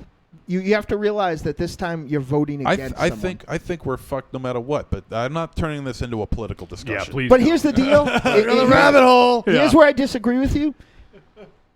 And I will disagree with you all the time. Of course you will. Animal violence is never. You will never give me the scenario where animal violence is condonable. I don't care how much you love that fucking. I agree. Yeah. I'm not. No, I'm you not disagreeing. did. You said that. No, I said it's part of acceptable. it's part of the sell. It's part of the product. I never said I agreed with it. I'm just saying it's But part then of the buying product. buying that film, aren't you endorsing it then? Yes. But Cannibal Holocaust fans are shameful. But the thing is, and this is the sad state of affairs, Dynamo, is the fact that, and as cheap of an exit this seems to be, it's still the truth. It's too late for those animals. It's too late. I wish you could see the look on Dynamo's face. Yeah, well, if Dynamo actually had the balls to be on camera, then you might actually be able to see that. Because I am merciful to our listeners and know I'm ugly. No, as you're opposed not. to you being there. You're not. Here's the thing, though. Here's why you. He's shameful, apparently. Here's why you are a hypocrite. You ready? And then I'll do this very simply, right? There are hundreds and hundreds of players in the NFL. Like that dude Michael said today on your thread, it is the biggest sports organization in America by a lot. Okay. There are the town that I lived in had less people than currently work for the National Football League right now. Right, the town that I went to high school in, right? Mm-hmm. That's a lot of people. Obviously, the hundreds and hundreds of people on every team that perform Make-A-Wishes, that do charity events, the hundreds of New England Patriots that we've had in our time, Teddy Bruschi, his name's escaping me. Tom Brady. Well, no. Tom Brady does do a lot. Oh, Flutie. Yeah, Doug Flutie. Yeah. Like the amount of athletes that have done phenomenal things, you don't hear as much as that. That's a blurb. But when one person, Which just is like too in bad. town, right? Exactly. But when one person in town, right, okay, does a crime, you hear that more than 100 other people doing good things. And that's the same if the NFL is a society. When Michael Vick does a bad thing, you're going to hear that over the 100 people that do Make-A-Wishes all the time. Same thing happens in pro wrestling. The only time you'll hear John Cena doing something good is if nobody died of an overdose or nobody hit their wife or nobody did anything else, right? It's just the way it is. Football, it seems more so than baseball or hockey or soccer, especially in the United States, because it's more people. It's not that it happens more percentage-wise than it does in any other sport. It happens the same amount. It's that there is more people in those sports. So the same amount So you're saying per yeah, capita. the same amount of scum. There's the same amount percentage of scummy baseball players. There's just actually less baseball players. No, but I get what you're saying. Here's the thing: you supporting Deodato in Cannibal Holocaust is equivocal to wearing a Michael Vick shirt, because there isn't 18 million Deodatos. There's one guy who consistently made movies that had animal violence in them, right? True. One guy. True. You might as well wear a Michael Vick shirt or a Michael Chamorro shirt, because you are promoting that one person that did that bad thing. What? This is just observation. Don't you wear like an Albert Fish shirt and he really ate Exactly. people? Yes, I do. He really ate people. Yeah. Exactly. Yes, I do. But that's because Well, I'm who cares about people? Yeah. Well, exactly. But you know what? I mean, yeah, I do have an Albert Fish shirt, and I'm proud to wear the shirt, and it's it's because I like true crime. I'm a true crime. He's a. I just like that kind of stuff. You know. Plus, it also That was a joke. But you're not promoting. Plus, also, it's an extension of my extreme nature into. So how are you like any different than violence. somebody who likes Michael Vick? Because, like I said before, this Fish people didn't throw people can still not like Michael Vick. That's the thing. Mm-hmm. But unfortunately for the team that he plays for and for the teams that he played for before, He should have never probably, played again. I agree. Yes. I agree. He should never, ever, never mind even owning another animal. What's his name? You know why he did? Because people saw an opportunity to make money. It's Right. all Exactly. about money. And not for Exactly. nothing. It's Which the is same why I argument say- that's which made is about wh- Victor Salva too. Mhm. He did do his time. I don't think it's enough time on either case. How much time did he do anyway? Who, Vic? Salva. Oh, I don't know. I have no idea what it was. It was before he made Jeepers Creepers, though, Yeah. so it was a long ass time ago. But I would agree with you. But it's like I said before, the as deplorable as the animal violence is in films like that, it is part of the product. It's people find like I said, I so that makes it okay. I never said it was okay. Then what is But your point? but I'm saying that it is part of the product, and it's in a way it's also part of. So somehow It's also in the way of how the effects are managed in a film like this. The real death of animals heighten up the fake death of the people to make it look more authentic. So if I made a so movie it's part tomorrow, of the product. So it's part right? of the product. If I made a movie tomorrow, Yeah. shot a ferret in the face to put over the extremity of the movie, that's okay. No, I don't would understand. stop- I would don't stop understand you. your point then. Because, like I said before, So wait. Pardon. I'm trying I to want tell to you. make. No, I want to make sure I don't. I just want to see. So because Michael Vick didn't get extra points or didn't get paid more for killing dogs, that's worse than it being part of. For some reason, it not being part of his sport or his whatever art, whatever like parable you're making, that makes it worse. Can I? No, wait. No, I'm help saying me. I'm saying that the time frame before Michael Vick did what he did. Correct. People loved him. He was Sure.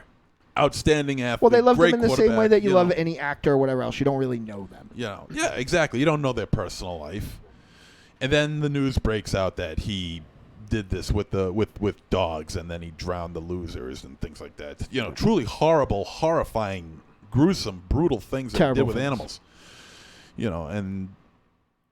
But after that, people still. I'm sure he lost a certain amount of his fan base, but what does that say to the people who still back him? You still have a choice. Well, you they're bad you people. still have you still have the opportunity. But that's some bad you still- people, not all bad people. You still have but you still have the opportunity to change your mind. Here with and I'm going to use it again, Cannibal Holocaust. It's like I said before. It's a matter of when. I was really intrigued in the film before I got to see it. Right. And then when I watched it, I loved it. I thought it was fantastic. But at the same time, I thought the animal violence was very, very sickening, and rightfully so it is. It's very disturbing and gruesome.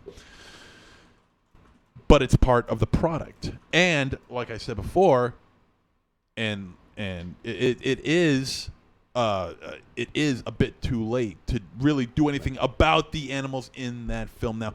Now, like I said, it is a little bit too late to do anything about the animals that Michael Vick killed, right? It also was a different time. That's where I was trying to go, Johnny. It's That's a where I was different trying to- time. It's a different time, different country. Right, it's hard to put it in. Is it wrong? Yes. That yes. doesn't mean make it's it okay. right. No. That doesn't. But there's certain cultural things that have to be into account. Yeah, You know what I mean? That doesn't make it right. But I won't watch.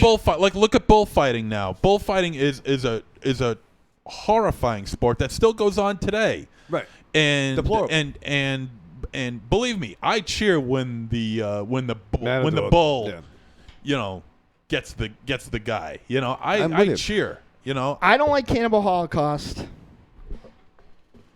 because it legit, as we talked about when it was on, the animal violence stuff I just think is not acceptable and we can't get by it. Okay? I don't like Michael Vick. Right? But I would be more apt to say, and I'm not because I'm able to separate generally art from artists so sometimes, right? That Deodato fans are shameful. I mean, New England Patriots fans don't have anything to do with Michael Vick. What's his name who shot that guy in Providence? Aaron Hernandez. Yeah, Aaron Hernandez. I don't know a single fucking Patriots fan that wasn't ready to sell that guy down the fucking river. Right? Yeah. So why are New England Patriots fans? Well, here's the thing. What? If he had gotten off or whatever and came back, there would be a certain amount of people that would be able to overlook it if he could help their team win. Sure, but he wouldn't play. He wouldn't play here. No, which is a good point. And we're gonna lose our audience. We're talking about sports. I want to get off of this real quick, but I think the point is that a lot of people are forgiving because they just want to see their team win. They don't give a fuck about what people have done. Yeah, and that's just that's a problem with this country is accountability. We don't take accountability for our own actions, and we look the other way when people do things that are deplorable, but they don't affect us. So we don't care. We'll wash our hands of that, and that's kind of the way this whole country is. And maybe I can only speak about this country because I live here. I don't know about the others. No. So that's why I'm just commenting on this country and not the world. Or Roman Polanski lives somewhere else. Right. So we did have a topic, and Raven said, "Geez, there was a topic to this show, right?" I think people are tuning in to hear about podcasts. It was an interesting discussion, so I didn't want to stop it. Not just broad-based. They get the fucking bonus plan. Thoughtful things. That MZ, before you go. No, I was just gonna say that I think the thing is we were being dicks, no doubt about it. Yeah. But it's because we love you, man, and I don't want you to throw these blanket statements out there that you don't think you can't quantify. No, I would have explained myself a little bit more, but at that time I was having a really bad night, and I went to bed and I just never got back to it. But it's just Facebook. I mean, it's not fucking end of the world. If you had posted the thing, you just have to put. It's just a word. It's the difference of a word. If you say some NFL fans, but if you because some people took offense to that, right? If you just say, I took offense to it. I've been a Patriots fan my whole life. If you said, but by saying NFL fans, these the implication, or by saying wrestling fans, or serial killer fans or smokers or whatever, if you just say, or Goblin fans, if you don't make any sort of qualification to it, what you're really saying is all of them, even if you don't mean all of them. People whose name are Raven. Awesome. All right, but I think you're on number 5, Dynamo. Well, I think Monster Zero deleted my list. Are you leaving? No. No, I really think he deleted my list. Hold on. Jesus. All right. Let me read another email. No, I got it. Whatever you got. want. Okay. Go for it. Number 5. I hate him. I hate podcasts. I hate all of you. But Stephanie's beautiful, isn't she? She is. I hate 6th grade. And I hate all of you. Number 5 is one of the coolest comic podcasts out there. Again, it just seems like a casual discussion amongst fans. Occasionally, they'll do interviews and stuff.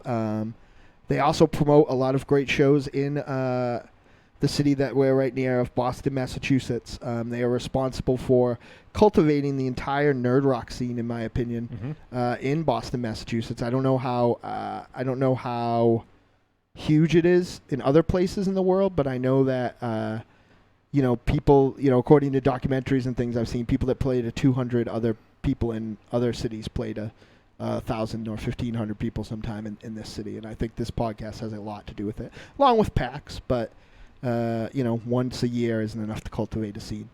And that is the League of Ordinary Gentlemen podcast. Yep. Featuring, I would be as bold to say led by, our good buddy, Dr. Clay Inferno.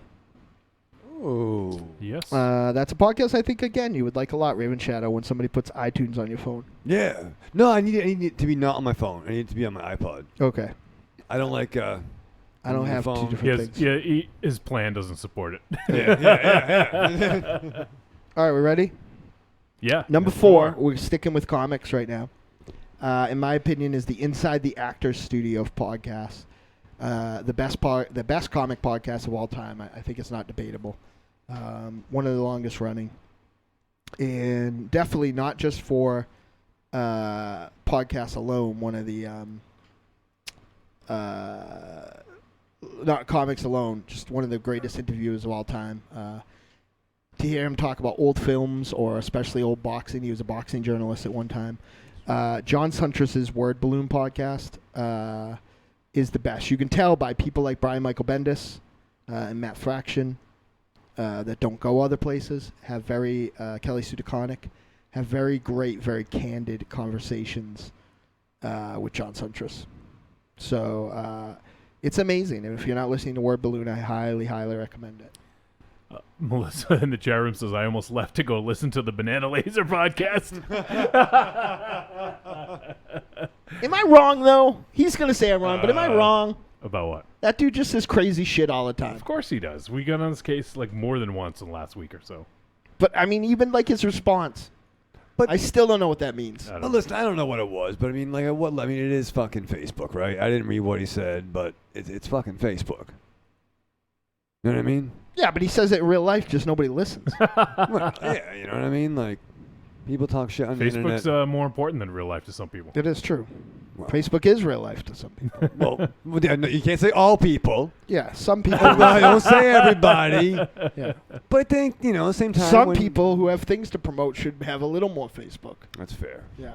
That's fair. All right. I'll take that one. Fucking trying. But he doesn't. What's up next? Number 3? I thought, did you want to do some emails before the top 3? Yeah. So we just got a couple more in. This is from Tim. First time we've heard from Tim. And he says, my favorite horror podcast is The Skeleton Crew on Horophilia Network. I've heard of Horophilia. I wonder if a lot of these are on there. They are. Okay. It's they must have a very passionate fan base because a lot of them have sent us messages about it. So hey, but we let that's cool, man. We opened up the platform, and I love hearing from. And I'm always looking for new shows, so I'm glad. And I love hearing from passionate folks. So thanks, Tim. We appreciate it, bud. Let me find another one here. We may have even got some voicemail ones. I'm not sure, but I can't distinguish which ones one from are. The other. Yeah. Right? So next up, we heard. Oh, we got one from Patsy. Lists of podcasts. Patsy says, in no particular order. Fair. Trick or Treat Radio. Thank you. Good start. Unchained. Television. Bless you. Was that in reaction to Unchained? Or No, I wish he was there for that. Oh. Television Crossover Universe. The Outside Corner Fantasy Baseball Podcast. Thank you. Talk Without Rhythm. Cult of Muscle. 401 Stories. Elm Street Kids. Punch Farm. Atomic Age Media. Scream Sisters, Afterlife Podcast, and I listen to myself as well on Throwdown Thursday. I knew he couldn't fucking help it. He couldn't help it. Thanks, boys, he says. You got it, Patsy. Thanks for... You didn't steal my thunder necessarily, but I did want to mention all the podcasts on the network, and I think you got them all. So all the podcasts on the network and then some. So thanks for that, Patsy. Did he say the Outside the Corner? He did, yeah. Oh. It's not Outside the Corner. It's The Outside Corner. This is the new one. This is the new show. This is the new show. This is the new right there. We're replacing this one. Not the old zoo. But New zoo. All right, we have another one. This is from Aaron. Not any Aaron we know. No, not DRA. No, not DRA. Aaron says, thought I'd drop a line to show my support for the first show that got me into podcasts. I'd never listened to podcasts before, horror or otherwise, but the Skeleton Crew, another Skeleton Crew, instantly got me hooked with their great balance of humor, discussion, and vast knowledge of all avenues of horror. I listen to them a lot while I work, and it really helps me get through some tough days, and I can switch off from the crap and feel connected to other passionate horror fans. That's what it's all about, though, right, guys? Right. They introduced me to so many great horror films that I never would have known about if not for them, and given me a fresh perspective on films I thought were irredeemable. I highly recommend checking them out. They are up to 120 shows now and continue to show their passion and give their time and energy without expecting anything in return from their listeners. And he gave the URL. It's a little long, so I'm not going to read the whole thing, but you can probably just look for Skeleton Crew. Now on to 2 other podcasts within the Horrorphilia umbrella that I'll show my love for. What I've said about the Skeleton Crew can be said for these other shows, and I always look forward to their content and have such an amazing time listening. High-quality entertainment. Banana Laser. Come on. There it is again. Come on, now, Yep. Come on. And Exploding Heads Horror Podcast again. If you have yet to listen to all these podcasts, then I think you should start making your way through their great catalog of shows. Thanks, Alex, Dave, Jamie, Dan, Matt, Christian, and Brandon for all the years you've dedicated your free time and energy to horror podcasting. So it seems like the Horrorphilia boys have got a pretty big following there, which is pretty great. Yeah, I love it. I just love who's banging stuff? It's me. I'm still angry. Oh, I just love it when people are passionate. yeah, absolutely. Monsters Hero. Uh-oh. I feel bad that I said you were stupid and ugly and have no friends and no one loves you. Well, that's okay. and I'm used to it. Oh, hold on. And your don't make any sense. I'm sorry I said that. I'm used to it. I don't. You're not the first person to say that. I'm not saying I don't mean it. It's not true. I'm just saying I feel bad I said that. All right, we got And one. I'm very sorry. But just remember, I'll be thinking about it for the rest of the for the rest of my life. And I'm very sorry I hit you with a pillow. That was out of line. That's not nice. That was Yeah, you did go a little overboard. Yeah, well, it's your luck. I was going to smash your face in with this mic stand. It's not helping. Yeah, I'm sorry. It's not bad. All right, we got one from Josh Adkins from the Cromcast. Which is one that you should listen to. Cromcast. Because I feel like there is a bunch of literature out there that is so weird it's right up your alley, and you don't know about it because you probably think it's stuffy. So Josh says, "Hey, stop being so sad." No, I'm good. No, I'm good. I'm good. Woo! Give him chops. No, I'm good. What are you sticking up for him now, purple shirt? Dynamo literally just chopped MZ. Jesus. Cheer up. Fucking grimace. Let him take his shirt off. What? I'm defending you. Hit him again. Take his shirt off so he can chop you. Yeah. Get your pants off. Do not take your pants off. I'll learn them. All right, Josh says, "Hey, you guys, I'm still a new listener, but I'm digging the show a lot. I love Josh. I'm writing in response to Wolfie's question about podcasts on Facebook. I started listening to shows in the mid-2000s. Old timer right there. Wow. A couple of my favorites were the Splattercast. Yep, there you go. The H.P. Lovecraft Literary Podcast. I like that one, but I think it was done by the time that I Could be. found it. Yeah. And he also says, and Word Balloon with John Suntress. So good. I listen to quite a number of shows every week now. It's so funny. What? I can't say it, but I'll tell you guys off the air. Why? Listen, I might have fucking this happen again. What, you gonna drop another spoiler on us or what? No. Let me finish Josh's email. Jesus Christ. I listen to quite a number of shows Heard on every the week news. now. In addition to Trick or Treat Radio, a few of my current favorites are Dan Carlin's Hardcore History, Lore, and Talk Without Rhythm. Lore is awesome. I'm always looking for more shows to check out, so I look forward to hearing everyone's recommendations. Keep up the good work. Thanks, Josh, and everyone out there, go check out the Cromcast. It's fucking awesome. And I think there's one more. Yes, this is from D. Watson. Wait a minute. No, it's not. It's not. It's from Bob Oleo. It's not D. Watt. I can guarantee that. Hope I'm not too late in getting this to you for the episode. You might well be recording right now, but I wanted to weigh in on my favorite horror podcast. Horror movie podcast. The Exploding Heads Horror Podcast. There it is again. Dark Discussions. You mentioned Dynamo, number 13. Yep. The Horrorcast. Good one. The My Bloody Podcast. Wait a minute. I don't know which one of those I listen to. I don't know if I listen to Horrorcast or Horror Movie Podcast. Oh. And the last one he said was My Bloody Podcast. I've never heard of that one, but that's two. He says, my favorite podcast personalities, Jay of the Dead, Dr. Shock, and Wolfman Josh of Horror Movie Podcast, are three of the most knowledgeable, respectable hosts I can think of. Nice. We've made jokes. I don't think anyone's going to use respectable for us. Yeah, no. Not anymore. Yeah. Dave Z, Christian, and Brandon of the Exploding Heads Horror Podcast are probably the funniest podcasters on the planet. I really mean that. Laugh out loud like a fool constantly while listening to the podcast. Mark Nadeau, Walshy, Revenant Vin, and Horror Gal Susan of the Horrorcast are 4 of my new favorites. Theirs is a new podcast, but it's an instant classic. Very pleasant hosts with a tons of knowledge under their respective belts. Phil Perron, who's our boy Philip. Oh, yeah, I love Phil. Mike Darwin, Eric Webster, and Abe Spinney of Dark Discussions are such a good concoction of humor, knowledge, and personality. I love these hosts. So smart. Lastly, anything Jason Lloyd of Horrorphilia does is amazing. He's pretty much the man. Well, there you go. Thanks, D. Thanks for writing in and taking the time. We appreciate it, buddy. So some new podcasts out there for you guys to check out. So I think that's it for the emails, Mars. Why don't you go ahead and finish up your top 3? I'm quitting this show. All these shows. I'm going to join one of the Horrorphilia shows. I don't know if they'll have you. Wiley, you want to move? Number 3. So this was my what's the word I'm looking for? Help me out here. Denouement. Denouement. Yeah. Okay. I don't think that's it. Penultimate. Amuse-bouche. No, amuse. Nope, not that. So I said that you have to have 100 episodes. Yes. Yeah, your But amendment. if your mission statement is that you're only going to come out X amount of times a year, and you come out X amount of times a year, being once a month, right? Then how can I penalize you for that? Well, you could, but I'm not. But especially if you are. Well, I mean, it's going to take them 200 years to get to. It's true. To 100 episodes. So. Well. I'm just showing MZ something. Oh.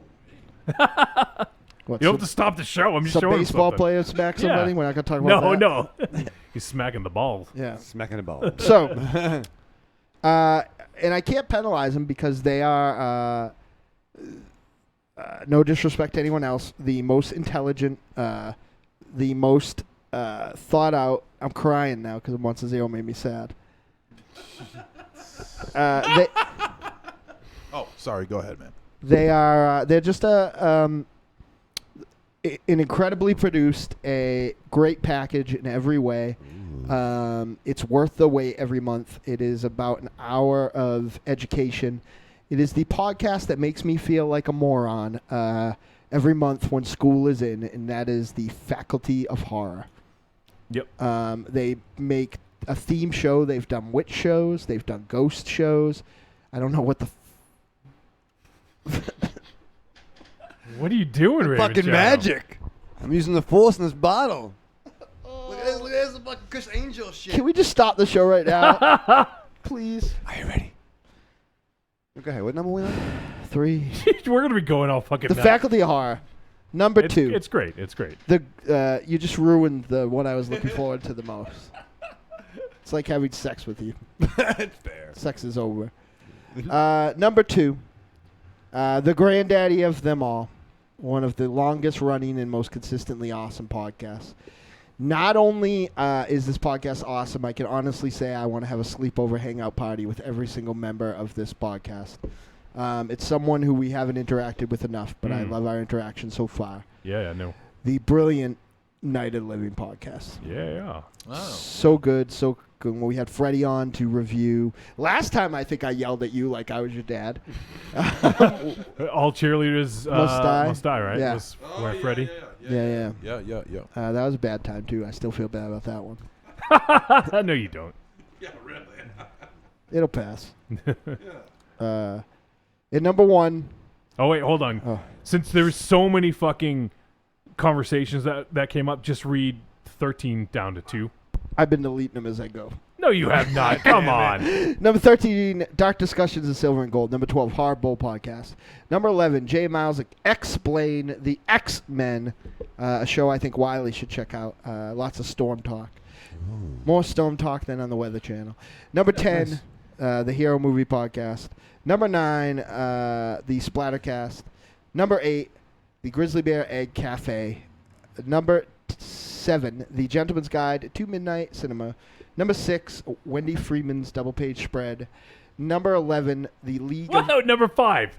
Number 11. I said 11. I'm mad. I'm all bent out of shape. I need a Monster Zero. Go get me my Chunky. I got your Chunky right here. Hanging.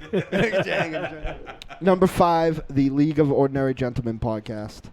Number 4, the Word Balloon podcast. Number 3, the brilliant and highly recommended Faculty of Horror podcast. Number 2, the granddaddy of them all, someone who, before the end of the year, I want to do a long-term crossover of some sort with the Night of the Living podcast. And number 1, anyone who knows me knows that this is probably the least surprising thing. The only way I could make a list that's less surprising than this is if I made a list of my favorite superheroes who dress in blue, or my favorite Foxy actors that were in Nicholas Winding Refn films.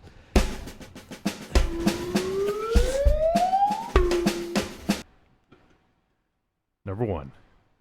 My favorite podcast with chemistry that I think rivals anything, and a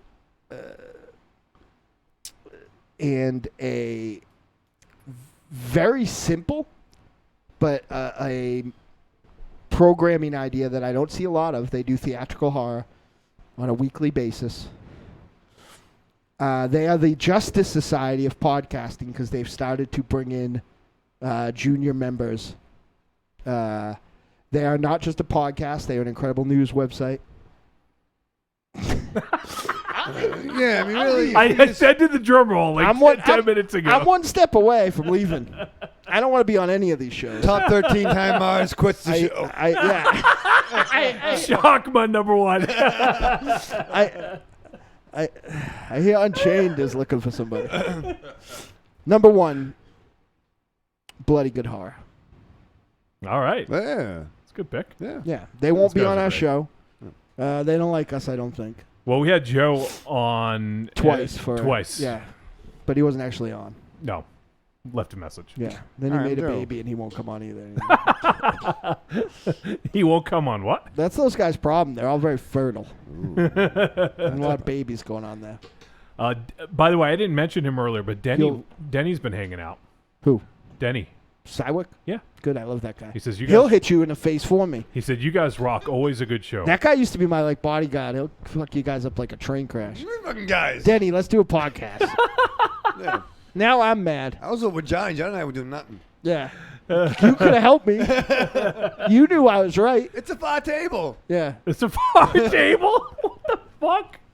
We should now see. Here's the thing. This is like I'm doing the Bret Hart now. We should turn on them. They let that happen. They orchestrated that. Cahoots. Yeah. Yeah. All right. You be Brett and I'll be British Bulldog. Right. I'll be Owen. Oh yeah. I don't like no, you're not. You're not part of it. No, you're not part of it. Yeah. Someone else will be Owen. You're D-Lo. Yeah. Wiley will be Owen. But shorter and better looking and more alive. Look at my magic and fucking more powers. American. Oh shit! Did I miss one? What? I did miss one. Now, I feel really bad. Can we just stop? This is from Neil. Neil Robb. I thought you were doing something else over Yeah, there. put your hand in his pants. Give him a kick. Give him a smooch. Big old smooch. Oh, smoochy moochies. Smoochy booty. Yeah, rub it a little bit. It's good, man. Yeah. Now you touch him. And now yeah. Oh, you orchestrate. Wait. It's like the fucking Brady Boys. Why don't you fucking go to hell, Raven? He's like, take this hairbrush and drop it. Now, drop the pillow, and then you're really tired. And it's the only place you can take a nap. Why don't you do that yoga move that you did last week? But with Dynamo behind you. Yeah.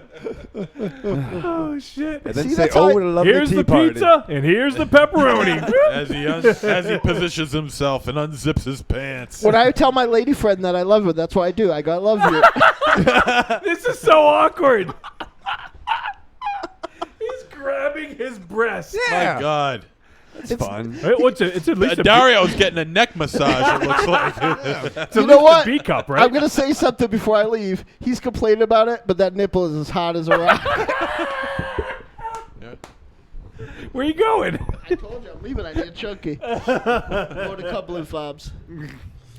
All right, Neil Robeson says. I hate you because I don't have chug jugs. That's why you say this is what's Oh, you gonna did. happen. Yeah, you didn't have your sugar rush. That's I'm Yeah. gonna be going through menopause for like 3 weeks on this. So Neil says, "Hi, just giving my favorite podcast for your top 13 podcast episode. Originally, I would list Dead Pit Radio number 1 for sure. However, after 10 years, it's now over. Aww. Rue Morgue Radio was good too for something different, but that is no longer as well. Yeah. Man, sad email, Neil. He says, my top 3. Yeah, way to bring the show down, dude. Exploding Heads podcast once again with Dave Z, Christian, and Brandon. Great discussion. I got to listen to this podcast. Reviews and knowledge along with great humor. 22 shots of moods and horror with JP and Moods. Jeremy no longer on the show. Once again, great knowledge, reviews, and knowledge. Skeleton Crew with Alex, Jamie, and Dave Z. Fun discussions and topics. Cheers. Thanks, Neil. Appreciate it, buddy. Let me just double check. I think that might be it for email now, and then we'll get to some voicemails. Yay. And I believe so. So, let's take a look at what we have for voicemail. Let's hear. This is I think this is a list of Jeremy McFarlane's top podcasts. So, let's hear from our boy Jeremy.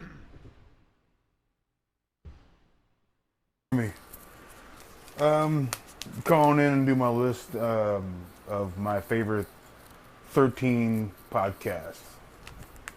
I don't really have a specific order, but I have a bunch of stuff mixed up in here. I'm gonna try to do my best to try it out here. But for me, a podcast I've been listening to for a long damn time, and it's still around, still kicking ass, is Talk Without Rhythm. Yeah. I'm always listening to Talk Without Rhythm. I'll keep listening to Talk Without Rhythm, and it just keeps getting better. So I'm gonna keep doing it with the mighty El Goro.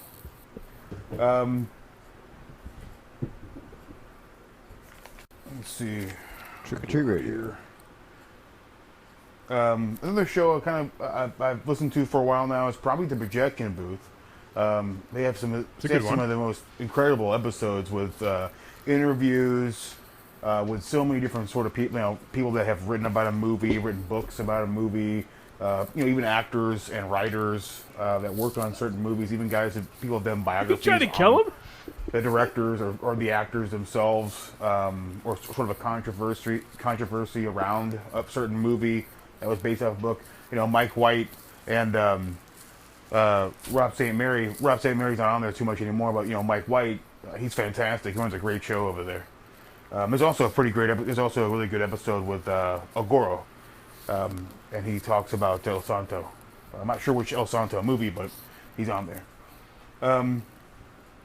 Like I said, I'm gonna throw things around here. So, there's a show I used to listen to. I'm not sure if it even runs anymore, but he was on Bloody Disgusting for a while, called Double Murder, with Danny and Tim. That was a really great show. It made me laugh my ass off. And they would just do like a remake and the original, and they'd put them against each other, and which one's better, which one's not, stuff like that. The Faculty of Horror is fantastic. I fucking love this show. I found out about the Faculty of Horror through either the Projection Booth or El Goro talked about it.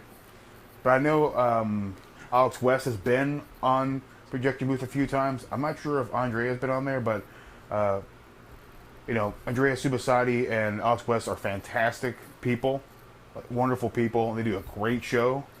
The only problem I have is that it comes out like once a month, and I just want more of it because it's so good. Older show, I'm sure Dynamo, Wolfie, you guys probably remember this shit. And I'm sure CDR and Jakey. But Action Attraction was a fantastic show. I loved that show. It was one of those shows where it's just one man. Just got one host, and God damn, I'm embarrassed right now. I'm trying to remember the guy who hosted that show. Metal Mikey. Yeah. Metal Mikey has a great personality. He's such a great talker. He's always fucking funny. He's always talking about like, he had no money. He's basically like eating fucking ramen noodles and shit like that. But he's a very funny guy. And a great show. Obviously the GGTMC, and I don't even remember where I heard about them. I just started listening to them though. Went back to the entire category. Category? No, that's the wrong word. Went back through the whole catalog of episodes and just went through the entire thing and still listen to the show now. Big Willie, Samurai, those guys are fantastic. Such great people too. Humble people and fucking hilarious. Silver and Gold, Daddy. That's a fantastic show too. I recommend it to anybody. I think anybody can just jump in and listen. I can listen to hours of Zom. He's hilarious. I can listen to Elwell. Listen to Thinking Atheist podcast. I've probably in the last 4 or 5 years I've kind of come to the conclusion that I am an atheist. So I got into that show. I still listen to it. It's a very well produced show. Very well spoken host on there. I can't remember his name. It's been a while since I listened to it, but I used to listen to podcasts Without Honor and Humanity back when Jake used to do that. I heard that from El Goro, so I went to listen to that. That's a fantastic show. Listen to Jakey talk about recipes and shit and stuff that he's eaten over the weekend or the week and stuff like that. And it was just a great show. Talk about Asian flicks, Japanese, all that. It was wonderful. Samurai flicks, Hong Kong action flicks and stuff. It's fantastic. Obviously, the Cult of Muscle. I love that show. I don't know how I got into that either. It might have been you guys that got me into Cult of Muscle. To be honest with you, but again, that's a fantastic show. Look through here. Chromcast and the Explodey Files. And Explodey Files had Uberman on it back in the day with Explodey Joe. It was not a spin-off show, but it was a show on a network that the Platicast had. And they talked about it's all X-Files. Went from season 1 through. They didn't make it all the way, but it was a great show. I dug it. And of course, you guys, man. I fucking love you guys. I mean, you guys are like one of my favorite shows ever. I always listen to you every fucking Friday or Saturday. Sometimes I wait till Monday, so you make my Mondays better. So, that was my list. Hope it wasn't too long. And, geez, I wish I could have thought, if I left anybody off on there, I really apologize. But, anyways, thanks, guys. Bye. That's cool, man. Thanks, Jeremy. Good list, man. A lot of good stuff on there. Stop holding my hand. These two. What the fuck? Don't feel bad. You want me to blow you? No. Well, you want me to blow you? I don't know, Wolfie. You would get jealous? What? Wolfie will get jealous if you do, man. You better not. I'll give you a smooth right now in that closet. In that closet. I feel terrible. I'm quitting. You're talking to the mic, Jesus. Nope, I don't deserve it. I don't deserve it. This is ridiculous. Me and mean and bossing people around. Raven Shadow, go give me a walk. Get to do it, dummy. All right, let's play some more voicemails. Thank you, Jeremy. We appreciate that list, buddy. Everyone, what? No thanks. No, thank you. You were trying to kill him with your fucking chunky bar. Well, you can have it. You won't die. No, I won't die. But so Jeremy also does the awesome podcast Atomic Age Media. So everyone should go check that out as well. In a few 100 episodes, that might be on my list. Dynamo, we have a voicemail specifically for you. You ready? Okay, here you go. Hello, Trick Treat Radio.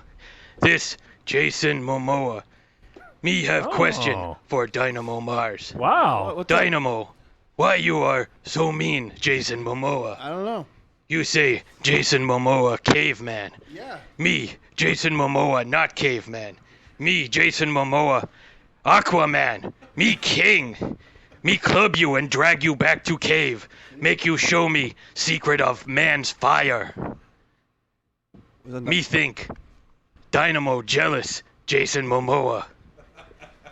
Dynamo add extra letter to Jason Momoa name. Jason Momoa not understand. Dynamo have hard enough time say regular words without adding more letter to them. Dynamo, It's true. you be nice to Jason Momoa. You hurt Jason Momoa feelings. Jason Momoa, crush you, steal special lady friend. Oh. Me, Jason Momoa. Me, angry Dynamo Mars. Oh. Hashtag Team Patsy. I know who that was now. And the only person that's hashtag Team Patsy. Yeah, see, I figured it out, though. Is Los Atlantis still in the chat? I don't know. Los Atlantis. I didn't dislike Jason Momoa. All this You time, I've dislike disliked Jason the guy that's Momoa. Jason Momoa. Mimosa. Yeah. I'm sorry. Unfrozen caveman. Yeah. Jason Momoa lawyer. I'm sorry. That's what I think he looks like. I'm sorry, Jason Momoa. Me a caveman. Dynamo Momoa. I'll tell you this. Dynamo Momoa. His wife was on Ray Donovan this season, and I wanted somebody to really throw in a volcano for real. So Is his wife the Cosby? Yeah, the Cosby girl. She got in trouble for being a bad girl in Angel Heart. Yeah. Oh, Lisa Bonet, yeah. Yeah, all day. That's Jason Momoa's wife? Yeah. Oh. Yeah. Dich Lisha Mos Bonet. She's a lot older, right? A little bit older. Yeah. A little bit older. He's 1,000 years older, so. Wasn't she with Lenny Kravitz, too? Yeah. Yeah. She obviously has a type. Dirty. Los Atlantis is in the chat room. Now you down a fucking rabbit hole now. See now we're Dynamo Momoa Mars. now we can be friends again, Wiley, because I don't dislike Jason Momoa. I dislike some guy named Jason Momoa. It's been a big Momobius strip. Big misunderstanding. Yeah, El Goro made me understand. It's been a big misunderstanding. All right, well, let's hear from our boy, First Time Mike. What's up, Trick or Treat family? This is First Time Mike. FDM. How's everybody doing? Well, I know you guys are talking about podcasts today. I've become quite the podcast listener since I especially started following you guys and the television crossover universe, and from there I've branched out to everybody on the Grand Guignol Network. Most of the Talk Without Rhythm recently I listened to, Radio Violenta, and nice. Because I have only so much time to listen to podcasts, I'm very much if you're talking about something I'm interested in, I'm going to check you out. So as much as I love Cult of Muscle, but a lot of times it's like, they're talking about movies I'm interested in, so I'll check out the episode, or I'll go into the back archives and I found some really good. They're talking about a movie I've heard of it, but I've never seen, so I'll check that out. And that's how I do a lot of my podcast listening now. Like, what got me hooked on Radio Violenta is not just Mars talking about it. It's just like first episode 1. They're talking about Raiders of Atlantis. I love Raiders of Atlantis, so I checked out the episode, and then they're talking about movies like by Enzo Castellari, and I love 70s and 80s Italian, all sorts of Italian movies. So you got me hooked right there. A couple of podcasts I'd like to recommend are one's called Grind Pulp, and they do a lot of movies similar to you, but they have more kind of a grindhouse pulp movies. I know they've done reviews of movies like Waxwork and Demons, and one of the more recent episodes I checked on their website is for The Lost Empire by Jim Wynorski, and that one has I think that one has Angus Scrimm, if I remember right, but I love those type of movies, so I've checked out episodes of those.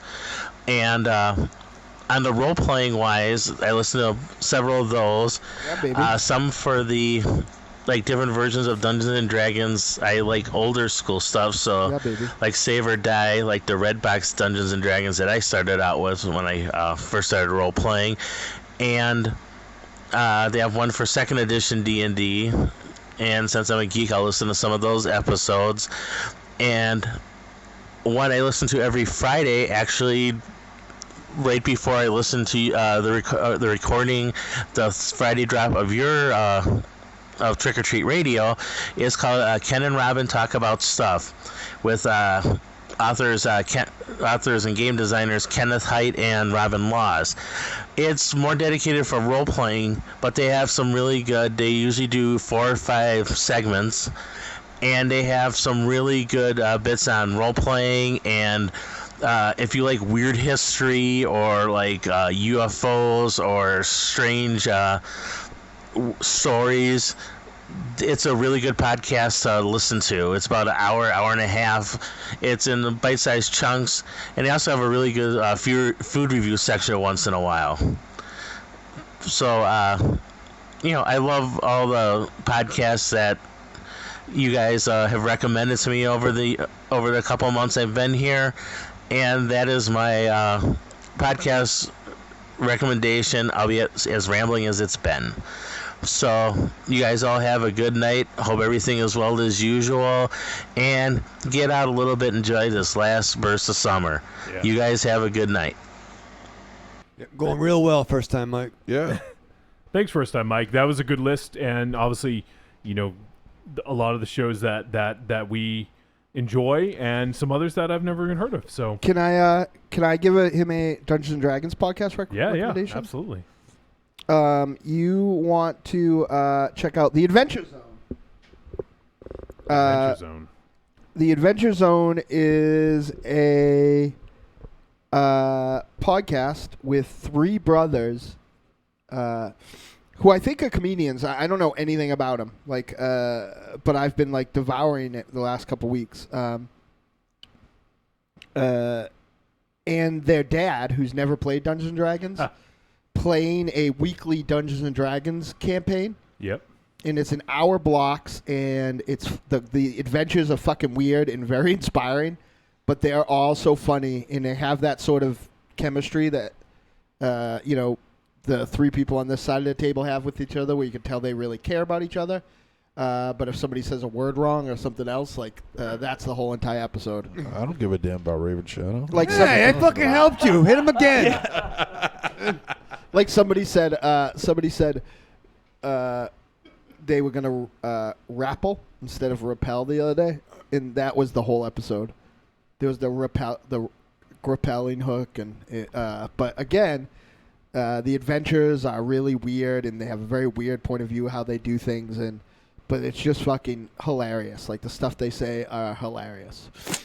A rock troll showed up and did a big diatribe the other day to them about how U2 is an underrated band. So, just funny fucking shit. So, definitely check it out. It's on Stitcher. Sounds fun. Yeah, it's real fun. I think you'd like it a lot being a gamer, because they don't give a lot of shorthand on the plane. It's not one of those games where they'll stop and be like, now this person is doing a savings throw or whatever. They'll just go through it. You know what I mean? Sometimes the GM will make them roll for ridiculous things.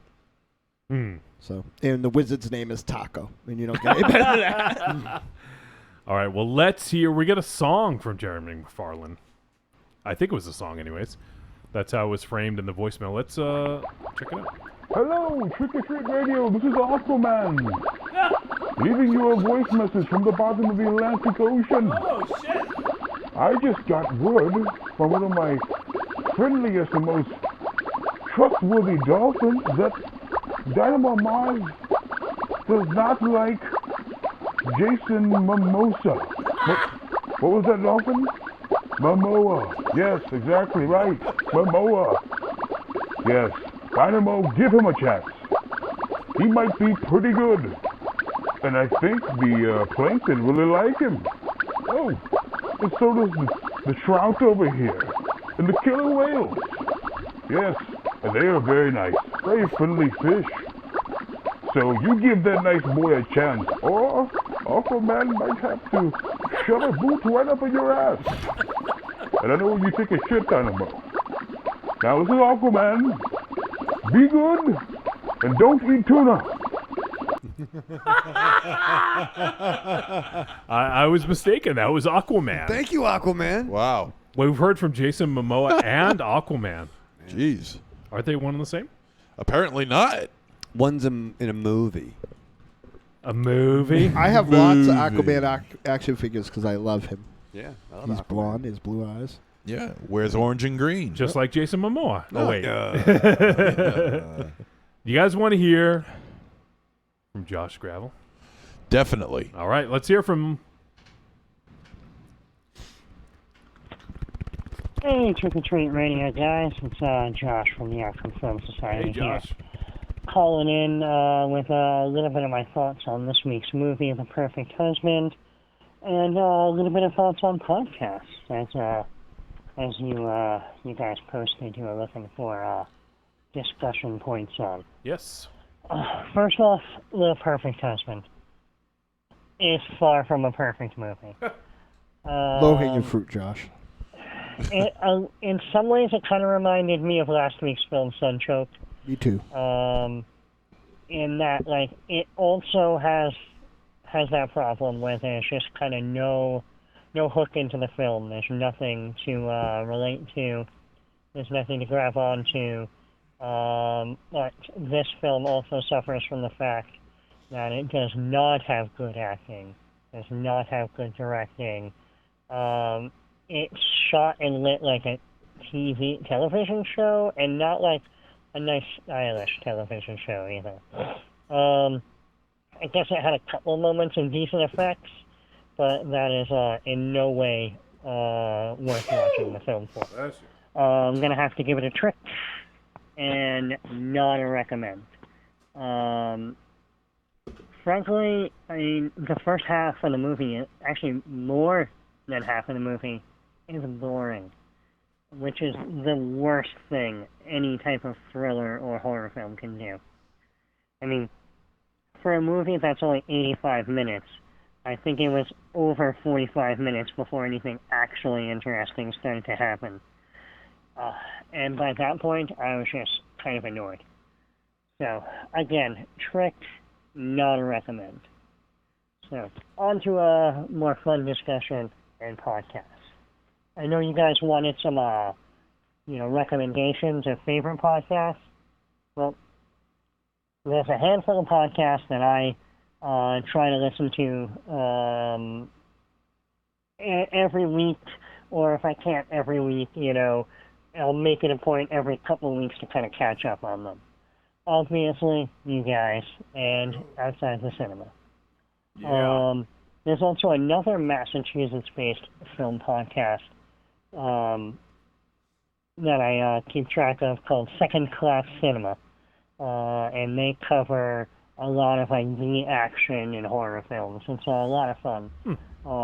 They've actually come to a handful of my screenings and then done episodes covering the films immediately afterward. So that's always pretty cool. Nice. Some of the other ones that I listen to, I've been listening to Shockwaves, which is the show that Killer POV became. Obviously, like Movie Crypt and The Projection Booth. Also some like kind of more specialized podcasts, like there's The Hysteria Continues, which is solely about slasher films. There's Giallo Chow Chow, which obviously is solely about Giallos. They've actually branched off and started their own network, where they're now doing other shows solely about spaghetti westerns, Euro crime, Italian horror, and things like that.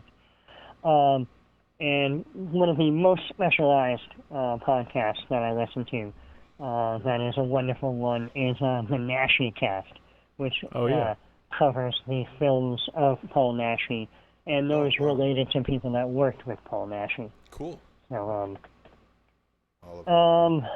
I don't know, I could probably keep going on, but, I mean, those are probably the big ones. Those are the ones that I look forward to, and I try to listen to all the time. But yeah, so, I hope that helps your conversation, and, I don't really remember how I got into podcasts, but I'm fairly certain that the first one I started listening to regularly would have been Dead Pit back in the day. Yeah. And then just kind of branched out from there. Nice. Yep. And now here I am, calling into this show as often as I can. So, And we there love you you go. for it. That's the evolution, I guess. I don't know. You guys have a good one. Thank you for all the work you guys have done for plugging my upcoming event. And I hope you guys have a good show. Talk to you next week. Bye. Thanks, buddy. That was awesome. And, sorry that you did not like Perfect Husband, but, totally understand. It's certainly not going to be everyone's bag. But there's some good podcasts in there.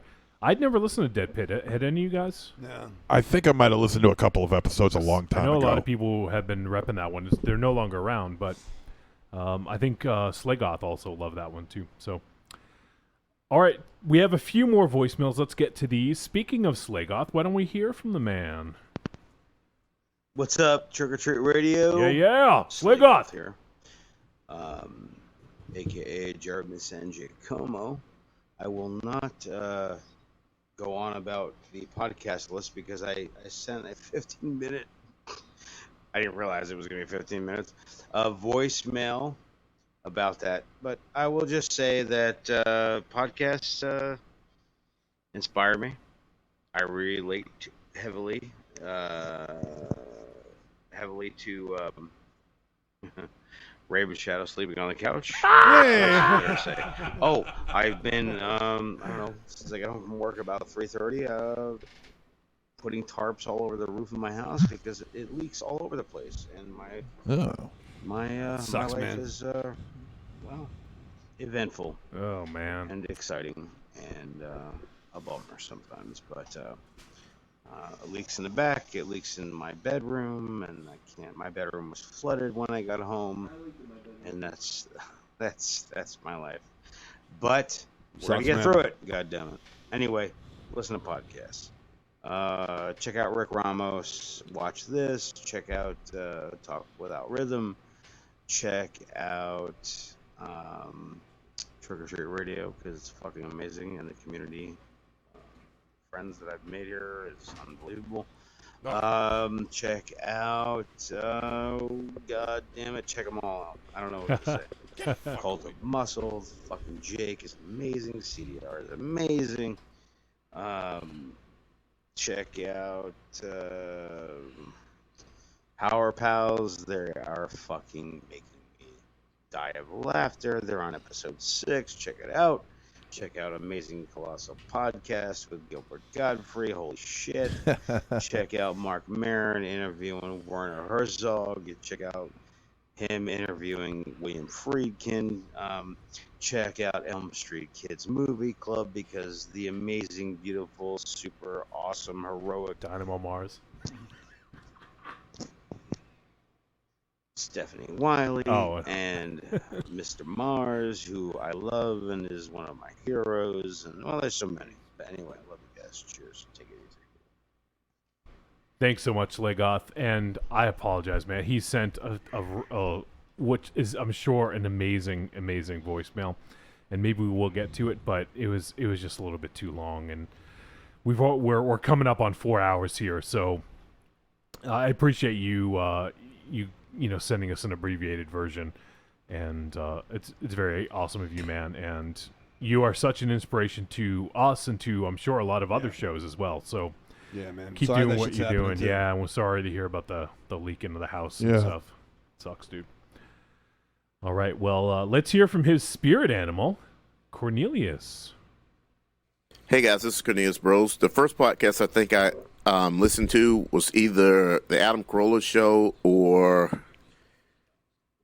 a podcast called Popcorn Mafia. And Gray Drake, who is like now the senior editor at Rotten Tomatoes, she used to have a show about just doing movie reviews where somebody basically watched a movie and they reviewed it. But this might have been about 10 years ago, and I used to love that show. Rick Ramos, that does Watch This with Rick Ramos, him and a comedian named Joey Diaz were guests on that show. And like I said, Rick Ramos has Watch This Now, and Joey Diaz has The Church of What's Happening Now. And this is a list of podcasts I listen to like on a weekly basis. Okay, Watch This with Rick Ramos whenever he decides on making a show. I listen to Nerdist. I listen to WTF with Mark Maron. I listen to Star Talk with Neil deGrasse Tyson. That's a good one. I listen to Trick or Treat Radio. I listen to Elm Street Kids. I listen to the Dana Carvey Hour, which is like a monthly podcast. I used to listen to a show called Go Bayside, and that was a comedian named April Richardson, and she just went through and reviewed every episode of the TV show Saved by the Bell. All right. I listen to the Adam Carolla Show. I listen to the Church of What's Happening Now. I listen to Bizarre States. I listen to all the Collider shows, like Movie Talk and Jedi Council and everything. I listen to Talk Without Rhythm. I listen to Atomic Age Media. There you go. I listen to a show called Race Wars. And I listen to the Joe Rogan Experience. And I think, also I listen to Fat Man on Batman with Kevin Smith. Yep. Race Wars is by a comedian named Rod Small and Kurt Metzger. And it's just a pair of comedians just talking about, current events or whatever. Their trip. And I love this show. And I hope y'all continue to make shows. And I'm glad that Slagoff mentioned, kind of put me on to listen to you all. And that still won't spare him from a pumpkin ball. Hope you'll have a good week. Thanks. Bye. See you, bud. Thanks, Cornelius. That's really awesome of you, man. I'm glad you found us too, because we love having you on board. And those are some great recommendations as well. Some I'll have to check out. We have 2 more voicemails. One more from Cornelius. I'm not sure if it's a follow-up, but let's hear from Cornelius.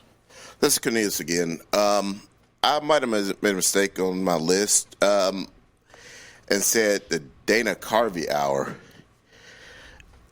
It's actually the Dana Gould Hour. The comedian Dana Gould that wrote for The Simpsons a long time ago. Dana Carvey's funny, man. He has a podcast that is supposed to be monthly, but he does it, every couple months.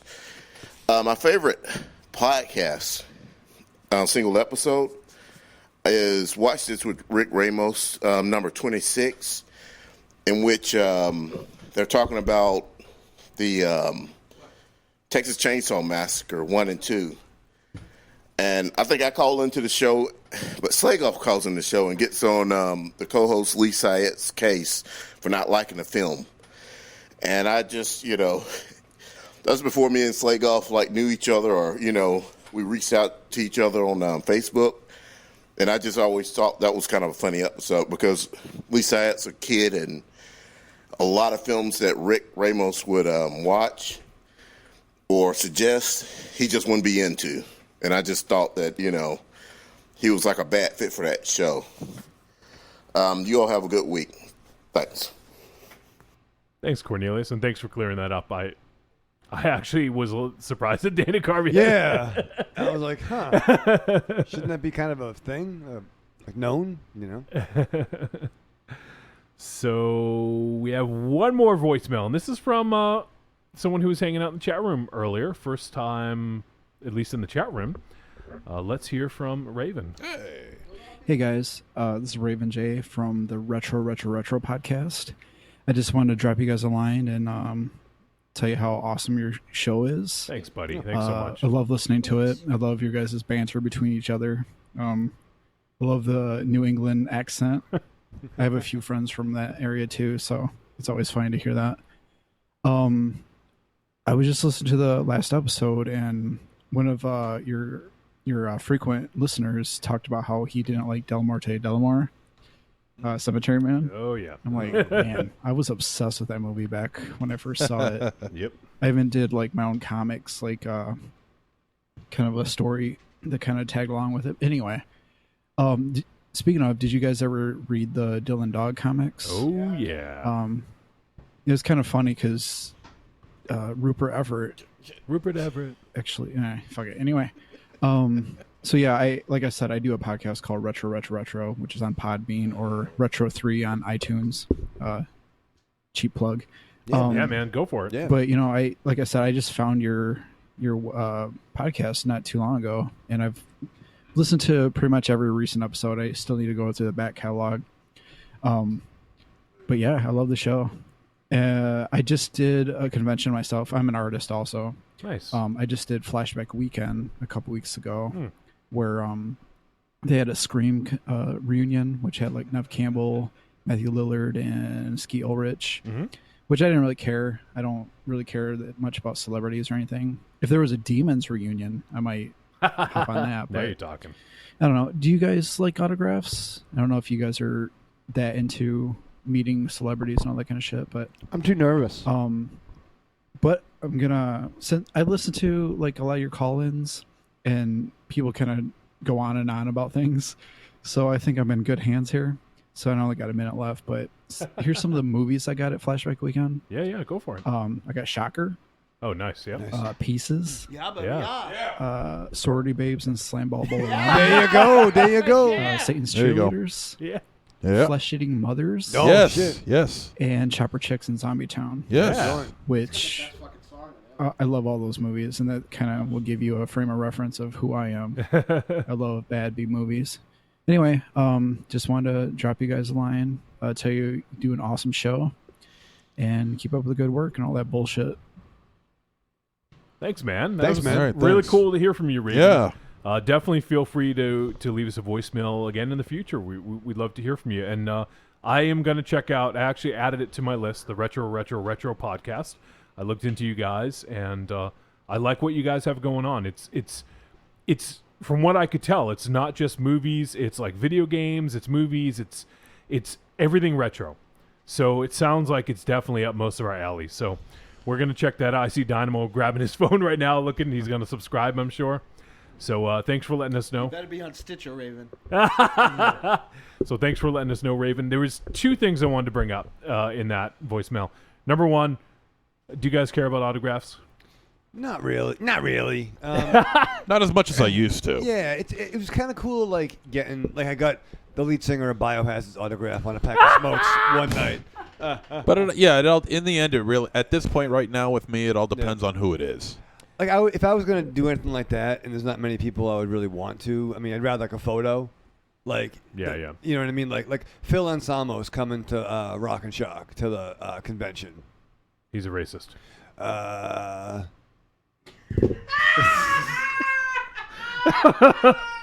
He did the Sick Hail thing. He's a racist and a Nazi.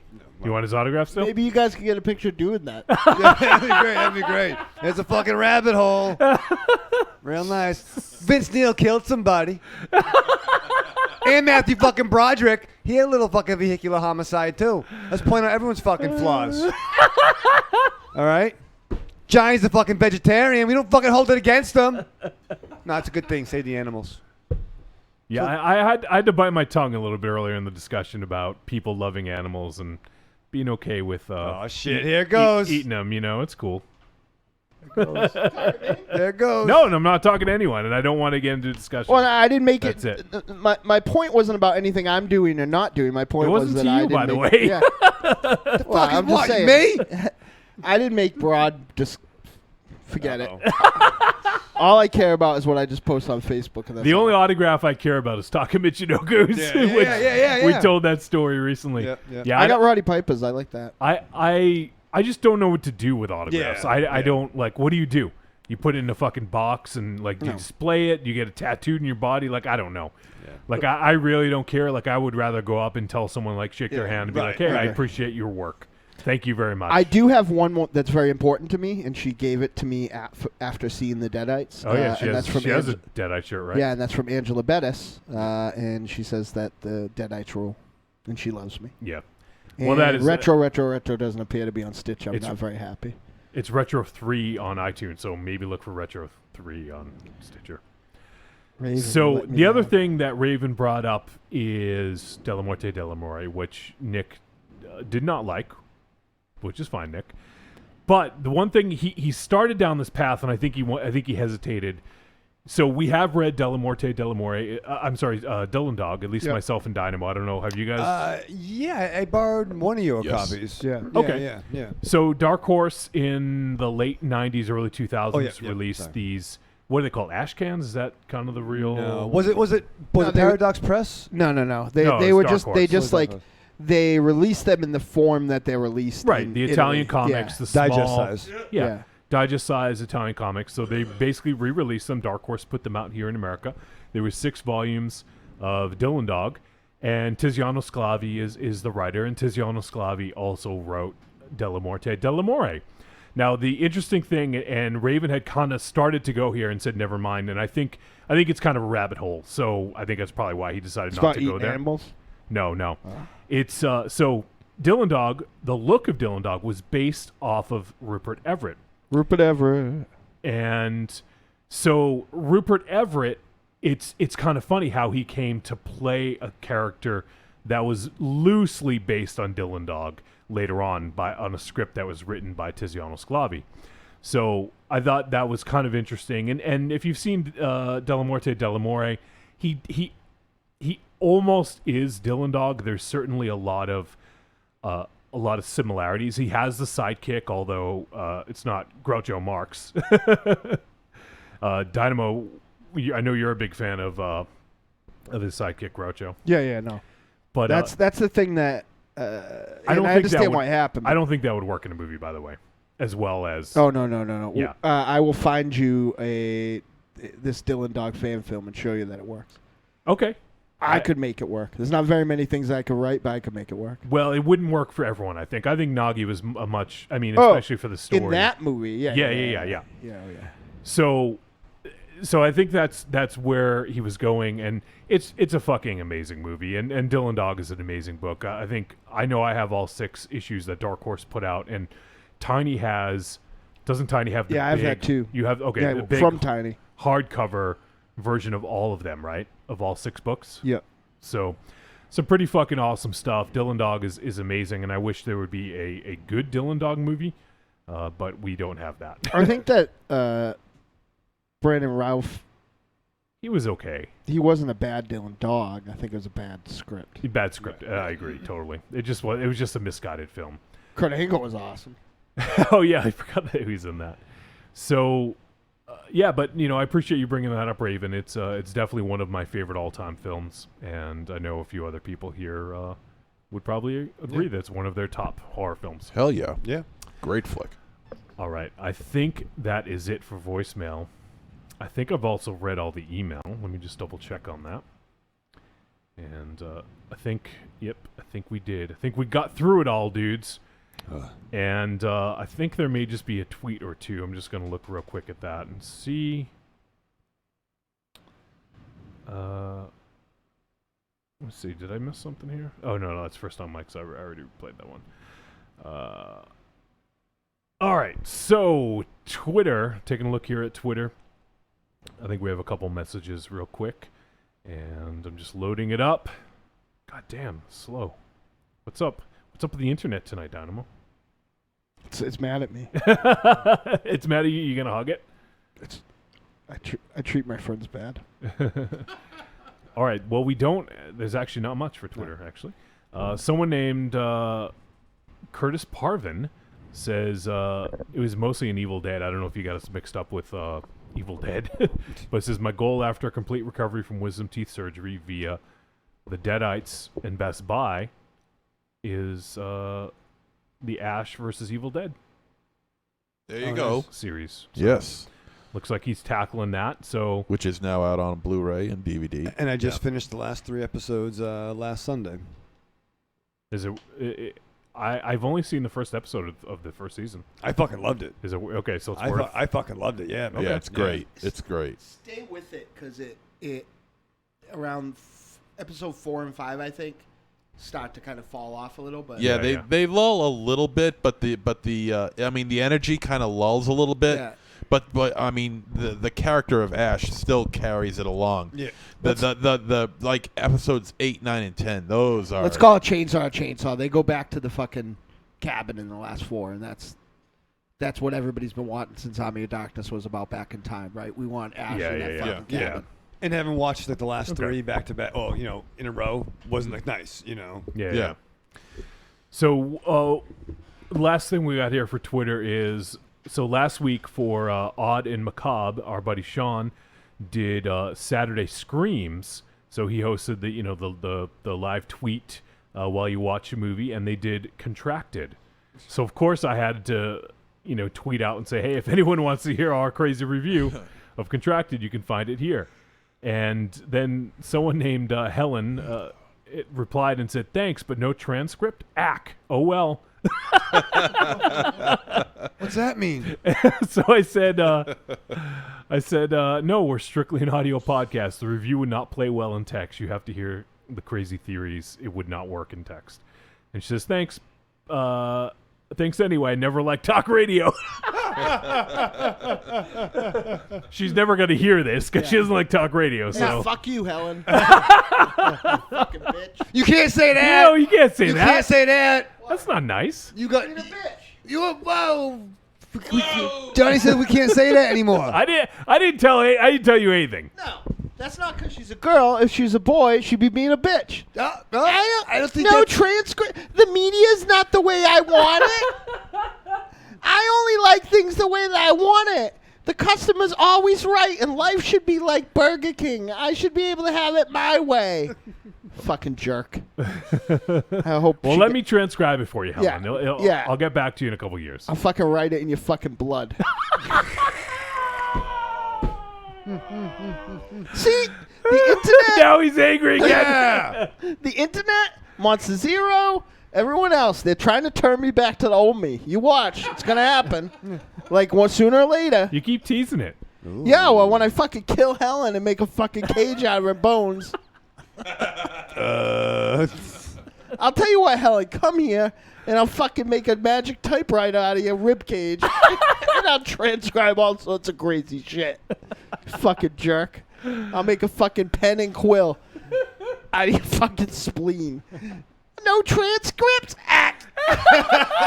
Maybe she was hit by a dart. Yeah. Maybe. What is with the fucking world? Like, oh, this television show isn't a fucking radio show? Well, fuck that. Well, see, we are kind of a television show. Yeah, fuck that. I don't like things that aren't the way that I like them to be. All media the customer's always right.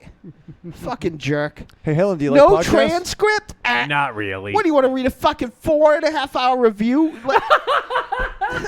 I kind of want to transcribe it now and send it to her. Raven Shadow says, choke on this. Yeah. Raven Shadow says, it was a zombie gene. It's fucking. MZ says, she was not a fucking zombie. Yeah. This is definitely the fucking whole first part of that show where we talk about the fucking Applebee's waitress's butt. So you'll enjoy that fucking hell. Oh, yeah. That was good. Fucking jerk. You call it apple bottom? No transcript. What are you fucking Nagi?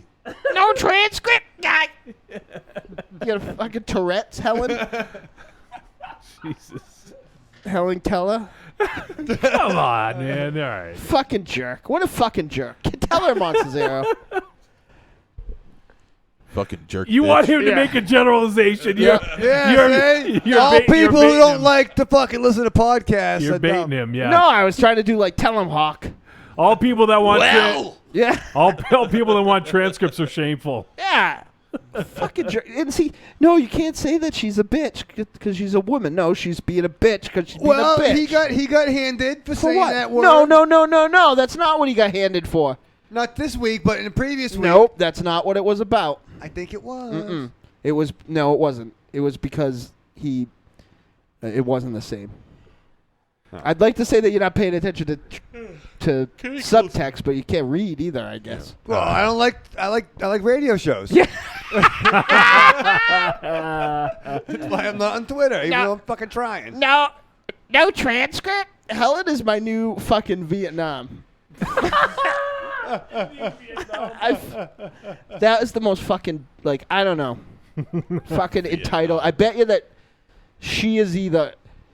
I bet you she's either not really a woman, she's either a man, one of those weird men who have women identities. Oh, you're just digging yourself. Just stop. Or now. fat and mean like Just me stop. in Monster Zero, or like 25. She's one of those three things on the internet I hate. All right, we can end this fucking episode. It's 4 hours now. Fucking Helen. All right, MZ, any final thoughts? Absolutely not. Raven Shadow. Nah, man, goodbyes is getting long. You got to come up with something else. That's been old for like 200 episodes. Why? Why? It's fucking it's long. Get off of me. And he's it rhymes with snowing each other. Knowing each other? Yes, it's half the battle. Throwing each other, maybe. The throes of passion. He really feels bad. He's hurt. He's hurt. Don't feel bad, dude. I'm a grown man. Everybody hurts sometimes. Oh God! What is he doing? He's rubbing his face on you. Oh God! It's sticking to it like the balloon trick when you static electricity. I feel really bad. All right, Dynamo. You feel really bad, but why don't you take us the fuck out of here? I'm not, because Helen ruined it for everybody. Staying here all night. No. Well, let's transcribe it instead. I'll transcribe it. Fucking. I'm going to make a cage out of Helen's bones. Fucking jerk. Remember, children, wherever you go, thanks for fucking ruining everything, Helen. Found Ryan Gosling as Aquaman. You couldn't take the smile off my face. Fucking jerk. Thank you, everyone, for tuning in episode 214 of Trick or Treat Radio. Next week, 215, we are going to review The Neon Demon. Not Neon Maniacs, even though I love it. The Neon Demon. And we're also going to be talking to Odd and Macabre Sean, the amazing, cool artist dude. And that's going to do it. So thanks, everyone, for tuning in. We'll catch you next week. See ya.